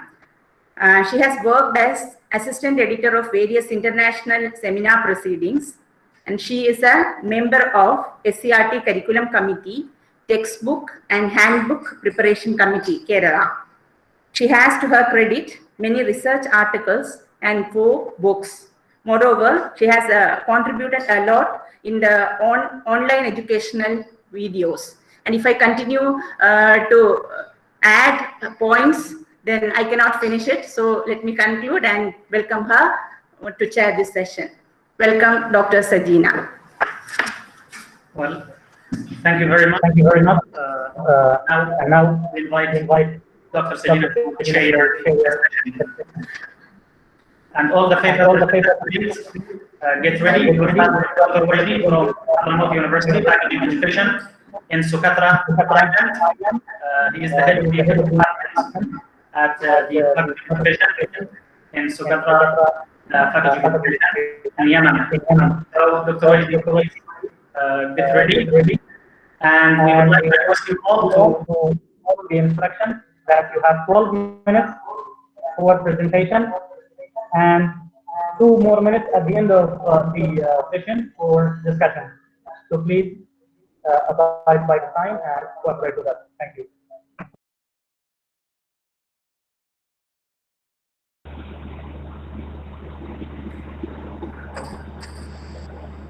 Good afternoon, one and all. So here in this technical session, we have 4 presenters for session, and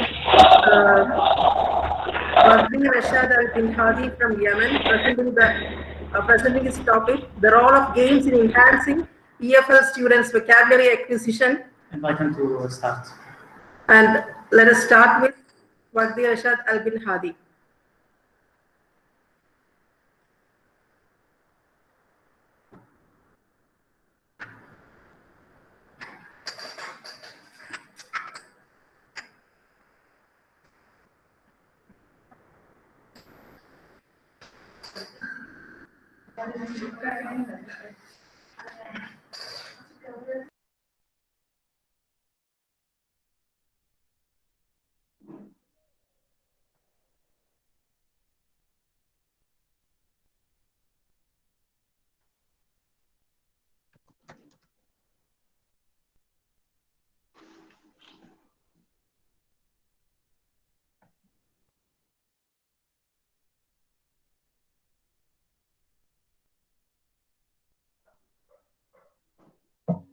Dr. Wajdi, could you please unmute yourself and speak? You are unmute yourself, turn the mic on, please.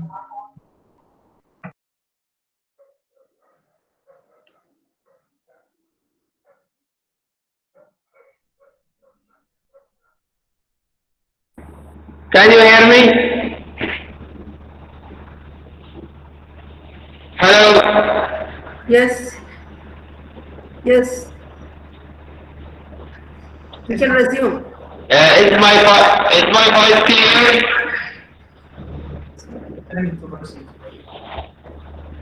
Okay. My topic is the role of games in enhancing EFL student vocabulary acquisition. Okay. So, acquiring sufficient vocabulary promotes intelligible communication, because the more that you have vocabulary, the more success that you can communicate with others. Because vocabulary linked with reading, writing, speaking, and listening. However, the acquisition of new vocabulary for EFL learners are challenging, because the acquisition process needs a lot of time, and vocabulary should be transferred from the short-term memory into the long-term memory. So, vocabulary learning strategies should be applied in the classroom to promote student vocabulary acquisition. There are a lot of studies which explore the effect of EFL games in enhancing students' vocabulary, like Natur and Reality, which was conducted in Jordan, not in Algeria, I think, and many other studies which have found that digital games in general promote student vocabulary acquisition. So we are going to define games and education games. Lingual dictionary.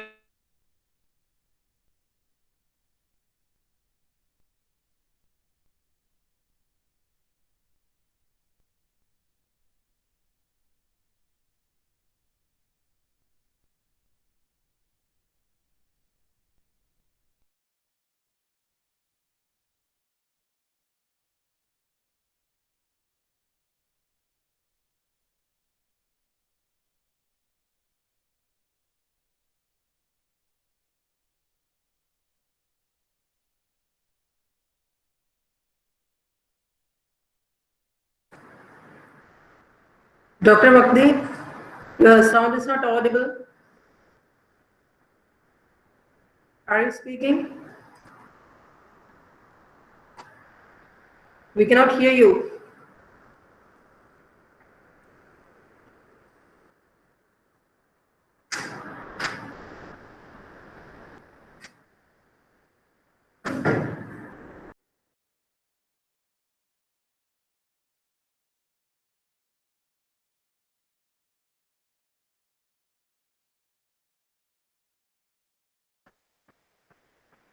There has been some technical issues with Dr. Vakti, and we can move on to the next presenter, Fatima Zahra Habali from Algeria, who is doing her topic on In Search of Algerian Gifted Learners Concerns, with special reference to the EFL classroom. So, madam, please.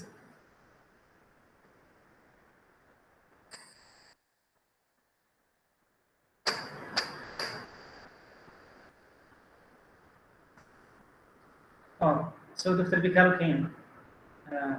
Let me speak. Okay.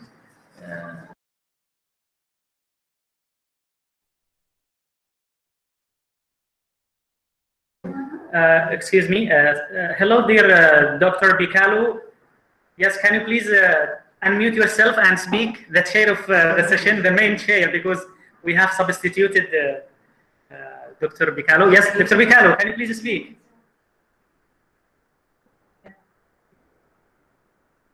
Please, sir, unmute yourself, which means turn on the mic. It is down there in the screen.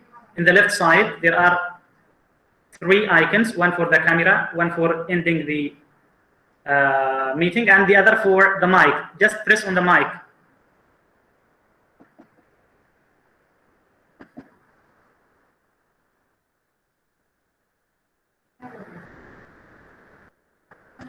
Yes, yes, sir. Very nice. Again, please. Try again. Try again. Only one click. Okay. So now can you speak, please? Now, again, please, sir. Only one click or one press if you are using a mobile. Sir, you are not audible. Turn on the mic again. Yes. What about now? But only do it once. You are doing it twice. Can you speak, please? Yes. You are most welcome, sir. Yes, I'm speaking. I'm speaking, we are doctor. so happy to see I'm you. replaced by another chair, and it doesn't have any problem. I simply follow that meeting. No problem. We have just started, and even the presenter has got a technical problem because he is actually traveling from one place to another. So he has disconnected, and you have connected. This is very good opportunity. So, sir, Bikalo, we will have Dr. Jamil Al-Ghabri. Dr. Jamil, are you available to introduce our beloved professor? Yeah. Welcome, Dr. Bikalo from Ethiopia. Yes, please go on. It's a privilege to introduce you to the technical session number 7. Dr. Bikalo Atnafo from Ethiopia is associate professor at Kutubi at Metropolitan University. He got his first degree in BD from Kutubi College of Teacher Education, and he also received his MA degree in special needs education and another MA degree in teaching English as a foreign language. He got his PhD in teaching of English as a foreign language from Addis Ababa University in Ethiopia. The area of his study has been foreign language and exciting. He has been working in various higher education institutions, and currently he is the director for Centers of Excellence in Research at Kotobi Metropolitan University. He has published a number of articles in the areas of education and conflict. Dear Dr. Bikalo, you are ready to take the lead. لا مش كورونا عجة برضه. Sir Bikalo, we are sorry to remind you again, the mic is off. Can you please turn it on? Because you are the person who will control your on and off. Unmute yourself again, sir, please. One click on the mic icon.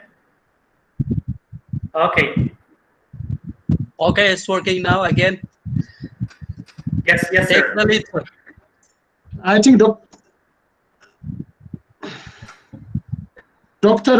Wagdi Rashid Ali bin Hadi has been presenting now. Actually, he has started, but unluckily he has been disconnected due to some technical problems, especially the internet. So you can call the next presenter.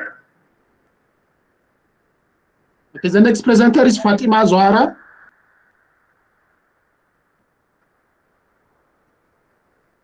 Fatima Zohara Habil. Shall I give the floor to Fatima? Yes, sir. If she is not available, we can take the next one. This is the first session that some people are missing. No problem. You can take the next one. Okay, what about the third presenter? Yes, sir. The third presenter is Abdul Harim Al-Faqih. If he is available, I can give the chance to him. Are you available? All right, sir. I am here with you, and I am really ready to make the presentation. Just Yes, a sir, minute. please. Because of the time limits, you All can right. go on directly. Yes.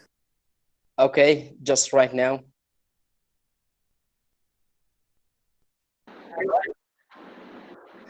All right.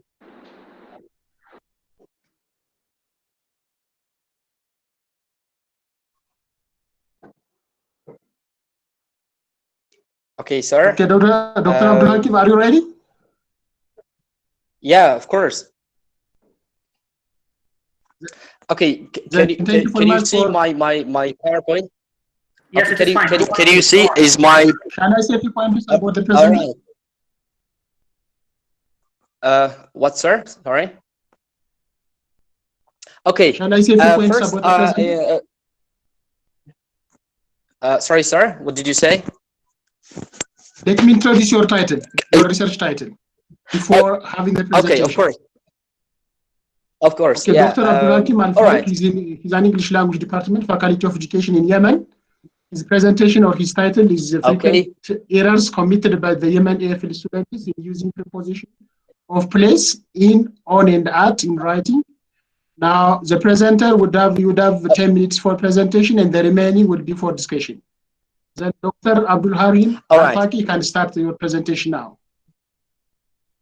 Thank you so much, sir. I'm so honored to be with you and all the committee members there. Good afternoon, dear all, and have a good time wherever you are.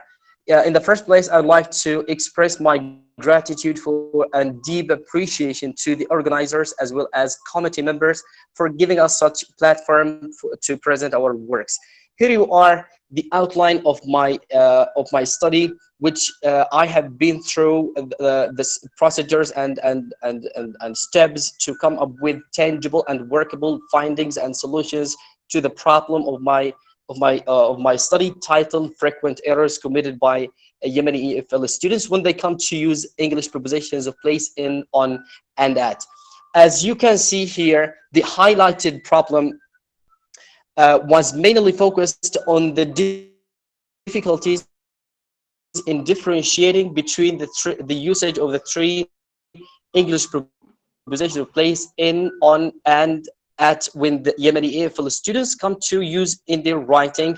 And the problem is that in Arabic language we have prepositions, English prepositions of place, in, on, and at, and function seemingly the same.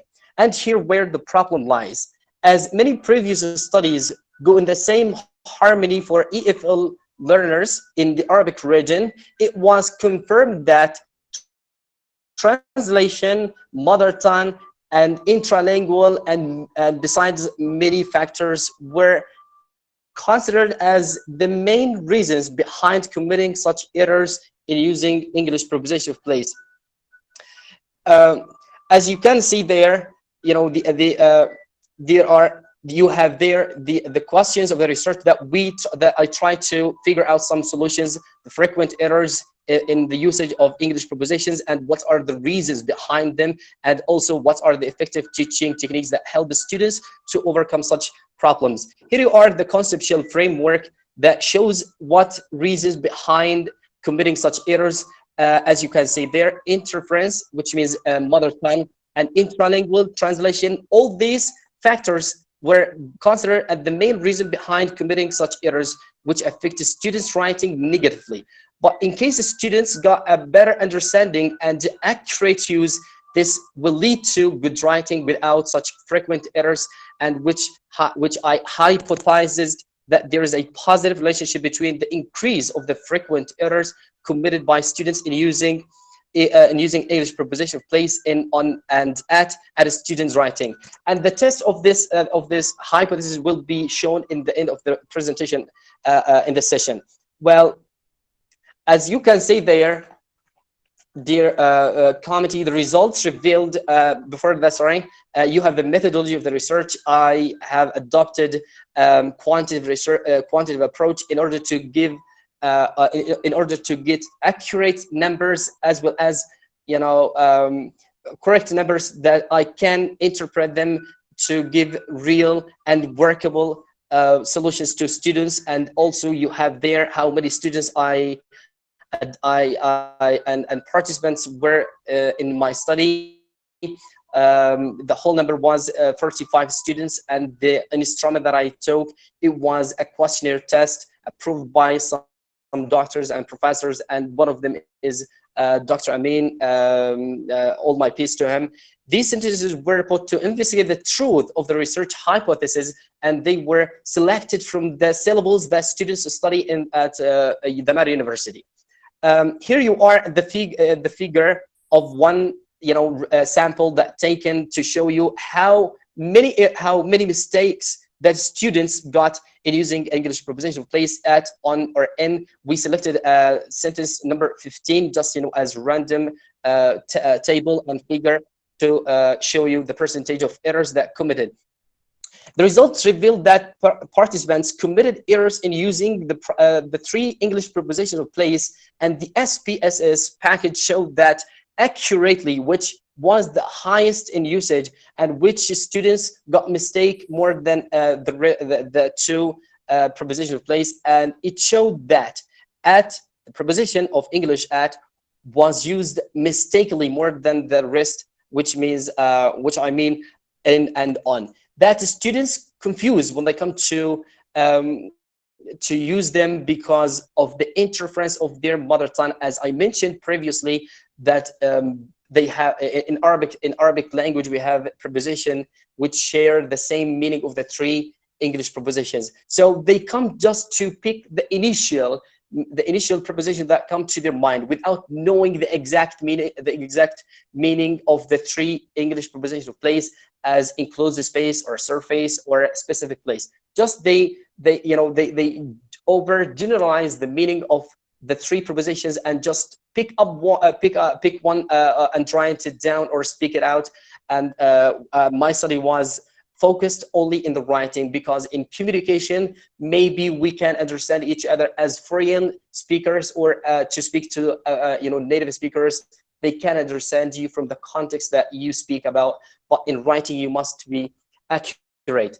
Well, here you are the percentage of the frequent errors of using preposition of place in, on, and at, and the researcher used to me is the 4 levels of students' achievements as follow. Look, you have there shocked really fact about the achievement of students, and it appears no one, and we feel truly sorry, me and the supervisor, no one got as outstanding or got 100% as correct answers. Just there was only one student got the percentage of correct answers about 70%. It was really shocked results, but we worked harder to provide students with some workable solutions in order not to get in the same errors. And the accepted students, which were the lower average achievement, was the highest number. And we focus here about this group of students. At the same time, we noticed that through the outcome of the SPSS data, that what prepositions that mostly students got, which was considered as really the main problem, and it's considered as a dilemma for Yemeni EFL students, and they take the initiate meaning, as I mentioned. So that's to say, mother tongue, which is Arabic, still has its influence during translation of English prepositions.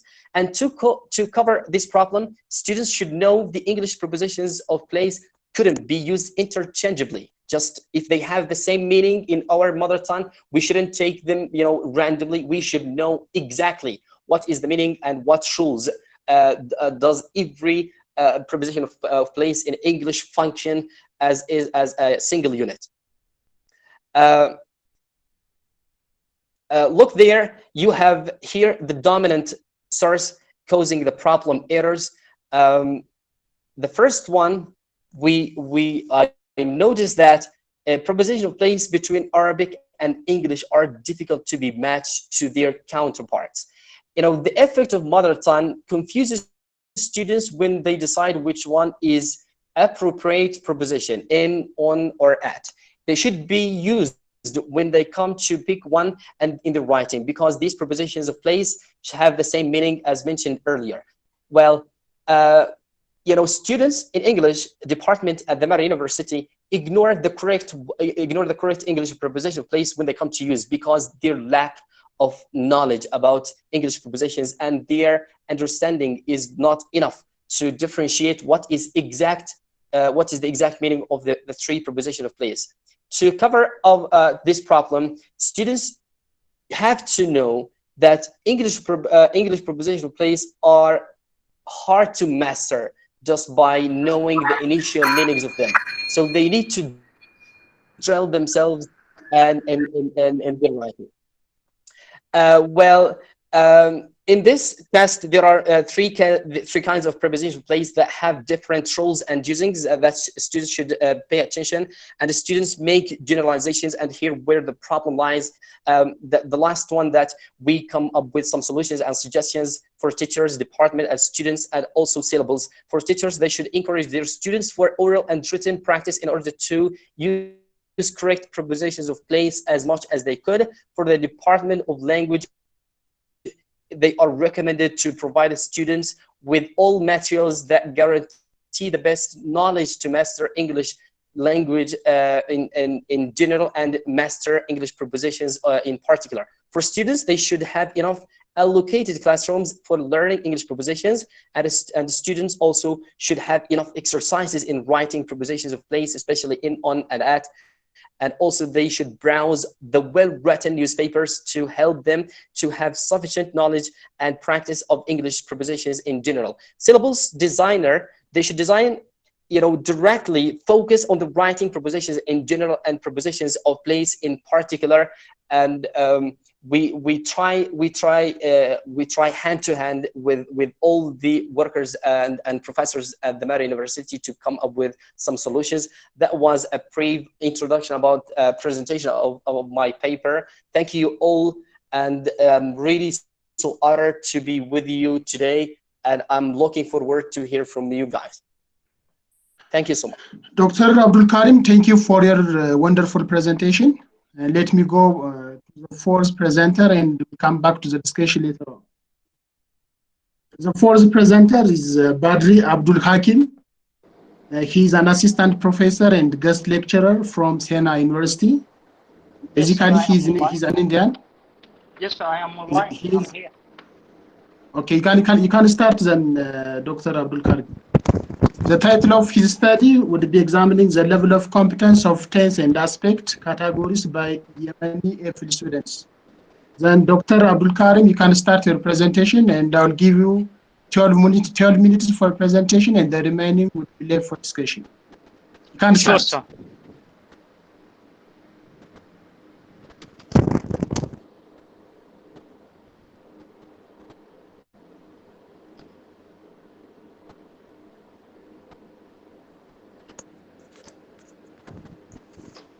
So let me start at the beginning and ask, am I audible and seeable to everyone? Yes, you are. Go on, please. You are fine, Badri. Okay, sir.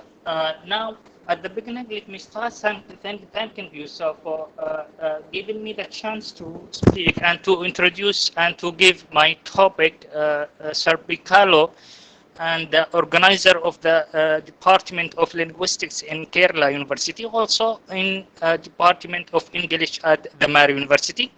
Let me save time by speaking about the topic which I'm going to present, which is examining the level of competency on tense and aspect categories by Yemeni EFL students.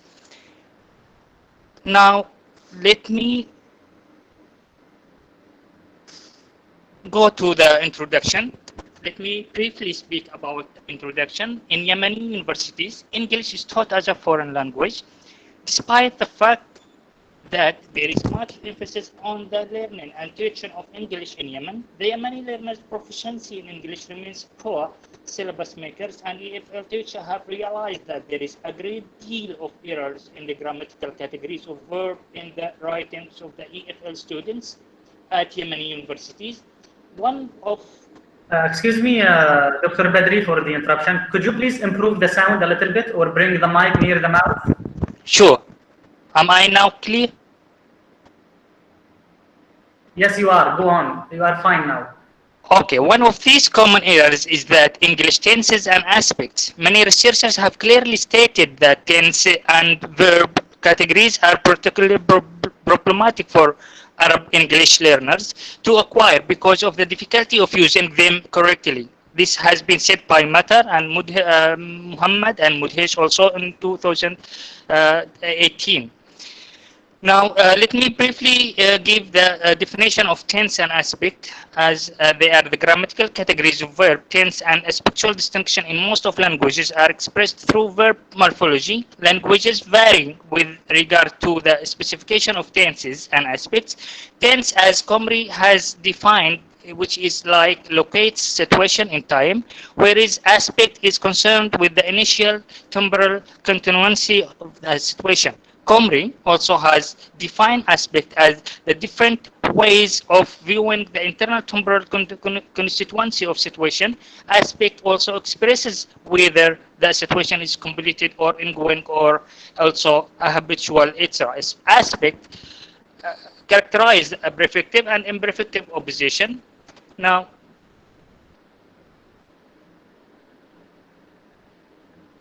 let me also give the objectives of this study. This study tries to answer the following objectives. One, to examine the level of competency of tense and aspect categories among level 1 and level 2 students at the Department of English, Faculty of Arts at Thamar University. Two, to examine the level of learning of English tense and aspect categories by the EFL undergraduate students in level 1 and level 2. 3. To know the role of mother tongue influences in the learning of English tense and aspect categories by Yemeni undergraduate students. Now, research sample. The research sample consists of 40 undergraduate students belonging to the Department of English, Faculty of Arts at Thamar University. The students were 20 from level 1 and 20 students from level 2. The following table describes the research sample. Here is the table, level 1 and level 2. Now, research tool. The achievement test has been constructed and then used to measure the students' competency of tenses and aspects categories. Such test is appropriate to achieve the objectives of this kind of research. For constructing tenses and aspects competency test, the researcher followed the following steps. First one, the researcher framed the items by analyzing the specific objectives of the course of grammar which is prescribed in the undergraduate students at the English department by taking the assistance of some experts in linguistics and statistics. Then also, the draft of the test was applied to some undergraduate students in the same department and the faculty item analysis process, and to evaluate reliability and validity of the test. The test has good content validity and construct validity. The reliability of the test was evaluated, and the alpha Cronbach coefficient, that is 0.73. The tenses and aspects competency test comprises of 40 items in the final format. Quantitative analysis. In order to answer the objectives of the study, the descriptive survey method and SPSS analysis have been used. Now, here is the table 1 describe the statistics of competency of tense and aspect categories among level 1 students. As you can see, the real mean and the assumed mean, and also the significant and the standard deviation and the T test.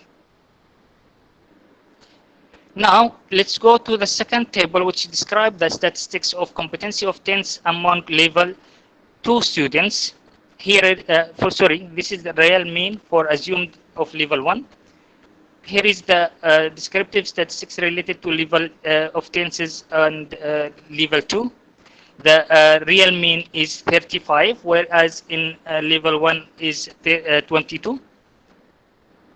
Now, here is the distribution of real mean and assumed mean of level 2. Now, let's come to the conclusion and the results of the study. This study made an attempt to examine the level of competency on tense and aspect categories by Yemeni EFL students in the different levels of undergraduate program at the Department of English, Faculty of Arts at Thamar University-Yemen. The study also brings to light the English tense and aspect categories which the Yemeni students find difficult to learn and hence commit errors in these categories.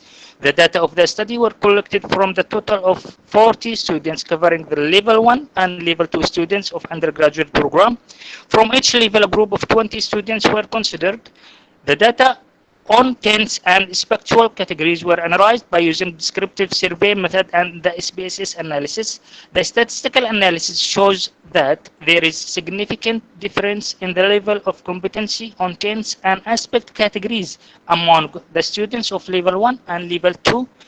Also, it shows that level 1 students' competency in the use of tense and aspect categories is moderate, with mean 24.3, while the level of competency of level 2 students is good, with mean like 35.25. There is a great deal of learning variations in tense and aspect categories among level 1 and 2 students. Furthermore, the categories of English present perfect and future tense turn out to be the most problematic among the other categories for the students. Moreover, the negative role of Arabic influences has been clearly noticed, especially in level 1 and level 2. As you know, the modern standard Arabic is used in Yemen, and the colloquial Arabic is spoken. So Arabic has two forms, unlike English. English shows a fine stratification for expressing tense, whereas Arabic tends to be a spiritual language. So students mix between tense and aspect. Till now, they are not differentiating between what is tense and what is aspect, as in traditional grammar in most of the universities in Yemen. English is taught like a foreign language, where they are relying much in the old method of teaching, where only taking care of tenses. They are not teaching much about the aspects. Most of the students do not differentiate what is tense. So they are making too much problems or errors, as in the statistical analysis it shows that the present perfect tense got the highest errors among the two level 1 and level 2. So this can be indicates maybe due to the differences in the system of tense and aspect between English and Arabic, as they are belonging to two different families. So this is maybe due to these differences. Moreover, the students of level 1 produces the maximum number of errors in the use of English tenses and aspects. This may be due to the fact that English and Arabic differ with regard to the expression of tense and aspect system. The verbal system in English shows tense and aspectual opposition, whereas Arabic tends to be a spectual language. This has been said by reading to 2005.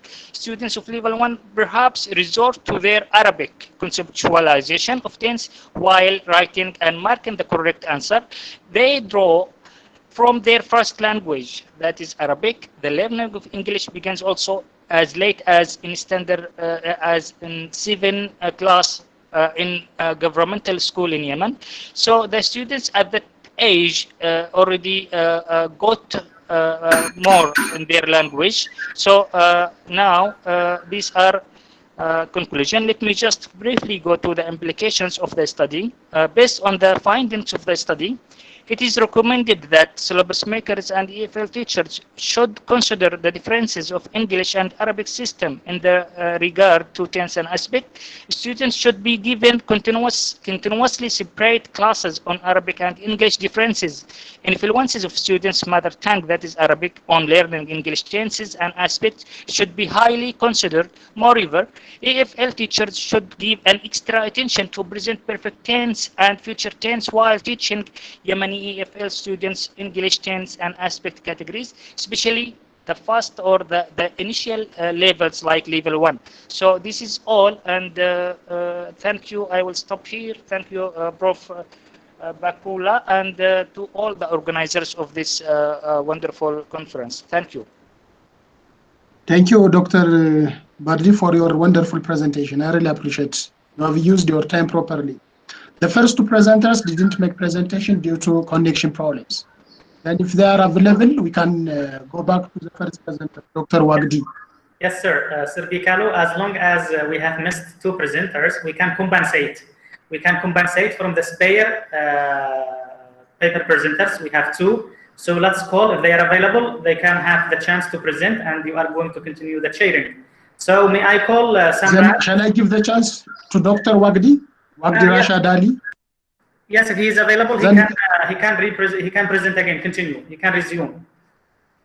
Then shall I give him the chance? Yes, sir. Dr. Wagdi Rashid Ali bin Hadi, you can make your presentation. Dr. Wagdi Rashid Ali is an assistant professor, head of Language English Department, Faculty of Education in Yemen. The topic or the title of his research would be the role of games in enhancing EFL students' vocabulary acquisition. Then Dr. Wagdi, I would give you 12 minutes for presentation, then you can start. If you come back. Sir, I can see that he is not available, so we will take those who are spare. So I will call Samrat. Is Samrat available? You can unmute and say yes. Well, if Samrat is not available, we can take Jaybaz. Can you confirm your availability? What about the second presenter, Dr. Amin? The second presenter. Yeah, she's absent. Fatima Zuhara.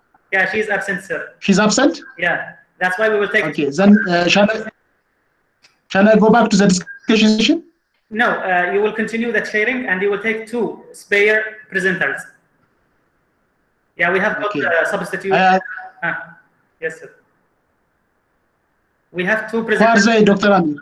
Yes, sir. We have 2. Then they can continue. I don't have their names. Yeah, you can continue the sharing, and I am calling now the presenters. So, Jaybaz, are you available? Fine. Please confirm your availability.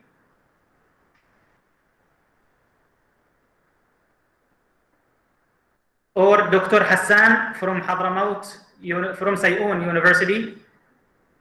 Please, Jaybaz, I can see your message. Please unmute yourself, because maybe I'm not pronouncing your name correctly, and say, I am available. Have your mic on, please. Mr. Jaybaz, I can see you. Dr. Hassan also, if he is available, he can have the chance, because those people, they have sent their nice papers and also PowerPoints, and they met the requirements. That's why we put them as spares. So Bushra already gone? Yes, sir. Good evening, I'm Jaybaz Siam.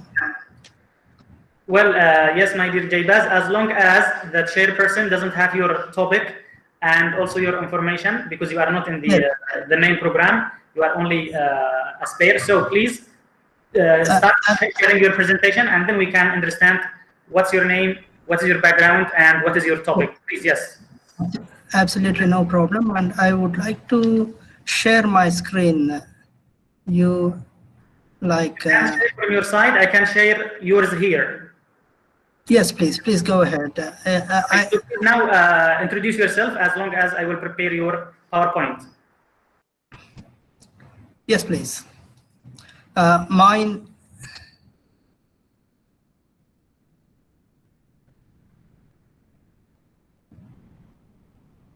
Hello, good evening, everyone. I thank the chair and the organizing committee. My name is Jaybaz Siam. I'm a research scholar from Acharya Nagarjuna University, Guntur, India. If the PPT is ready, I can just proceed with the presentation.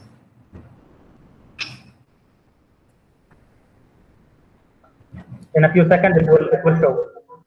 Yes, please. Okay, in order to save time, I would just proceed.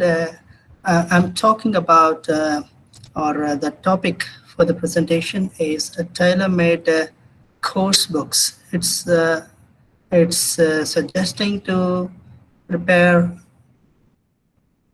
Yeah, once the PPT is ready, we can.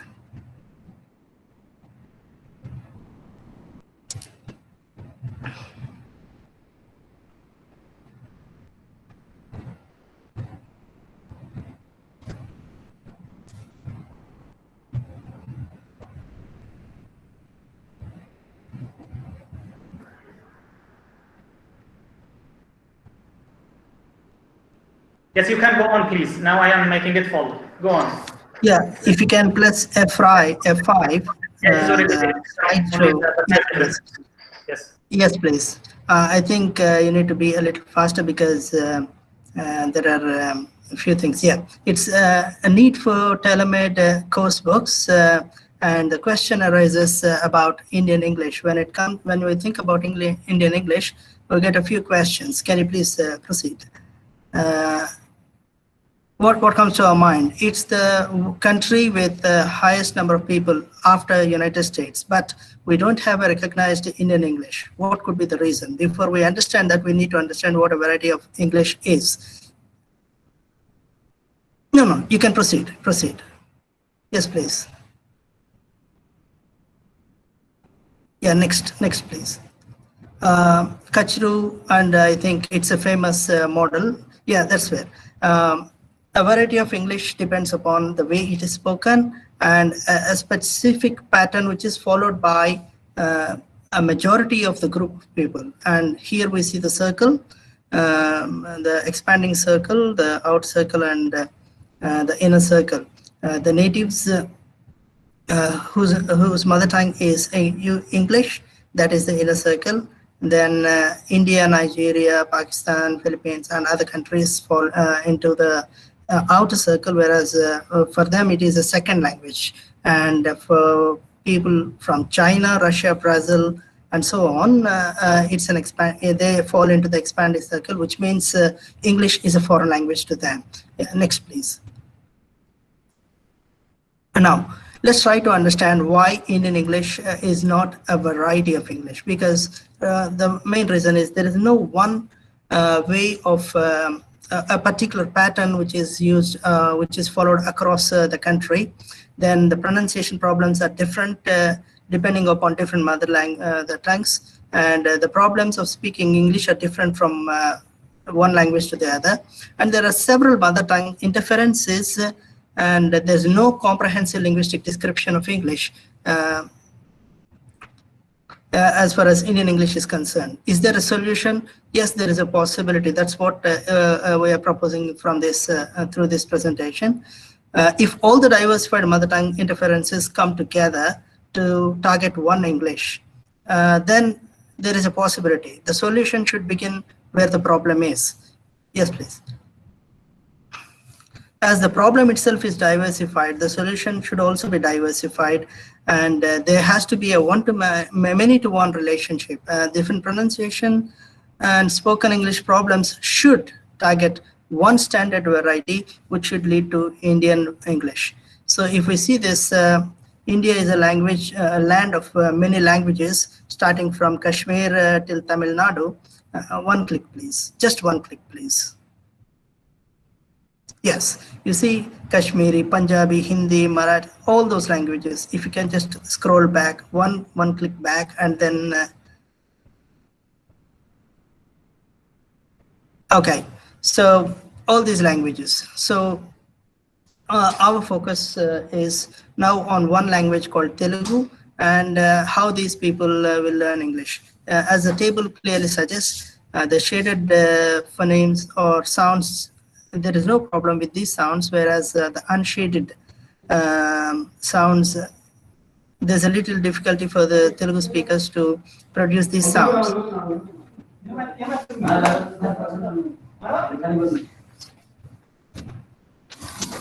If you see the sound "a," there is a problem with this, but though it is there in the inventory of some of the speakers, when it is used in English, there's a chance that people face difficulty in producing the sound appropriately.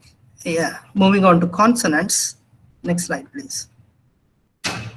Here, it's the same thing. The shaded sounds, there is no problem. However, if you see the sound "f," I have shaded it, which means there is no problem pronouncing this sound, producing this sound. However, it's not there in the language Telugu. In Telugu, we have pa and pa, but there is no f.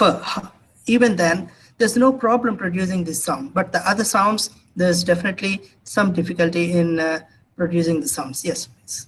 So like this, we need to look at the similarities and the differences. We need to do a contrastive analysis of the phonemes and then arrive at different problems that the people have. So these problems differ from one language to the other. And similarly, as we go ahead, we need to look into stress, then rhythm, and also intonation. If time permits, we can go into the details, but as of now, let's move on. And after looking at the phonetics, then the focus should be on spoken English as well, in which, yes, please. As far as the spoken English is concerned, we need to look into the functional aspect of English and see the different expressions that need to be mastered, and how when we learn the words, we need to learn how to use them, and the usage needs to be focused. This is what should be the point of consideration. Now, the suggestion or the proposal is talking about something called arpeciency. Arpeciency is coined by Professor Jayarazu in I have collected all this from his presentation in 2020 January. So arpeciency says that arpeciency is nothing but it's a proficiency in received pronunciation. It proposes to focus on listening and speaking when we design the course books rather than reading and writing. That can come later. And how we need to do it is we need to look into approximating to RP while speaking, and when we train our ears, which means practicing listening, should be done in as many accents as possible. The listening should the student should be exposed to as many different varieties of English as possible. And arpeciency can help in acquiring a global variety for India, which can result in a possible standard Indian variety of English or Indian English. Yes, please, next.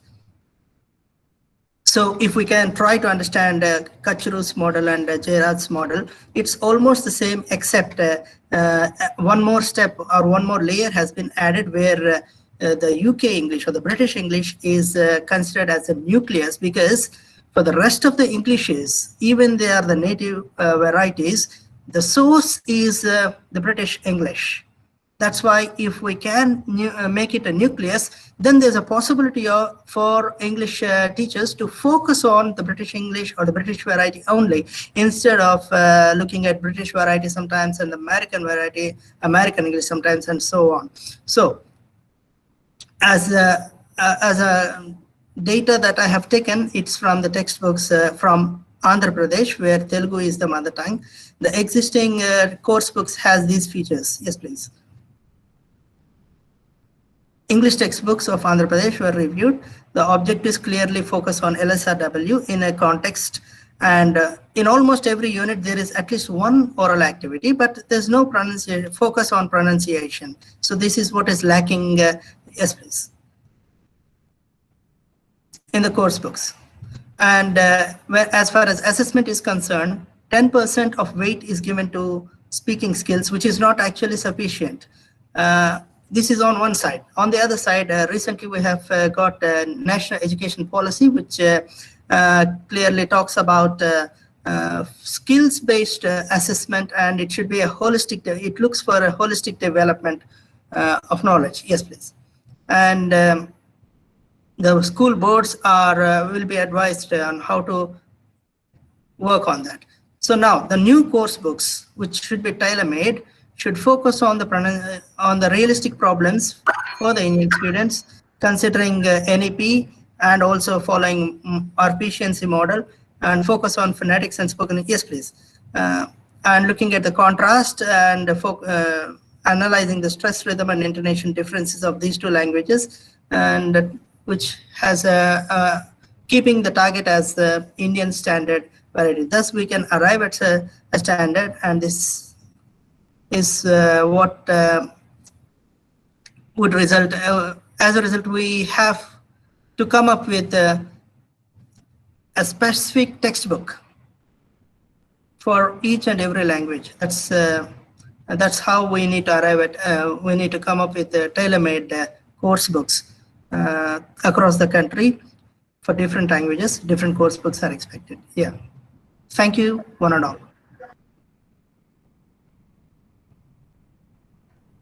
Jabiz Siam, for your lovely presentation.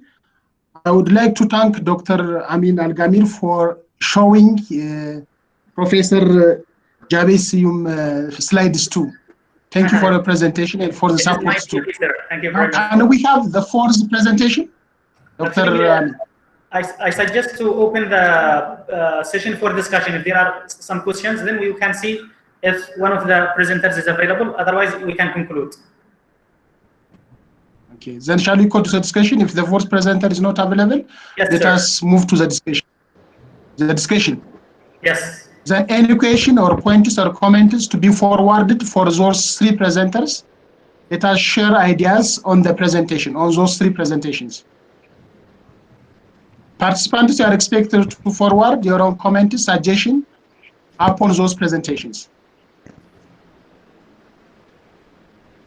Any comments?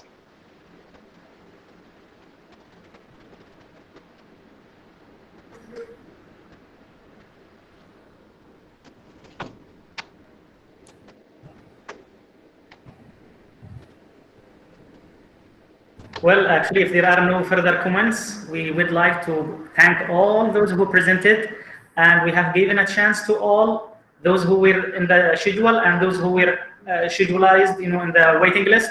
So with this, we come to the end of this wonderful session that have been chaired by a wonderful professor from Africa, the land of happiness and nice people, Professor Bikalu Antafu, and he has been with us. He has been very cooperative, very supportive. He answered from the first message that yes, I will come with you, I will be with you. And we are so sorry, sir, because the name here in Google Meet is different than your name. That's why we confused. We were searching for Professor Bikalu and we didn't see in the list. And we called, but maybe you couldn't manage to turn on the mic. So thank you so much, my dear professor. And we wish that our collaboration and coordination will continue as long as we are alive. Thank you, sir. Thank you, Professor or Dr. Amir, for inviting me to chair these sessions. Thank you all the participants and the presenters as well. Thank you very much. Thank you very for much. For inviting me as the chair. Yeah, it's a pleasure for us. Thank you very much. Thank you, Dr. Amir. Thank you, sir. So with this pre-final session, we will come to the final session in which I will be one of the presenters. I have put myself at the end as well as some of my team. So we would like to invite Professor Mursal Haidara to chair the session. Sir, are you available? Yeah, I'm there. Are you hearing me?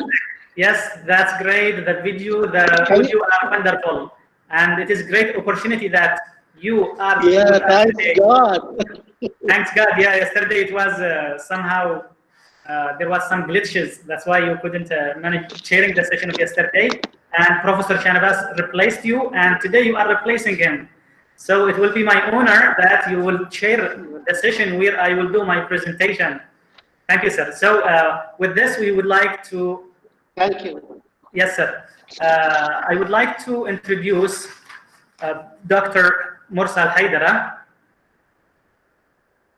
As long as yesterday there was another person assigned to introduce him. Dr. Haidara, he got his bachelor degree from EFL University in Yemen, that is in the middle of Yemen. And for his master's and PhD, he has got that from University of Madras in Chennai. And this is not a surprise. You can find out that a big number of Yemeni English professors are graduated from all around India. So Professor Haidara is a graduate from Madras University in Chennai, and he has been a teacher in the department where I am currently teaching, that is Department of English at the Faculty of Education at Thamar University in Yemen for 2 years. And he has been also an English literature lecturer at the Department of English, the Faculty of Education in Sana'a University, the capital of Yemen, from 2014 to 2016. And currently and presently, he is the director of the Language and Translation Center at Sabah University, which we call in English Shiba Region University in Marib, Yemen. He has a good number of publications to his credits, and he has participated in various national and international seminars and conferences like today and workshops. You are most welcome, dear sir, and you are going to chair the session. I hope that the list is with you. So, four presenters will be Professor Shanabas. He is already available on the dial. And Faisal An'am, I hope that he is available. Faisal? Yeah, I'm still alive, sir. Yes. Very fine, very fine. You are still alive until this time. But we have to make it a vibrant session because our audience, our participants are waiting from the morning. And me, Aminu Jamal, the third one. And we will have also Dr. Sajina Shukur, the fourth one. All the 4 people are available. So please come to the dais and Professor Mursal Haidara will chair the session. By the disruption that I have caused yesterday. Yes, sir. So we will start. Our, our first speaker. I think is Professor Shanapas, Professor and Head, Department of Linguistics, University of Kerala. He will give a presentation on the role of linguistics in ELT. Is Doctor available? Yes, he is available. And he is the boss of this department, in fact. He is the yes, head yes, of the he's the head. Yes. So now we are sharing Yeah, can you start, Doctor? Yes.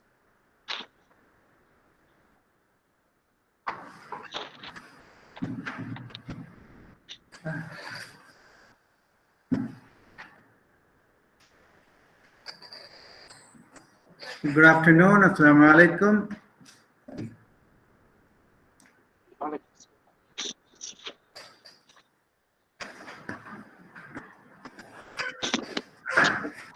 Thank you, Professor Mursal Adrei from Yemen, with chairing my session. I am presenting a topic titled The Role of Linguistics in Language Teaching. Let's go. Linguistics and applied linguistics argue that language teachers need to learn about the theories and research findings generated by linguists and applied linguistics. Language teachers should be aware of the principle of speech production and speech phonetic principle. Teachers should be aware of the principles of word formation in English or any language. They should be aware of such pattern as D or S alternation in words like evade or evasive, conclude or conclusive. Teachers should be aware of the certain phonetic placement regulation involving the suffixes written Y or etc. Then the question is, what linguistics does?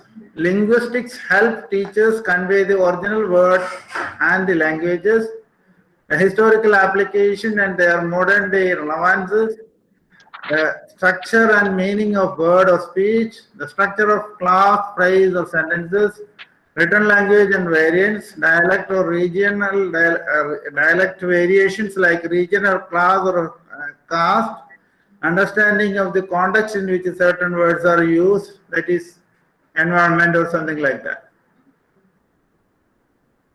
Then there is a concept called language change, understanding how language can change and how dialects vary in their phonological rules provide teachers with insight into the pronunciation pattern of learners in a classroom. Like we have a lot of language varieties for even English. We have American English, British English, African English, Arab English or something like that. Then explanation for the consistent difficulties that language students experience in speaking or something like that. Then we have a concept called sociolinguistic that teach language considering social-linguistic aspect. That means the sociology of linguistics or the linguistics of a society, non-standard dialect or sociolect. Then pragmatic means the aspects of language in a particular situation. The language teachers and applied linguists, language teachers are often called applied linguists. Language and education, which include both first and second language acquisition or language learning or language teaching. Also on aspects of language impairment such as dyslexia, dysgraphia, and so many things. What do applied linguists do? Developing theories and models, mediating and implementing that theories to make useful for a language teacher, analyzing language for pedagogical application, carrying out research into learning and teaching. There are concepts like behaviorism and structuralism. Behaviorism is deeply affected on American linguistics of that time. What resulted was a type of linguistics known as structural linguistics. Structural linguists believed that the best way to master a new language was through repetitive practice with various language structures or sentence patterns. Learning a language required the learner to form speaking habit that conformed to the structure of the target language. The native language and the target language have a separate linguistic system. Maybe SV or SOV or something like that. That means verb initial, verb final or verb medial or something like that. Both should be kept apart so that the student's native language interferes as little as possible with the student's attempt to acquire the target language. The major objective of language teaching should be for students to attain the structural pattern, that is phonetic structure of word. How a word is formed and what are the phonotactic structure, formation of lexical item, how a word is formed, how the derivation of a particular form is lexical item is for example, boy, boys, monkey, monkeys, or something like that, where some formation pattern is different. Formation and constituents of sentence or something like that. Then formalize and learn vocabulary afterwards. Then the concept of speech is more basic to language than the written form. So to master a language, one has to speak more than to write the thing. A natural order, the order children follow when learning their native language. Skill acquisition is listening, speaking, reading, and writing. Then here, the concept of theoretical linguistics seeks to study the nature of human language and how it is represented in adult native speakers' knowledge. Linguistic theory aims to explain the nature of human language in terms of basic underlying principles, like what is the structure of a word, morphological structure, the phrase structure, or the sentence structure, as like Chomsky has given. S is equal to NP plus VP or something like that or something like that. Linguists study and describe the structure of natural languages in order to gain the better understanding of those principles. 4 areas of linguistic theory are phonetics and phonology, where they study the sound pattern, sound system, sound pattern, and sound structure. Then morphology, the study of word structure and its connections with the sound and sentence structure. That means word formation, inflection, and derivation. Then we have got syntax and semantics, the study of sentence structure and how it constrains meaning and interpretation. Then we have languages acquisition, the historical linguistics, and language change, and so many things. Then language acquisition usually refers to the gradual development of ability in a language by using it naturally in communicative situations. Language acquisition is concerned with how the child acquires knowledge of language through input from the environment. Noam Chomsky suggested that language is an innate faculty, that is to say that men are born with a set of rules about the language in their minds, which they refer to as the universal language. Universal grammar is the basis upon which all human languages build. One be able to study language and determine the rules based on the patterns he hears and the patterns of the language. Then theories of language acquisition, child language acquisition are so many theories we know behaviorist theory, inert hypothesis, social interaction, communicative approach, and so many things. Then, considering which language, linguistic knowledge, which areas of linguistic knowledge is robust and which is fragile. Differences between L1 acquisition and L2 acquisition. Differences in the nature of linguistic knowledge. One language has one type of knowledge and the other language has the other type of knowledge. How to formulate, for example, inflection language is different from isolative language. Isolative language is different from agglutinative language, and it goes like that. Then the question is about grammar. Is a device for generating sentences. That is what Chomsky says. Grammar is the art of writing a language. A language can be broken down into clear classes or categories. System of analyzing language by categories. It tries to apply the analysis of the structure were called grammars. Then there are some categories of grammar like prescriptive grammar, descriptive grammar. Prescriptive grammar is thinking about language as a incorrect or correct, as good or bad or something like that. Descriptive grammar is concerned about the describing the understanding the linguistic behavior community without judging whether it is a right or not. Correct grammar of not or not, something like that. Then there is a concept called generative grammar, communicative grammar, pedagogical grammar, readjoining grammar. There are so many grammar formalism which discusses various aspects of grammar of language. And as we have seen, there are levels called the phonetic level or phonological level, the lexical level, morphological level, syntactic level, semantic level, and pragmatic level, then discourse level, and goes like that. There are so many levels linguists identify based on the levels.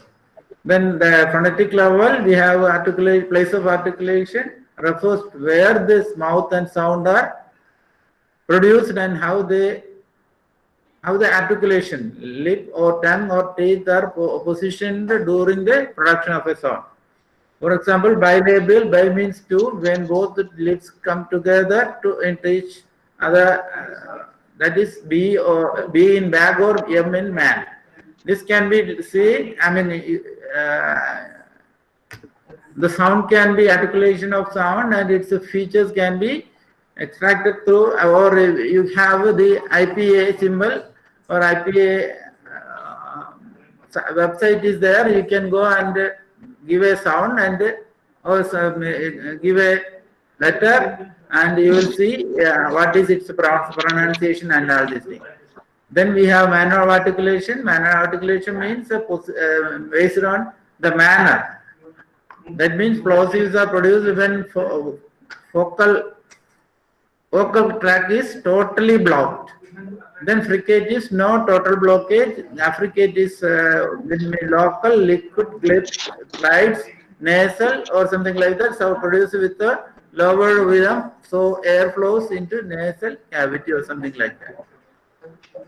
Then there is the concept of morphology, the study of word and how they are composed is called morphology. Morphemes are the smallest grammatical unit, independent unit of the meaning. That means is and am are two forms of the same concept be. So is and are, am, are forms of the same be or something like that. That once you familiarize the concept, then it will be very easy for you. Then the syntactic functions, something like a subject, object, verb. That means verb in final position. Then some language will be, for example, English will be subject, verb, object, or something like that. Subject is the word that performs the function. Object is the word. These are the classical definition of something like that. Then we have recent developments like communicative language learning, corpus-based language learning, where we have at least seen some of the papers earlier. Now I am just concluding. The dual relationship between linguistics and language teaching is important for language pedagogy. continuing developments in linguistic theory and language teaching theory, as well as the constant changes in the language itself, demand the permanent study of language and the relation between linguistic theory and the language teaching or language pedagogy. Thank you so much.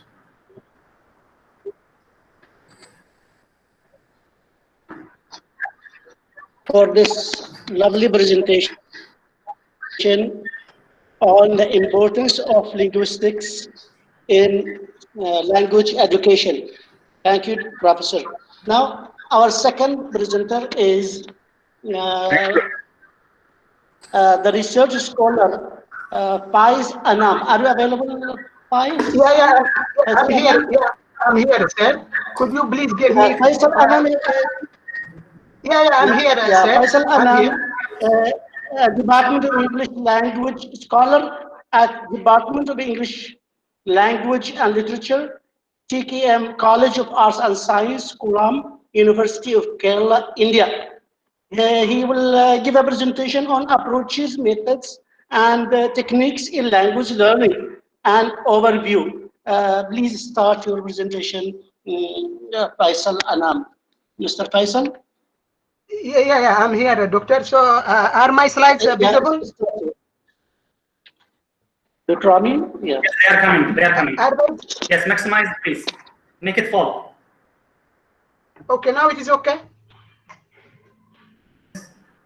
Yes, go on, please. Okay, I'm audible.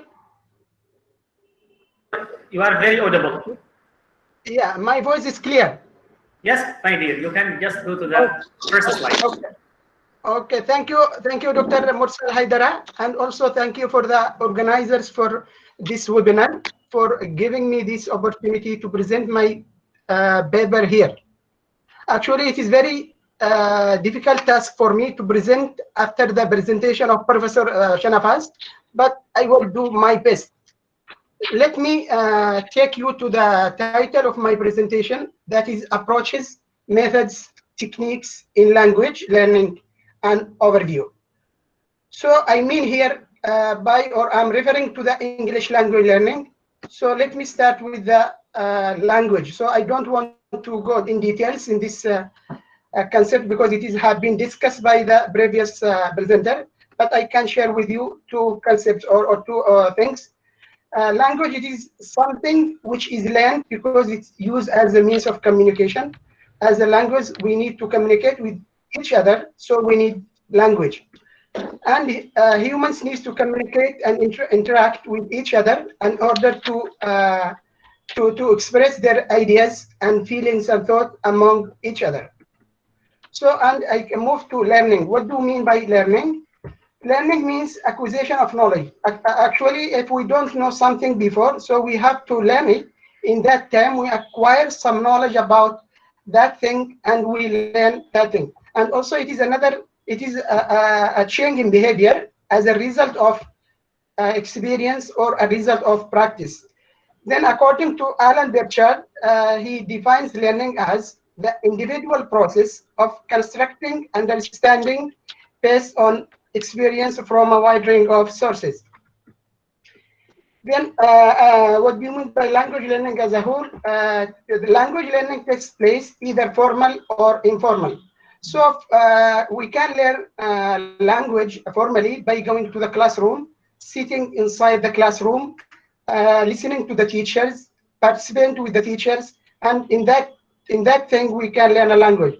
And in another side, we can learn a language informally in the community, with the conversation with the community, speaking with people outside the classroom, and also we can learn the language inside our home by following or watching TV, following movies. Then the language learning will be occur if the learners feel security for the learning process. For example, if the learners go to the classroom and feel very comfortable with the teacher, and the teacher motivate and encourage him, so definitely he will learn the language, and vice versa. Then what is the purpose of language learning? Is to learn how to use the language to communicate in the right way. Then we can come to approach. and approach, it is a set of principles, beliefs, and ideas about the nature of language, about the nature of learning, or about the nature of teaching that is translated in the classroom. And also it is a theoretical view of what language is and how it can be learned. As we know, we have many examples of approaches, but according to the limitation of time, I'm going to give a little bit about, or briefly about, two approaches, that structural approach and functional communicative approach. So a structural approach, it is considered learning language as it is in focusing on grammar and syntax to learn a language. So it means it produces a lot of sentences. Then in that sentences, learning language can be happen. Then focus on rules memorization. The structural approach, he emphasized on memorize the rules and grammar to achieve a high level of proficiency in a language. Speaking and listening skills are also emphasized and focused through the structural approach. Then functional communicative approach, it is emphasizing on spoken language over written language. Consider that language is a way of communication, not as a set of grammar rules as we discussed in the structural approach. Then we come to the method. So we mean by method, it's a systematic way of doing something, or we can say that method is the application of theories that introduced by the approach, and that application, or it is applied inside the classroom according to many steps. And also method, it is detailed steps and procedures followed by the learners in language learning. We have also many methods, and I will discuss briefly also for four or five methods. So I can start with grammar translation method. So at the time of teaching or at the time of learning, so the grammar translation method, it is focusing on the mother tongue. So it ignores the target language, and they give much importance for the mother tongue in order to achieve learning or teaching. At the same time, learner inside the classroom at the time of using grammar translation method inside the classroom, learner is passive. He didn't get, or he doesn't get a chance or the opportunity to practice, to express his idea and feelings and participate in the classroom. Only he is sitting inside the classroom, listening to the teachers, and also apply the orders that coming from the teachers. Then vocabulary and grammar are emphasized also. Reading and writing skills are the primary skills that students depend on, whether the other skills are neglected and ignored in the grammar translation method. Direct method also there is, and also by the way, I would like to mention here a direct method. What I have got it from this webinar yesterday. One presenting tell some information about that. He summarized that. He said direct method means using English or teaching English by English. So it means no chance for using the mother tongue. Only they focus on the target language. The students are very active because they have the opportunity to communicate their skills and also to practice and to participate. So their communication skills will be developed. Then oral communication skills are built up in a carefully grade. That it is the purpose of direct method. Then the audio-lingual method that gives a great importance. It is attached to pronunciation. Very little use of the mother tongue by the teachers only inside the classroom. Maybe he sometimes not familiar with the students themselves inside the classroom. So in this situation, the teachers, they have to, or not, they are going to use the mother tongue to convey the meaning to the students, and they can understand easily. Then we have the silent way method, that teacher silence encourages students to produce as much as language as possible, because the role of the teacher in this method is as a facilitator of the learning process. Then the role of the students will be active. Then they talk a lot and they participate Learning also in this method is facilitated if the learner discovers or creates rather than remembers and repeats. So here the students depends on their creation and their discovery to learn the language rather than remembers and repetition is there. Learning also is facilitated by accompanying physical objects coming to the class with the real physical objects. Then the meaning of that thing or the vocabulary will stay longer in the mind of the students by watching to the, okay, I'm going to finish. Then techniques. So what do you mean by techniques? Various activities done by teachers or students in the classroom. Technique also is something that actually takes place in language teaching or learning in the classroom. Then I come to conclusion. Approach. What conclusion is a set of assumptions dealing with the nature of the language and the nature of the teaching, the nature of learning. Whether approach, it is an method, an overall plan for systematic presentation of language based upon a selected approach. Then techniques, it is specific activities used in the classroom that are consistent with the method and therefore in harmony with an approach. So in this diagram we see here, that's approach, that the big part, and the other one is method, and the last small one is techniques. Thank you so much for listening, and thank you. Informative presentation. Now it is time to introduce Dr. Amin Al-Gamal.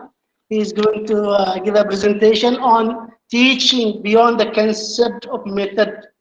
Dr. Amin, are you available? Dr. Amin, yeah, make your I should not be missing. Thank you, sir. Thank you very much. It's myself, Amin Ali Al-Gamal. I am an English teacher in the English language department at Faculty of Education, Thamar University in Yemen. And I have completed my PhD in linguistics, specifically in phonology and English language teaching at the University of Kerala. And my master's and bachelor were from King Abdulaziz University in Jeddah, KSA. So I will go directly to my topic. My topic has been already discussed, which means that my presentation is over. I will not make it long because all the people are speaking about the methods, and now we are going also to speak about beyond the concept of method. We need up-to-date teachers. And you know what happened in the beginning of 2020 when the schools were closed and universities, they were closed. No one has opened even online.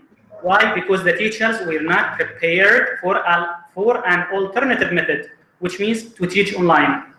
So the most influential and widespread method was using the WhatsApp. Why WhatsApp? Because we are familiar with that WhatsApp. I myself, in the beginning of 2020, I was suffering with Zoom, Google Meet, Google Classrooms, and all these online teaching tools and mediums.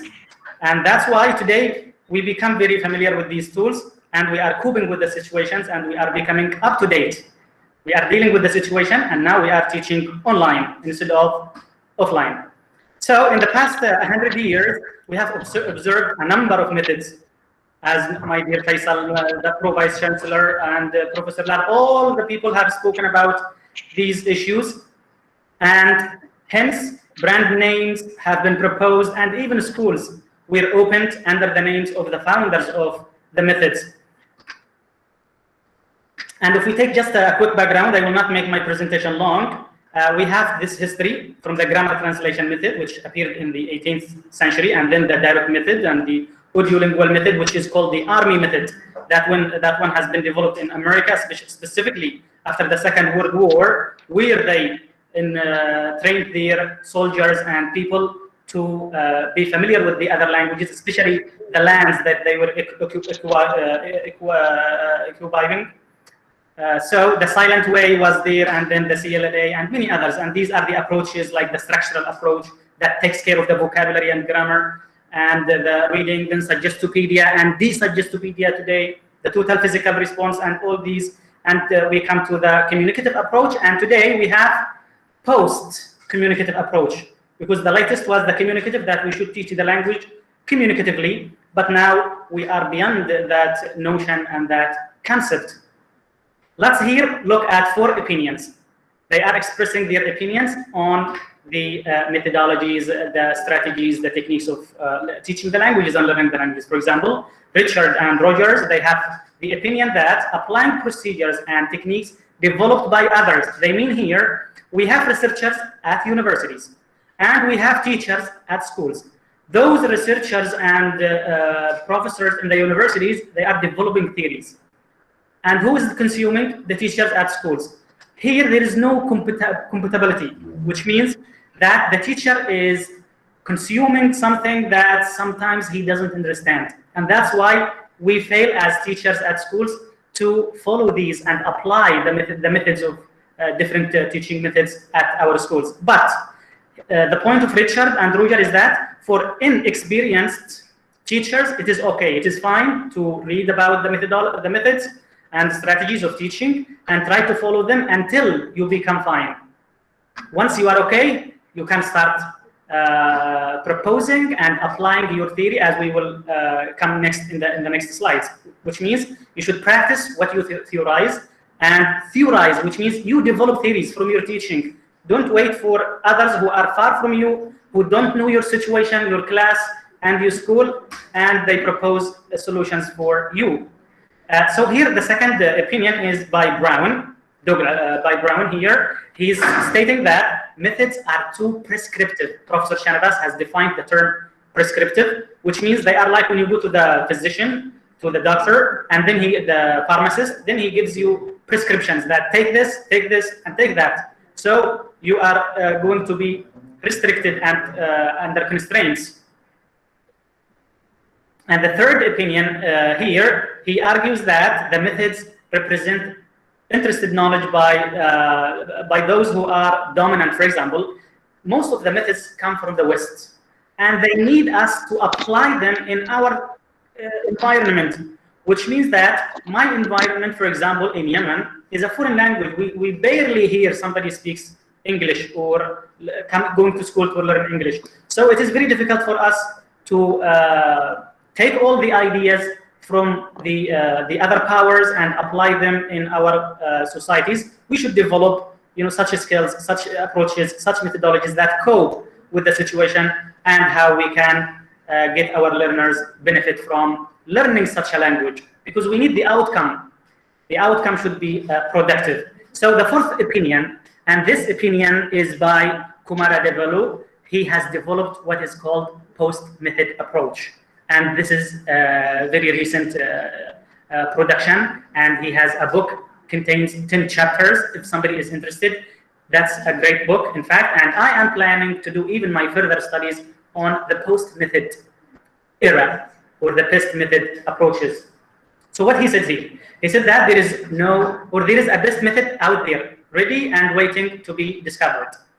There are other methods, they need somebody to discover them. For example, now, in the situation of 2020, we are not using most of our traditional approaches and even tools. The chalk, the whiteboard, even the whiteboard that has been introduced lately after the blackboard, now it is not anymore used.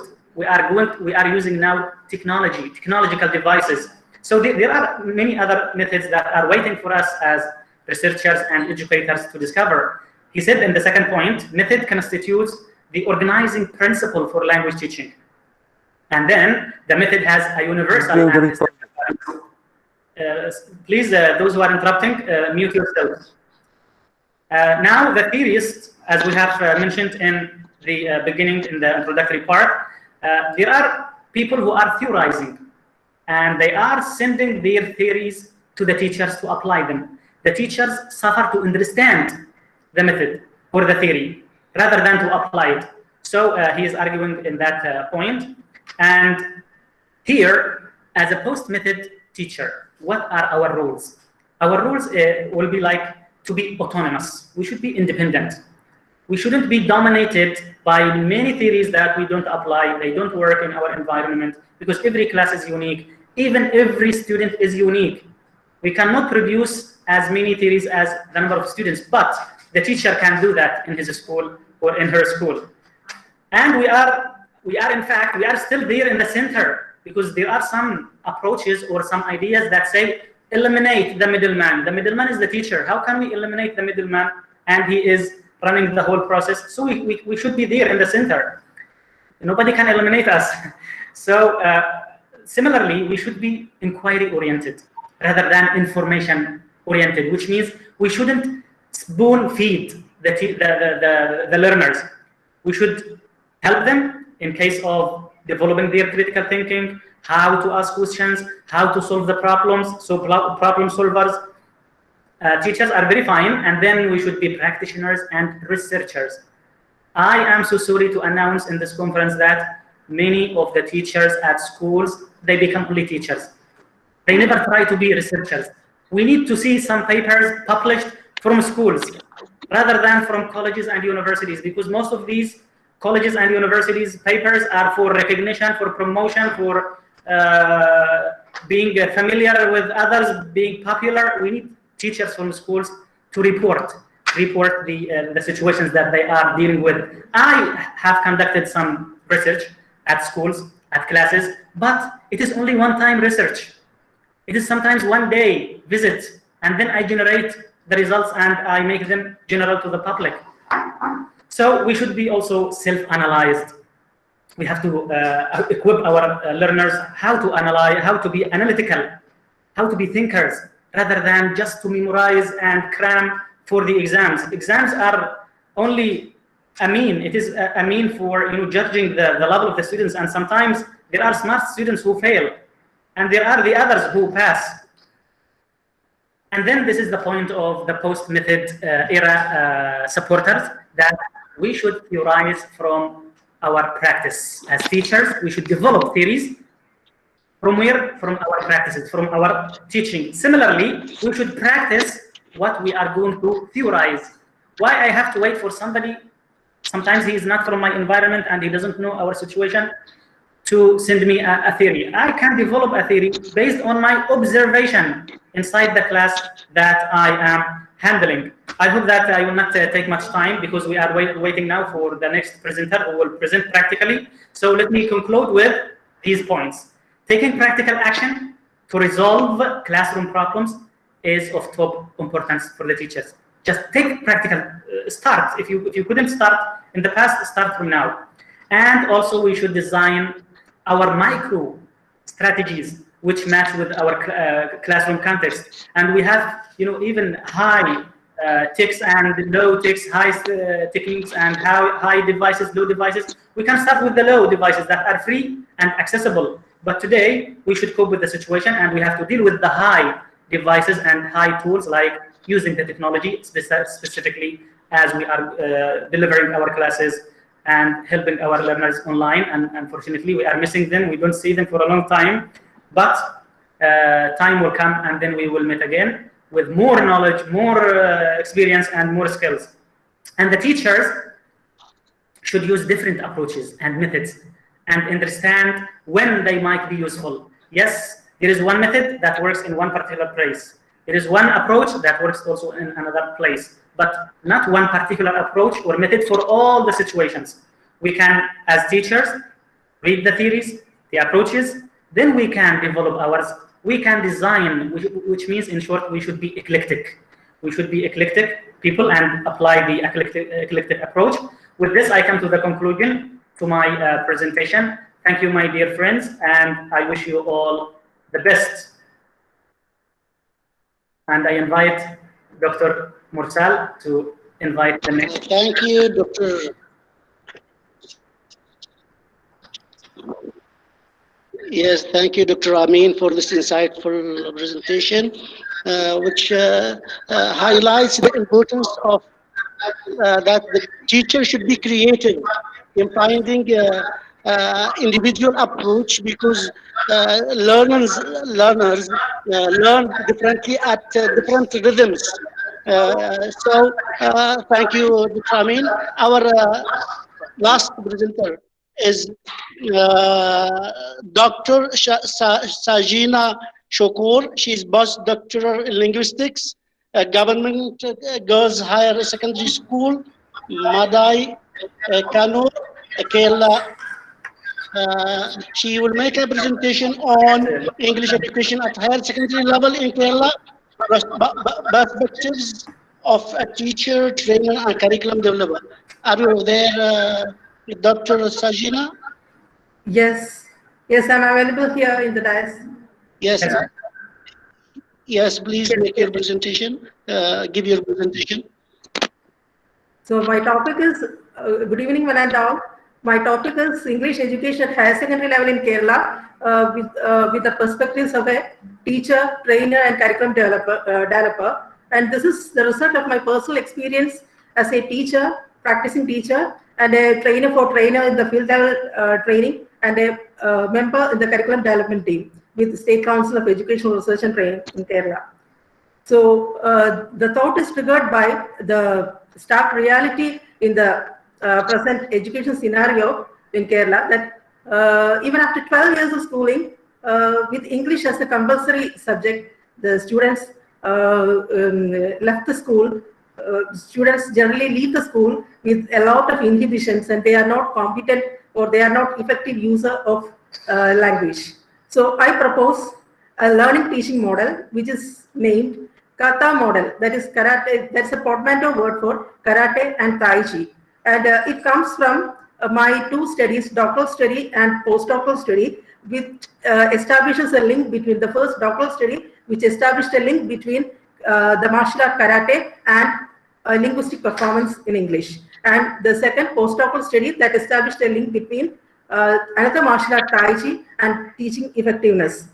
So because of the time constraint, I think I should do some demo, some 2 or 3 techniques I have used. I really I have done a case study with this karate and tai chi on an experimental group, and it was successful. And in the end, the results were that it improved karate training to the learners, improved their 4 basic skills, LSRW, and the 42 form Tai Chi, that martial art, when it was given as a positive intervention to the practicing teachers, they have improved to a considerable amount in their teaching efficacy and linguistic competency. So I would, as requested by Dr. Amin, I would go for a demonstration of some techniques, which I have incorporated in my method. Okay, with your kind permission, let me. Yes. Okay, now Dr. Sajina will present her topic practically. She will demonstrate how she conducted her research, and I hope that you will entertain. I will just move the camera. She is here, and she will be acting practically on her topic.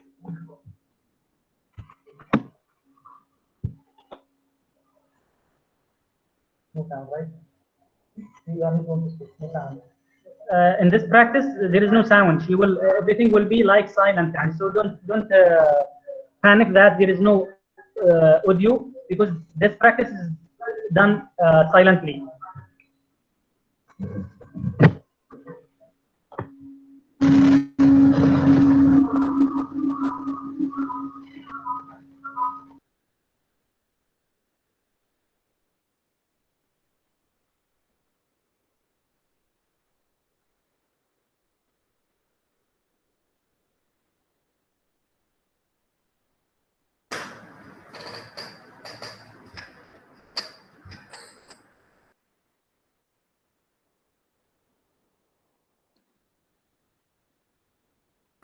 The first one was karate. The first act was karate. Now she will go to Tai Chi.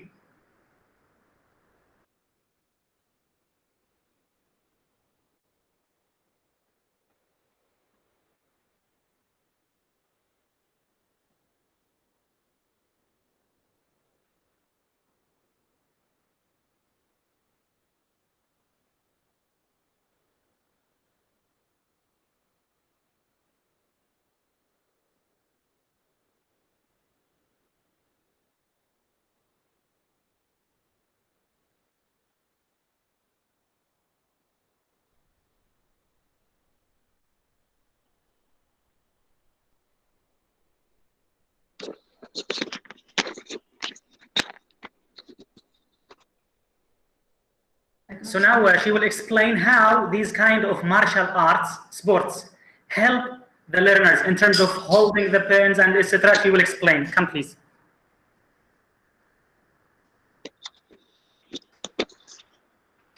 Because of the time constraint and space constraint, I could not demonstrate fully what I have given to the students and the teachers.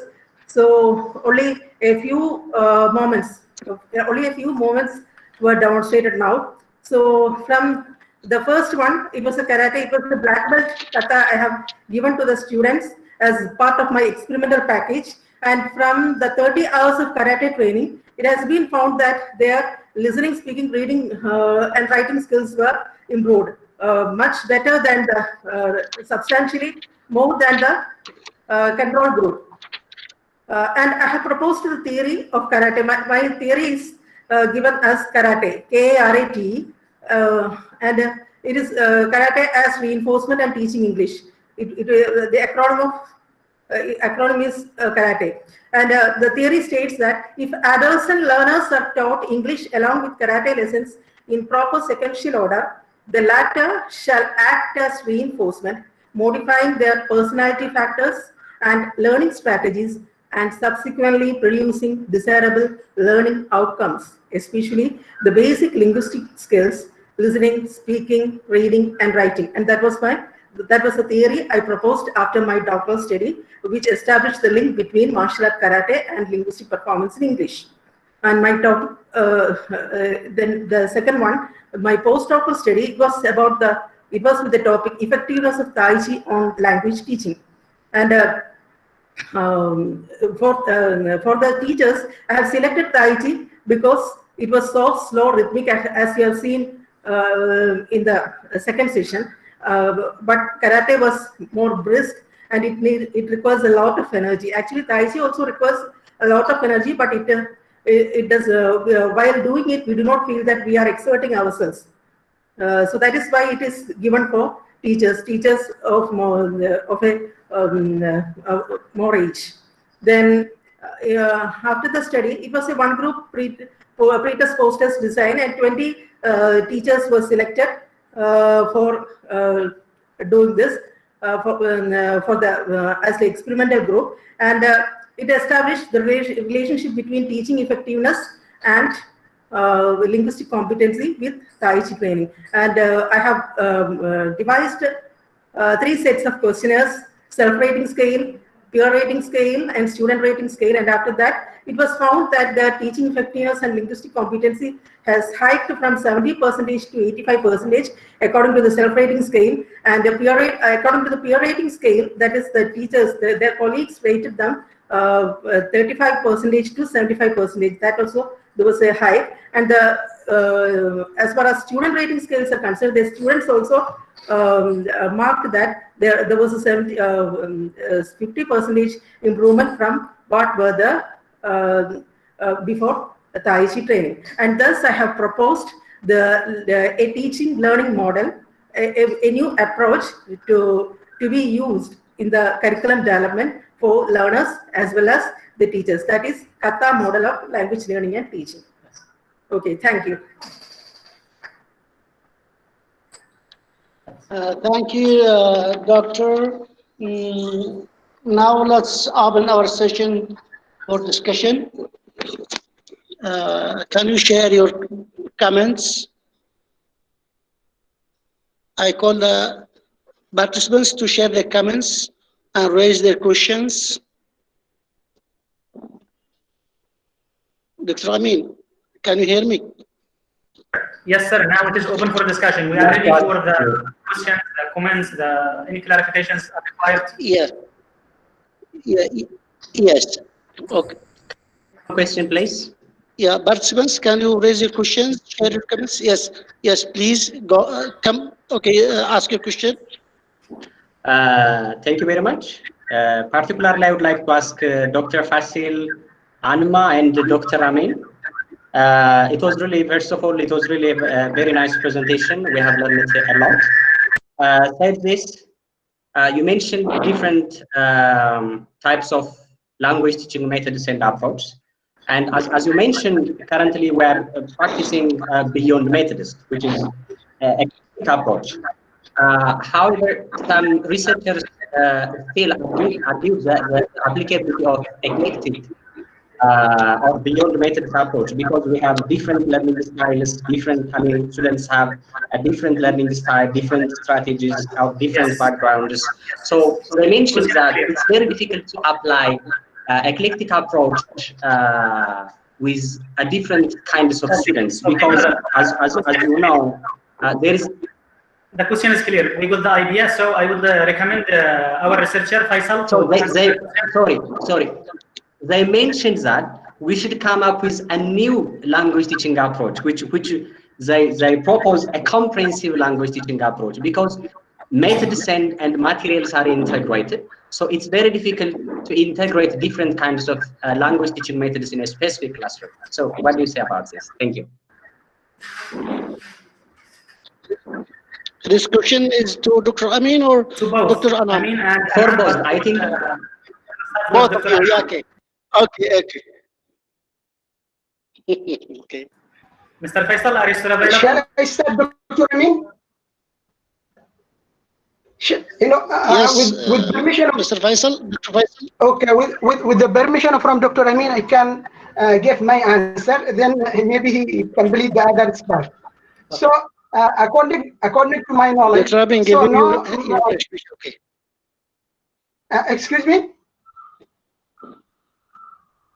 Yeah, is that no, okay? I'm asking Dr. Amin to give you his permission. Yeah. Okay. Okay, that's it. Thank you, doctor. So actually, according to my knowledge, there is no method superior for the other, and it depends on the teacher, and also depends on the lesson and the text he is going to teach. So I mean, for some teachers prefer to use grammar translation method, and we don't consider that grammar translation method is a bad method. So I mean, depends on the situation of the learners when they are, and also depends on the lesson, and according to the need of the teacher, how can he convey the message without disturbing the learners, or without the disturbing for the language skills. That is from my side. Then the other side I will give to Dr. Amin to continue. Thank you. Yeah, so actually, much. it is. You are right. Actually, Dr. Amin. Yeah, Dr. Mursal is right. You should take. Actually, it is Dr. Amin who raised the question. Yeah. Well, for the need of different method.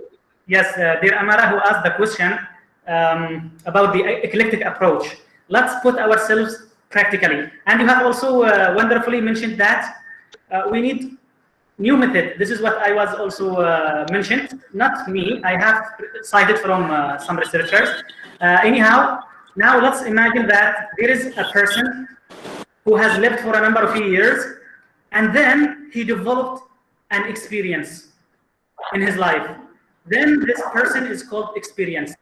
He is experienced. He never repeats the mistakes, the errors, the problems, unless they happen accidentally. This is the teacher.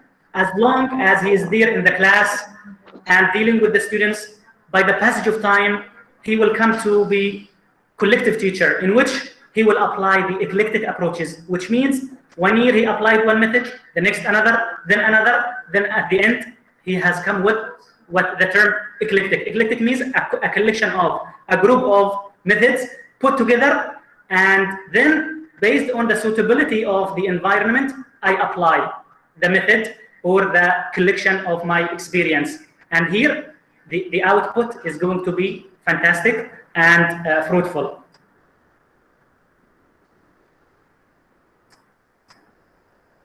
Dr. Mursal, you are muted. Unmute yourself, please. Our chair. Are there any further questions to be asked or comments to be shared?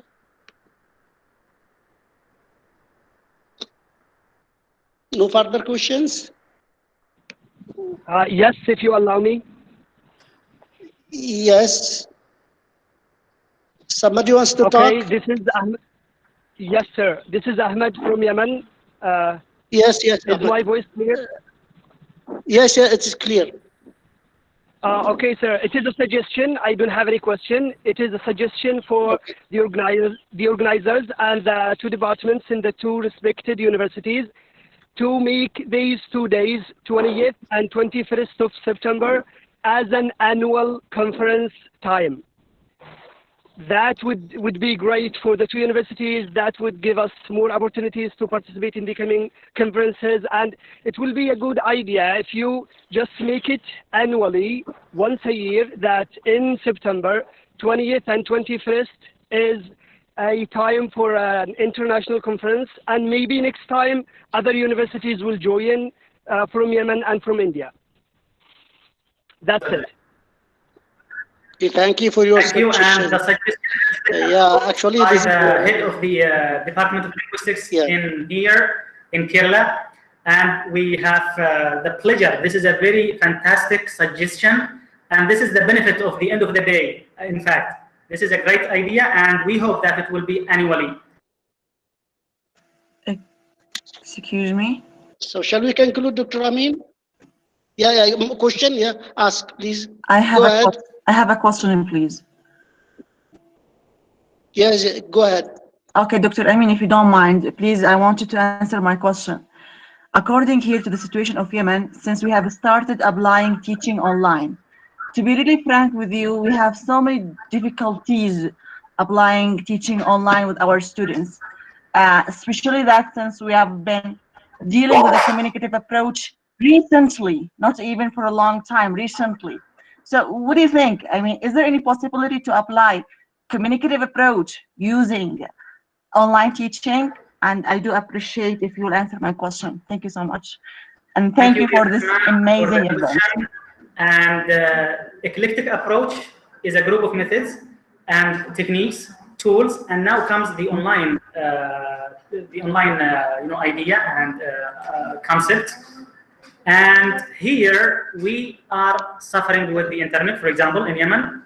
That's why we're not conducting our classes based on Zoom, which are heavy, applications and some other similar tools. That's why I can observe that most of the teachers, those who managed to do it online or to conduct classes online, they are using the WhatsApp groups. This is the most familiar app in Yemen available today, but we are looking forward to teachers who are using other apps, like for example Google Classroom, which have interactive, platform in which you can even generate the results of the students at the same time, give them the homework, assignments, everything through one place. But I do understand the situation in Yemen, specifically with the internet and with the present, dilemma that it is going on through now. But let's pray, let's hope that the future will be brighter. As far as the eclectic approach is concerned, yes, we now online teaching becomes part of the process. Thank you so much, and I'm really happy to join you. Thank you so much. You are welcome. Okay, thank you. Any further questions?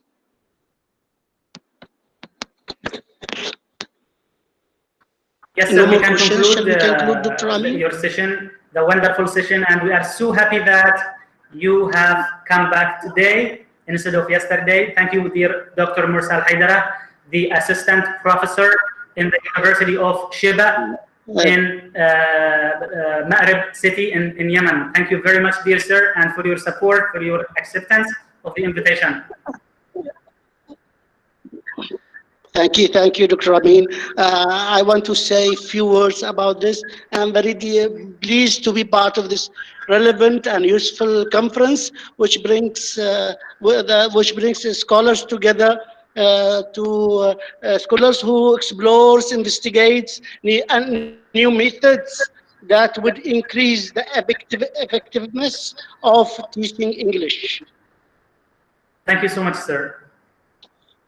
And we hope that all the participants have learned from the different approaches that have been presented, different people from different countries on different topics.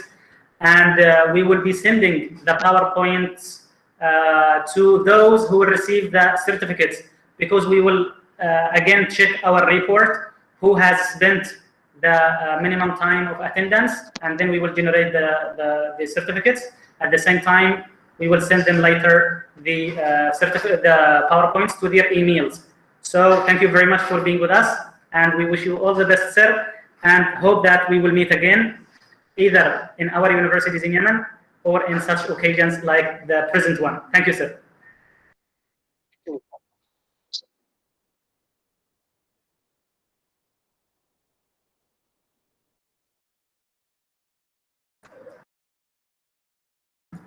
Well, with the permission of our wonderful audience, we still have two of our team to present their papers in 10 minutes, 5 minutes each. So please be with us. Then we will have the final word after 10 minutes.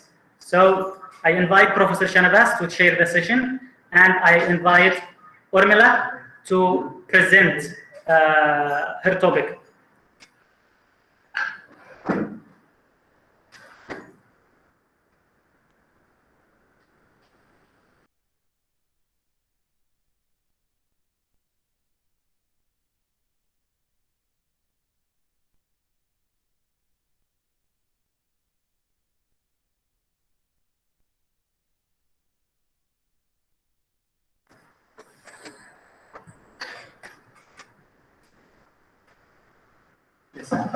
Good afternoon. This is the last session, technical session of this seminar. We have only two papers. We have with us two team members. They are teachers of English at a prestigious college in Trivandrum called His Highness the Maharaja College. It is a around 200 years old college. It's one of the biggest college in the Trivandrum where I studied my graduation. I'm so fascinated about that college. Here we have the first paper presentation by Urmila K, and her title is Teaching English at the Territory Level, Importance of Need-Based Analysis in the Syllabus Preparation. Here is Urmila. No, not now. You can present orally. You can present orally. Okay. You should have told us earlier.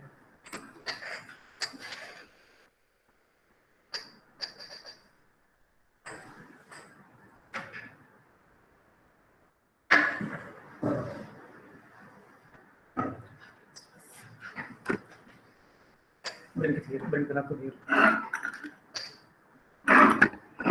Yes.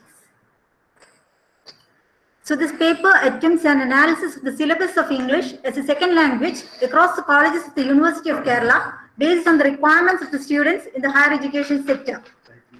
Now, the goals of teaching English as framed by the National Curriculum Framework 2005 states that the goals of teaching English in India are twofold. One is acquiring a basic proficiency, as in the case of the mother tongue, and developing language into an instrument for abstract thought and knowledge acquisition. Now, a brief overview of teaching of English in Kerala. The education system in Kerala is in the pattern of 4+3+3+2+3, where you have the lower primary from first to fourth standards, upper primary from 5th to 7th, secondary from 8th to 10th, and higher secondary from 11th to 12th. English is English learning or English teaching. It starts from the first standard onwards.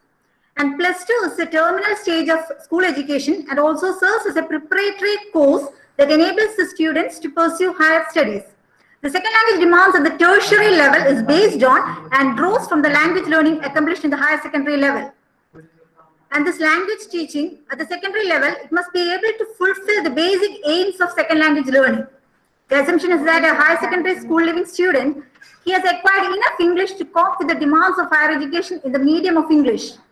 He will be required to listen to lectures delivered in English, take notes, read and comprehend subject matter from books, write assignments, examinations, etc. in this medium. Obviously, there is a heavy demand on his ability to use English. In addition to all this, India being a multilingual country, English is required to play the role of a lingua franca in the context of interstate movement and communication.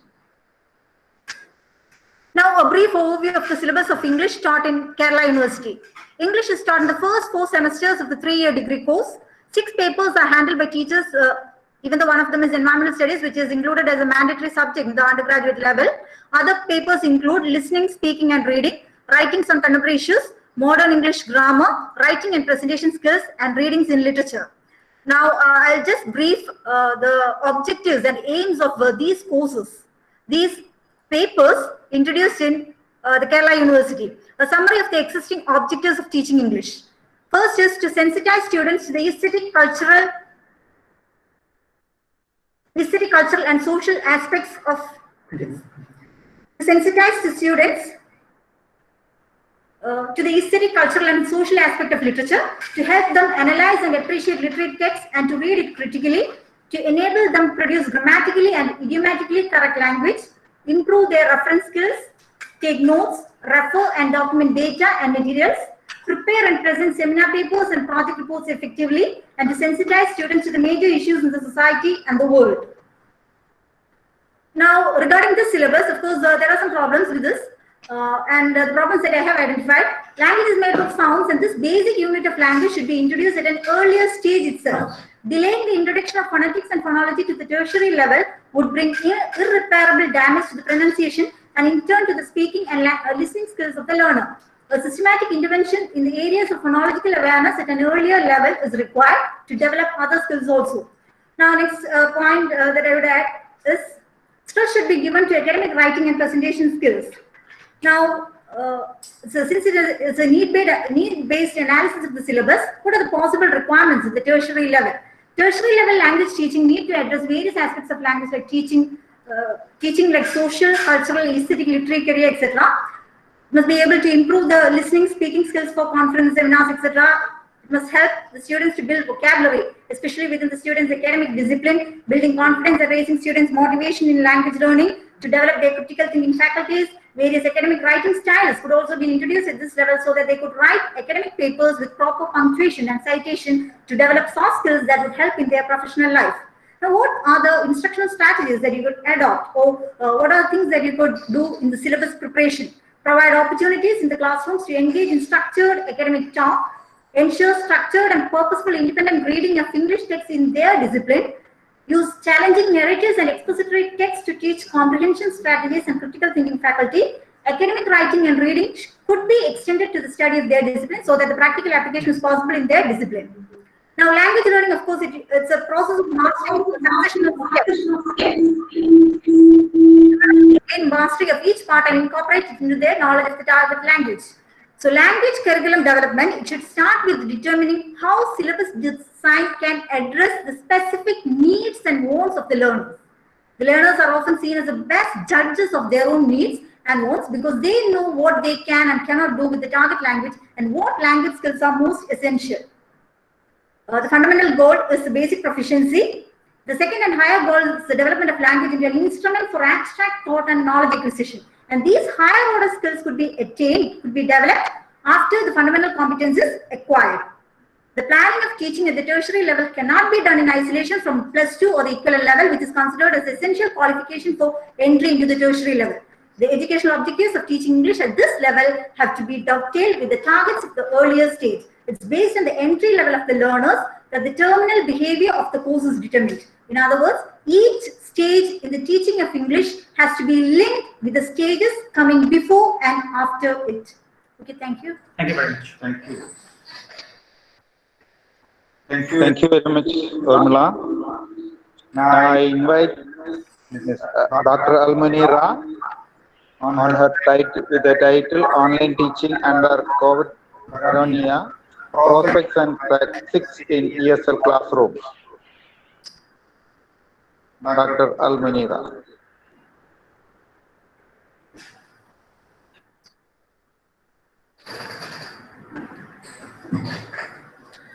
Good evening. I'll be dealing with the topic online teaching under COVID paranoia, prospects and practice in ESL classrooms. So the background of the study is this. COVID-19 has significantly disrupted the world. Education amidst COVID paranoia embarrassed teachers, learners, and parents in the initial stages. Gradually, teachers equipped themselves with the new gadgets and make use of the possibilities of online teaching. Now, the learners and teachers across the world are flaunting with their latest mobile handsets and laptops, seeking novel ways to reach new horizons of knowledge. This paper attempts to trace the trepidations of language teachers for online teaching in the beginning stage and how the new possibilities can be exploited in ESL classrooms. Due to time constraint, I'll be summing up my paper. So we are talking about online teaching and learning, but while we talk about this online classes, there are two kinds of online classes. One is courses particularly designed for online purposes itself, but now we are talking actually about the online classes in which the conventional classrooms which had to adapt new ways of learning on digital platforms. So here we have a difficulty that our syllabus is not suited for online classes exactly. Conventional classrooms were suddenly shifted to adapt new ways. And the key benefits of online teaching are the increased flexibility of time. That is, it is somewhat beyond space as we do it now here. And there is increased flexibility of time also. Then increased flexibility of location. Then information sharing happens easily. And as we are in this online mode, we make use of maximum online resources. These are the key benefits. Sorry. So at the same time, there are some key restrictions because here we can see a child sitting with her mobile handset in her, but there is a lack of internet connection, and there may be some inability to use technology, some lack of access to technology, etc. And there is one more problem is there. The major problem that I found is that information overload and isolation. That is, children are being isolated, as Preeta has presented in the morning session. That is, children they were enjoying their classes earlier. Now they feel isolated, and there is one problem with teachers also. Information is overloaded. We can have lot of information from that is our Google and all those things. Whenever we want to teach a particular portion, as lot of information is available, teachers are overloading with information and the students are baffled which one to be selected and which one to be neglected and like that. So information overload is also there, and we have to restrict this information. Then we have to relate it with second language learning. Second language learning, when we speak about this, that is, this also happens at two different levels. I believe that all of us are familiar with Krashen's acquisition learning hypothesis and all those things. So sometimes we say that mother tongue is being acquired and the second language is being taught. So here we know that, but it's sure that second language learning also happens at two different levels. One is formal, that is planned as and systematic in classroom-based learning, and at the same time, second language learning also happens informally. That is, incidental instances in which the language is being picked up. Then there are a number of L2 learning theories reflecting the fact that the field of ELT continues to develop and flourish. But no single theoretical position has achieved dominance, and new theoretical orientations continue to appear, and we incline towards a pluralist view of L2 theorizing. That is, in the morning sessions and in the recent presentation, Dr. Amin also focused on such kind of L2 learning theories. Then language learning involves the interplay between cognitive capacities and social experiences. This is actually a quote from Douglas Fir group. I'm not reading the text completely, but I would like to focus one particular thing, that there are three levels. That is the micro level, the meso level, and the macro level structures that influence language acquisition. Then Douglas Fir group, that is that also I'm skipping. Then language teaching through online. That is, with the classes moving online, there is a need to develop new activities and creative tasks which will develop a greater desire to learn English, to engage the learners online. The teachers need to rethink the way they teach when it goes online. It is not fair just to move the face-to-face teaching over to an online platform, but redesigning the classes to fit into the online requirements. Online requirements demands homework and peer reviews. So I think today, that is the 2-day webinar has helped us a great deal in that is for peer review and getting new information for this thing. So the aims and objectives that is of this paper actually is to introduce the theoretical orientations on language learning, which seem currently most productive and interesting, and to familiarize the recent proposals for a more integrative approach to L2 theorizing. Then theoretical and methodological advances which pay greater attention to internet-based language learning. So due to time constraint, I'll be focusing only on one thing, that is MOGUL, that is MOGUL, that's the acronym for Modular Online Growth and Use of Language. It is proposed by Sharwood Smith and John Truscott. And the basic view of MOGUL regarding language learning, whether it is L1 or L2, is usage-based theories, and there is no requirement for any distinctive language acquisition device. So it is somewhat in opposition to Chomsky's UG, but that is as according to them. But as far as the development is concerned, it shows a clear commitment to acquisition by processing theory, that is usage-based language learning process. That is what they focus. So it is Marsden, Mitchell, and Miles. I think you are all familiar with that. Is when we talk about language learning, we talk about the 3 R's: reading, writing, and rhetoric. Like that. Then when we think about this language learning theories, we have 3 M's. They are Marsden, Mitchell, and Miles. That is, one is a cognitive linguist, and the other one is a pure linguist, and one an educationalist.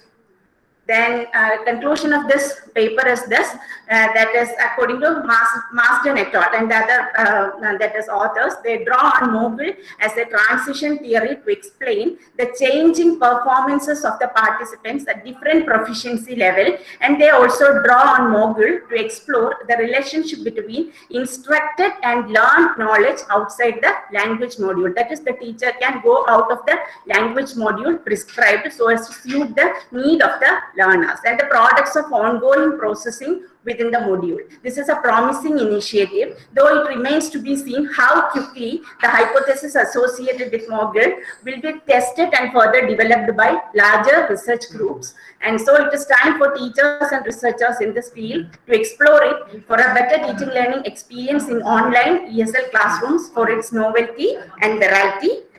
Due to time constraint, I had to cut short some of the areas of my paper. Anyway, thank you for being with us. Thank you.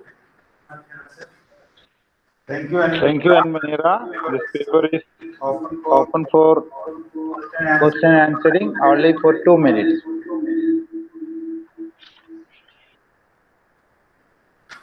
Anybody?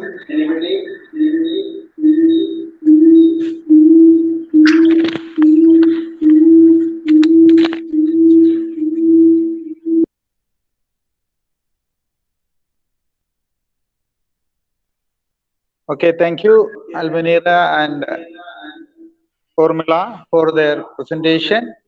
Now the technical session is over. Now we are going to the conclusion session. And we have with us a book release also.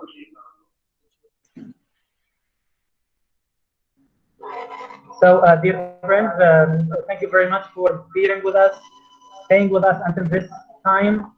And now we will have the book release, the book that has been published lately in the Department of Linguistics, in which Professor Shanabas and me, myself, Amina Jamal, Dr. Sajina, and also Mr. Isa Ali, they were the editors of that book. I will share the book now. And 9 researchers and educators, they have contributed in that volume, in which they presented their papers in the conference that took place last year, specifically in January 15th and 17th, 2019. And the topic of that conference, it was an international conference, but not like this one, it was offline. The topic of that conference was the relation between stylistics and linguistics. And we have got one presenter today who presented before me, Mr. Faisal An'am. He is one of the authors in that particular book. This is the cover of the book, as you can see, the relation between stylistics and linguistics, published by the Department of Linguistics, University of Kerala. And this is the back cover of the book with international serial number. And these are the papers that have been presented in the conference. The conference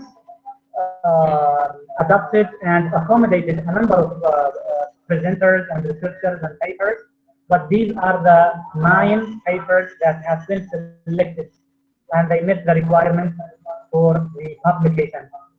So with this, we come to the end of the session of the book release. Shanabas sir, he would like to say something now. He will speak for some time. Yeah, he's available. You can call her.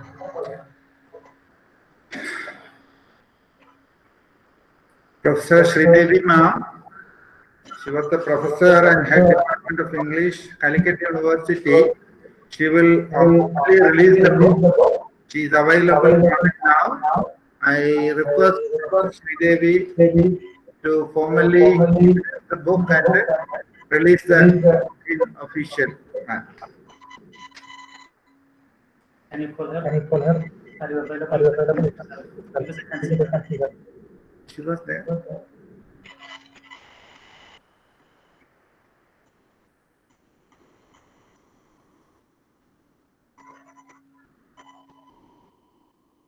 Call her here online. Call her online. Maybe she's there. Professor Sridevi.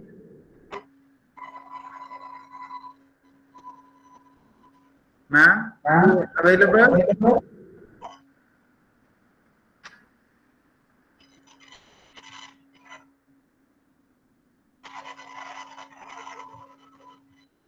Otherwise, you can. Well, we have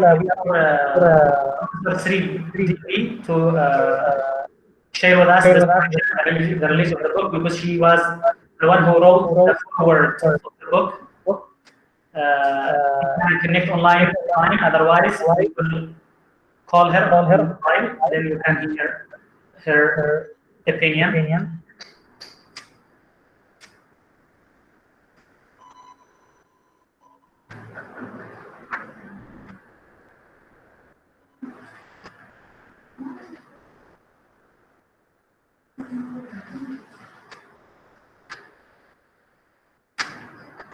She answers, you can open the microphone, and that's it, because I can't see her here. Ma'am, You can.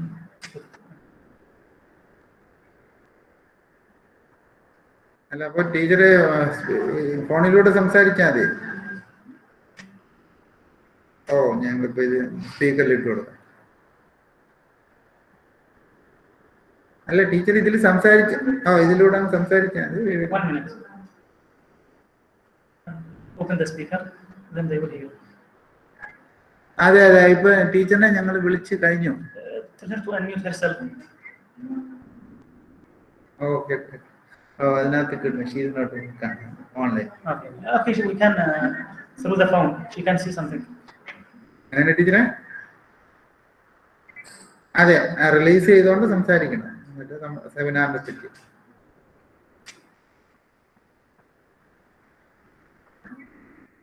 അതെ അതെ. I need to see the speaker. Yes, hello ma'am, you can speak. Turn on this one. You can speak, ma'am, and the audience will hear. It is on. Yes. Now, Sridevi ma'am, she will speak about some words about the book that I will also share again.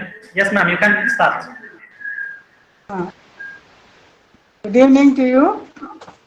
Let me first release the book published by the Department of Linguistics, written by Dr. S.A. Shanamas. The title of the book is The Relation Between Stylistics and Linguistics. Have a look at the title. Okay? Yes. Hello? Yeah, you are fine.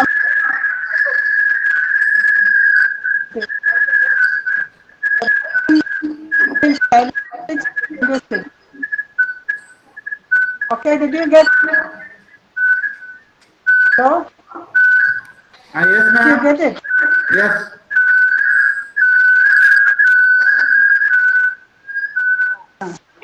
Now, let's have a few words about the valedictory function you are doing. Okay? Yes, ma'am, you can go on for 1 minute. Shall I go? Uh-uh. She's online. She's online. Okay, ma'am, please. You're online. Okay. The International Conference on English Language Teaching is a great academic event of the year for language teachers and learners. I congratulate the Department of Linguistics, University of Kerala and Thamar University of Yemen for this combined venture. English language teaching and learning is an evergreen topic of discussion right from the British period till today. In spite of the decades of discussion, there is no consensus on a unified technique for the whole area. Many methods were tried and different strategies were adopted by the English teachers collectively and personally. Still, we are in search of suitable lines for teaching English. This search indicates that we are not satisfied with the English language teaching learning scenario. This is because of the length and breadth of the English language in terms of its users, the varying needs at hand, and the inadequacy of teaching the language. Many well-studied papers were presented in this conference, each one focusing on different aspects of English language teaching from different perspectives of learning and teaching, varied experiences and varying contexts. The sharing of experiences and ideas are of real use for the academia working in this area, making the conference very fruitful. All the speakers were airing valuable points to be discussed and put to practice. The Vice Chancellor, Dr. Ajay Kumar himself, being an English teacher, was pointing out the imperative need of English education and that too to learn good English within quotes, and its correct usages. He also suggests English is essential for different areas of knowledge procurement, such as the scientific world and other areas, professional education, etc. He also rightly points out that we often learn from our own experiences and we can formulate theories and different theories based on our experience, and different societies can frame their different strategies. Professor B. Hariharan in the plenary session presented a paper on a very interesting topic. His paper was really interesting and he was thinking differently and proves eraser is the answer to the problems in language learning, and that is why an English teacher cannot keep a diary for teaching, because eraser is something that which gives a student confidence also, because it provides him a space for erasing what is wrong and rewriting what is right. He redefines ESP as the purpose of the student to attend a particular teacher's class, and the teacher should be in a position to satisfy the student need. Dr. Hariharan further establishes that listening is the most important skill among the four skills. When we speak or read or write or hear, we are listening in different modes of language acquisition. This erasing and rewriting connotes not only the erasing and rewriting of the set grammar, which are considered to be standard, but it hints at the changing nature of language itself. We see that over the years, language changes and it gets reflected in things and usages, including grammar. Language changes spatially as well. The learners and the teachers master these changes. When we can through the papers presented in the seminar, we see that all the 10 areas listed in the program schedule have been covered, and the discussions are very dealing with your English language. In the field across the country and the world and worldwide participated in this seminar. We see the names of senior professors such as Dr. S. Rajendran, Dr. C.A. Lal, and others. In other papers also, we see discussions on the importance of learning English, how English and soft skills are important in the journey from campus to the corporate, and discussing the context of learning and its strategies. Dr. Murali Krishnan states from his own experience that community engagement is the effective context for language learning. Anandam Majumdar states that conversation is important in language learning. And in this context, I think that one of the young scholars in the Department of Linguistics is completing a PhD dissertation on relation between English language teaching learning as well as the interaction between the local and the foreign tourists in the context of tourist destinations in Kerala. This is also something which we can take into consideration. At this point, we see that the Farthian concept of context of situation is very crucial for language learning because context is being emphasized by many speakers so that we can compartmentalize the various contexts in which we need to use English language and give special training by the teachers and take cues from the teachers by the learners. The conference, from the very title itself, focuses on language teaching and learning in ESL, EFL settings. And the deliberations covered the various aspects of this theme from scholars across the world. I presume that this virtual conference was successful in all its sense and spirit. I congratulate Dr. Shanavas and Dr. Amin who were steering this event with expertise. I wish them success in future. And I thank for this opportunity given to me for this period. Thank you. Thank you, Mananda. Thank you very much, dear ma'am. Thank you very much. And now I would like to invite Dr. Sajina to recite the summary of the conference in 1 minute, please.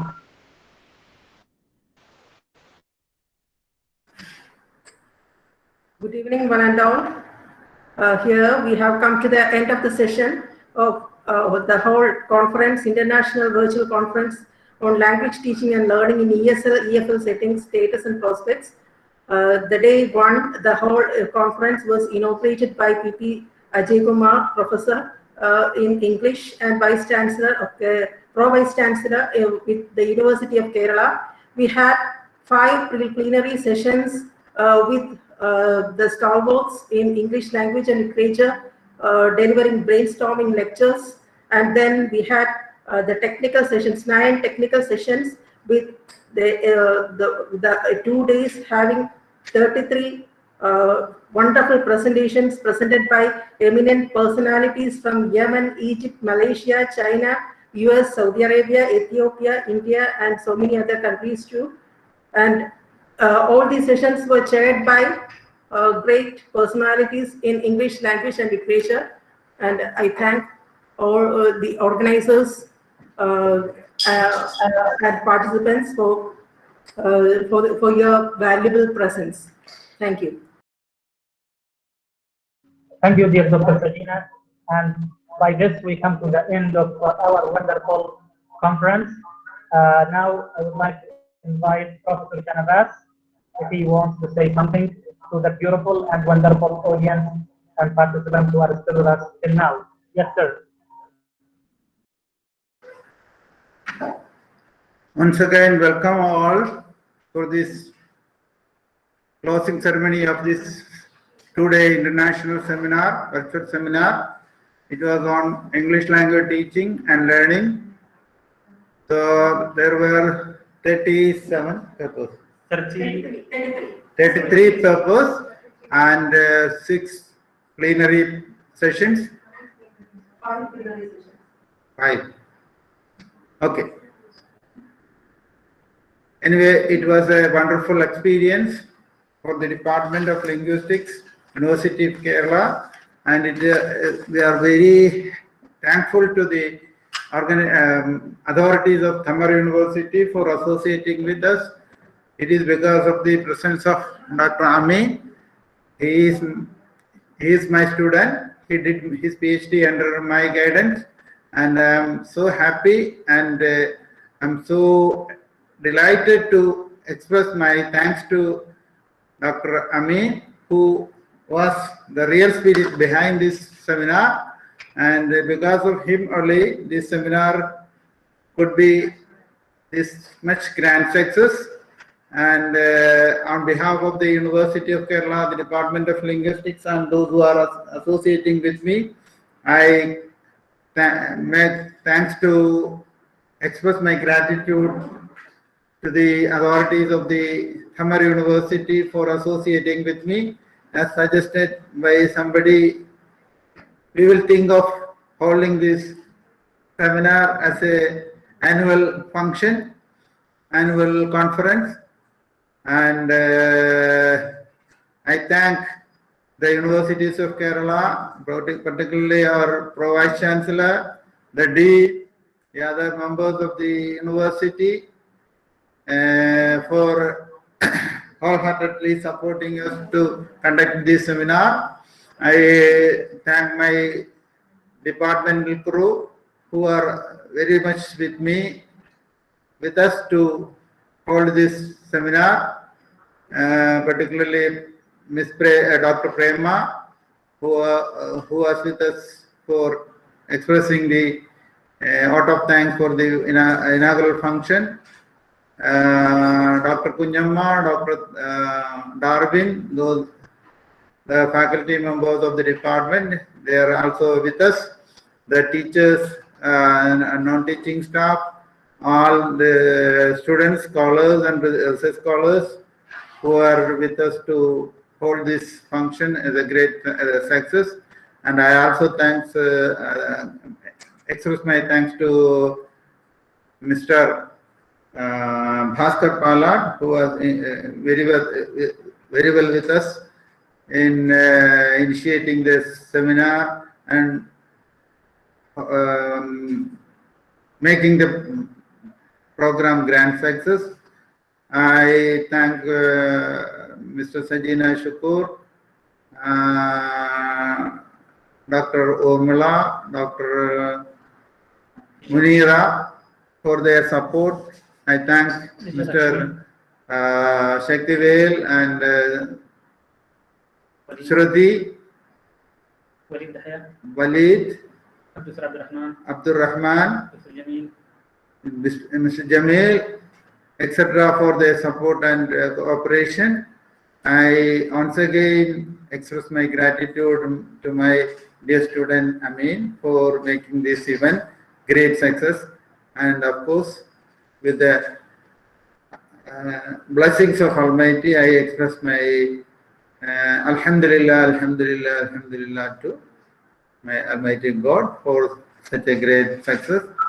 On behalf of the Department of Linguistics, University of Kerala, I once again thank everybody. I also thank Professor Sridevi for making this birthday address and releasing the book.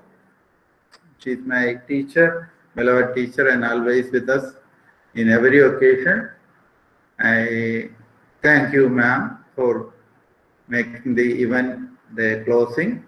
Thank you, one and all. Thank you so much. Thank you, my dear all. Thank you to the University of Kerala, Thamar University for this cooperation. Thank you for the plenary speakers. Thank you for the chairperson. Thank you for all the wonderful presenters. Thank you for all the delegates, the participants who kept with us for 2 days.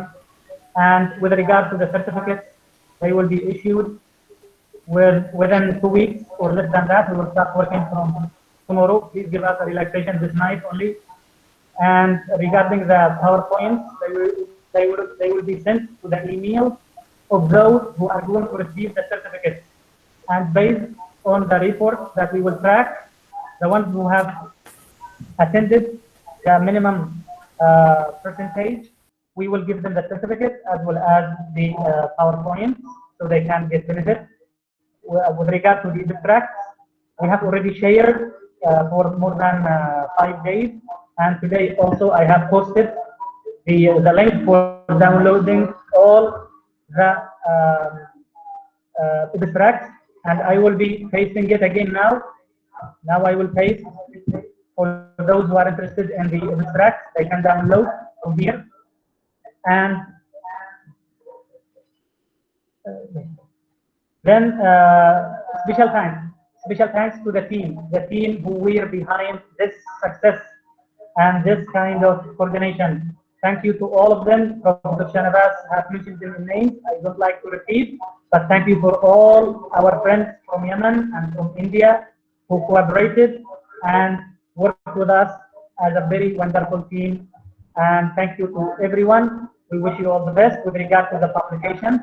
This will be another announcement through the channel that we announced for the conference and for the follow papers.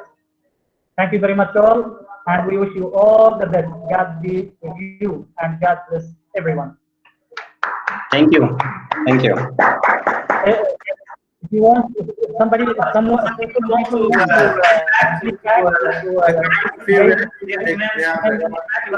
Thank you, sir. Thank you very much. Everybody has the permission themselves and use themselves.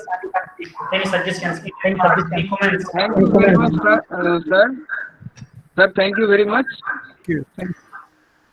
Thank you for giving us the opportunity. You are welcome. You are welcome. Thank you, sir. That's a great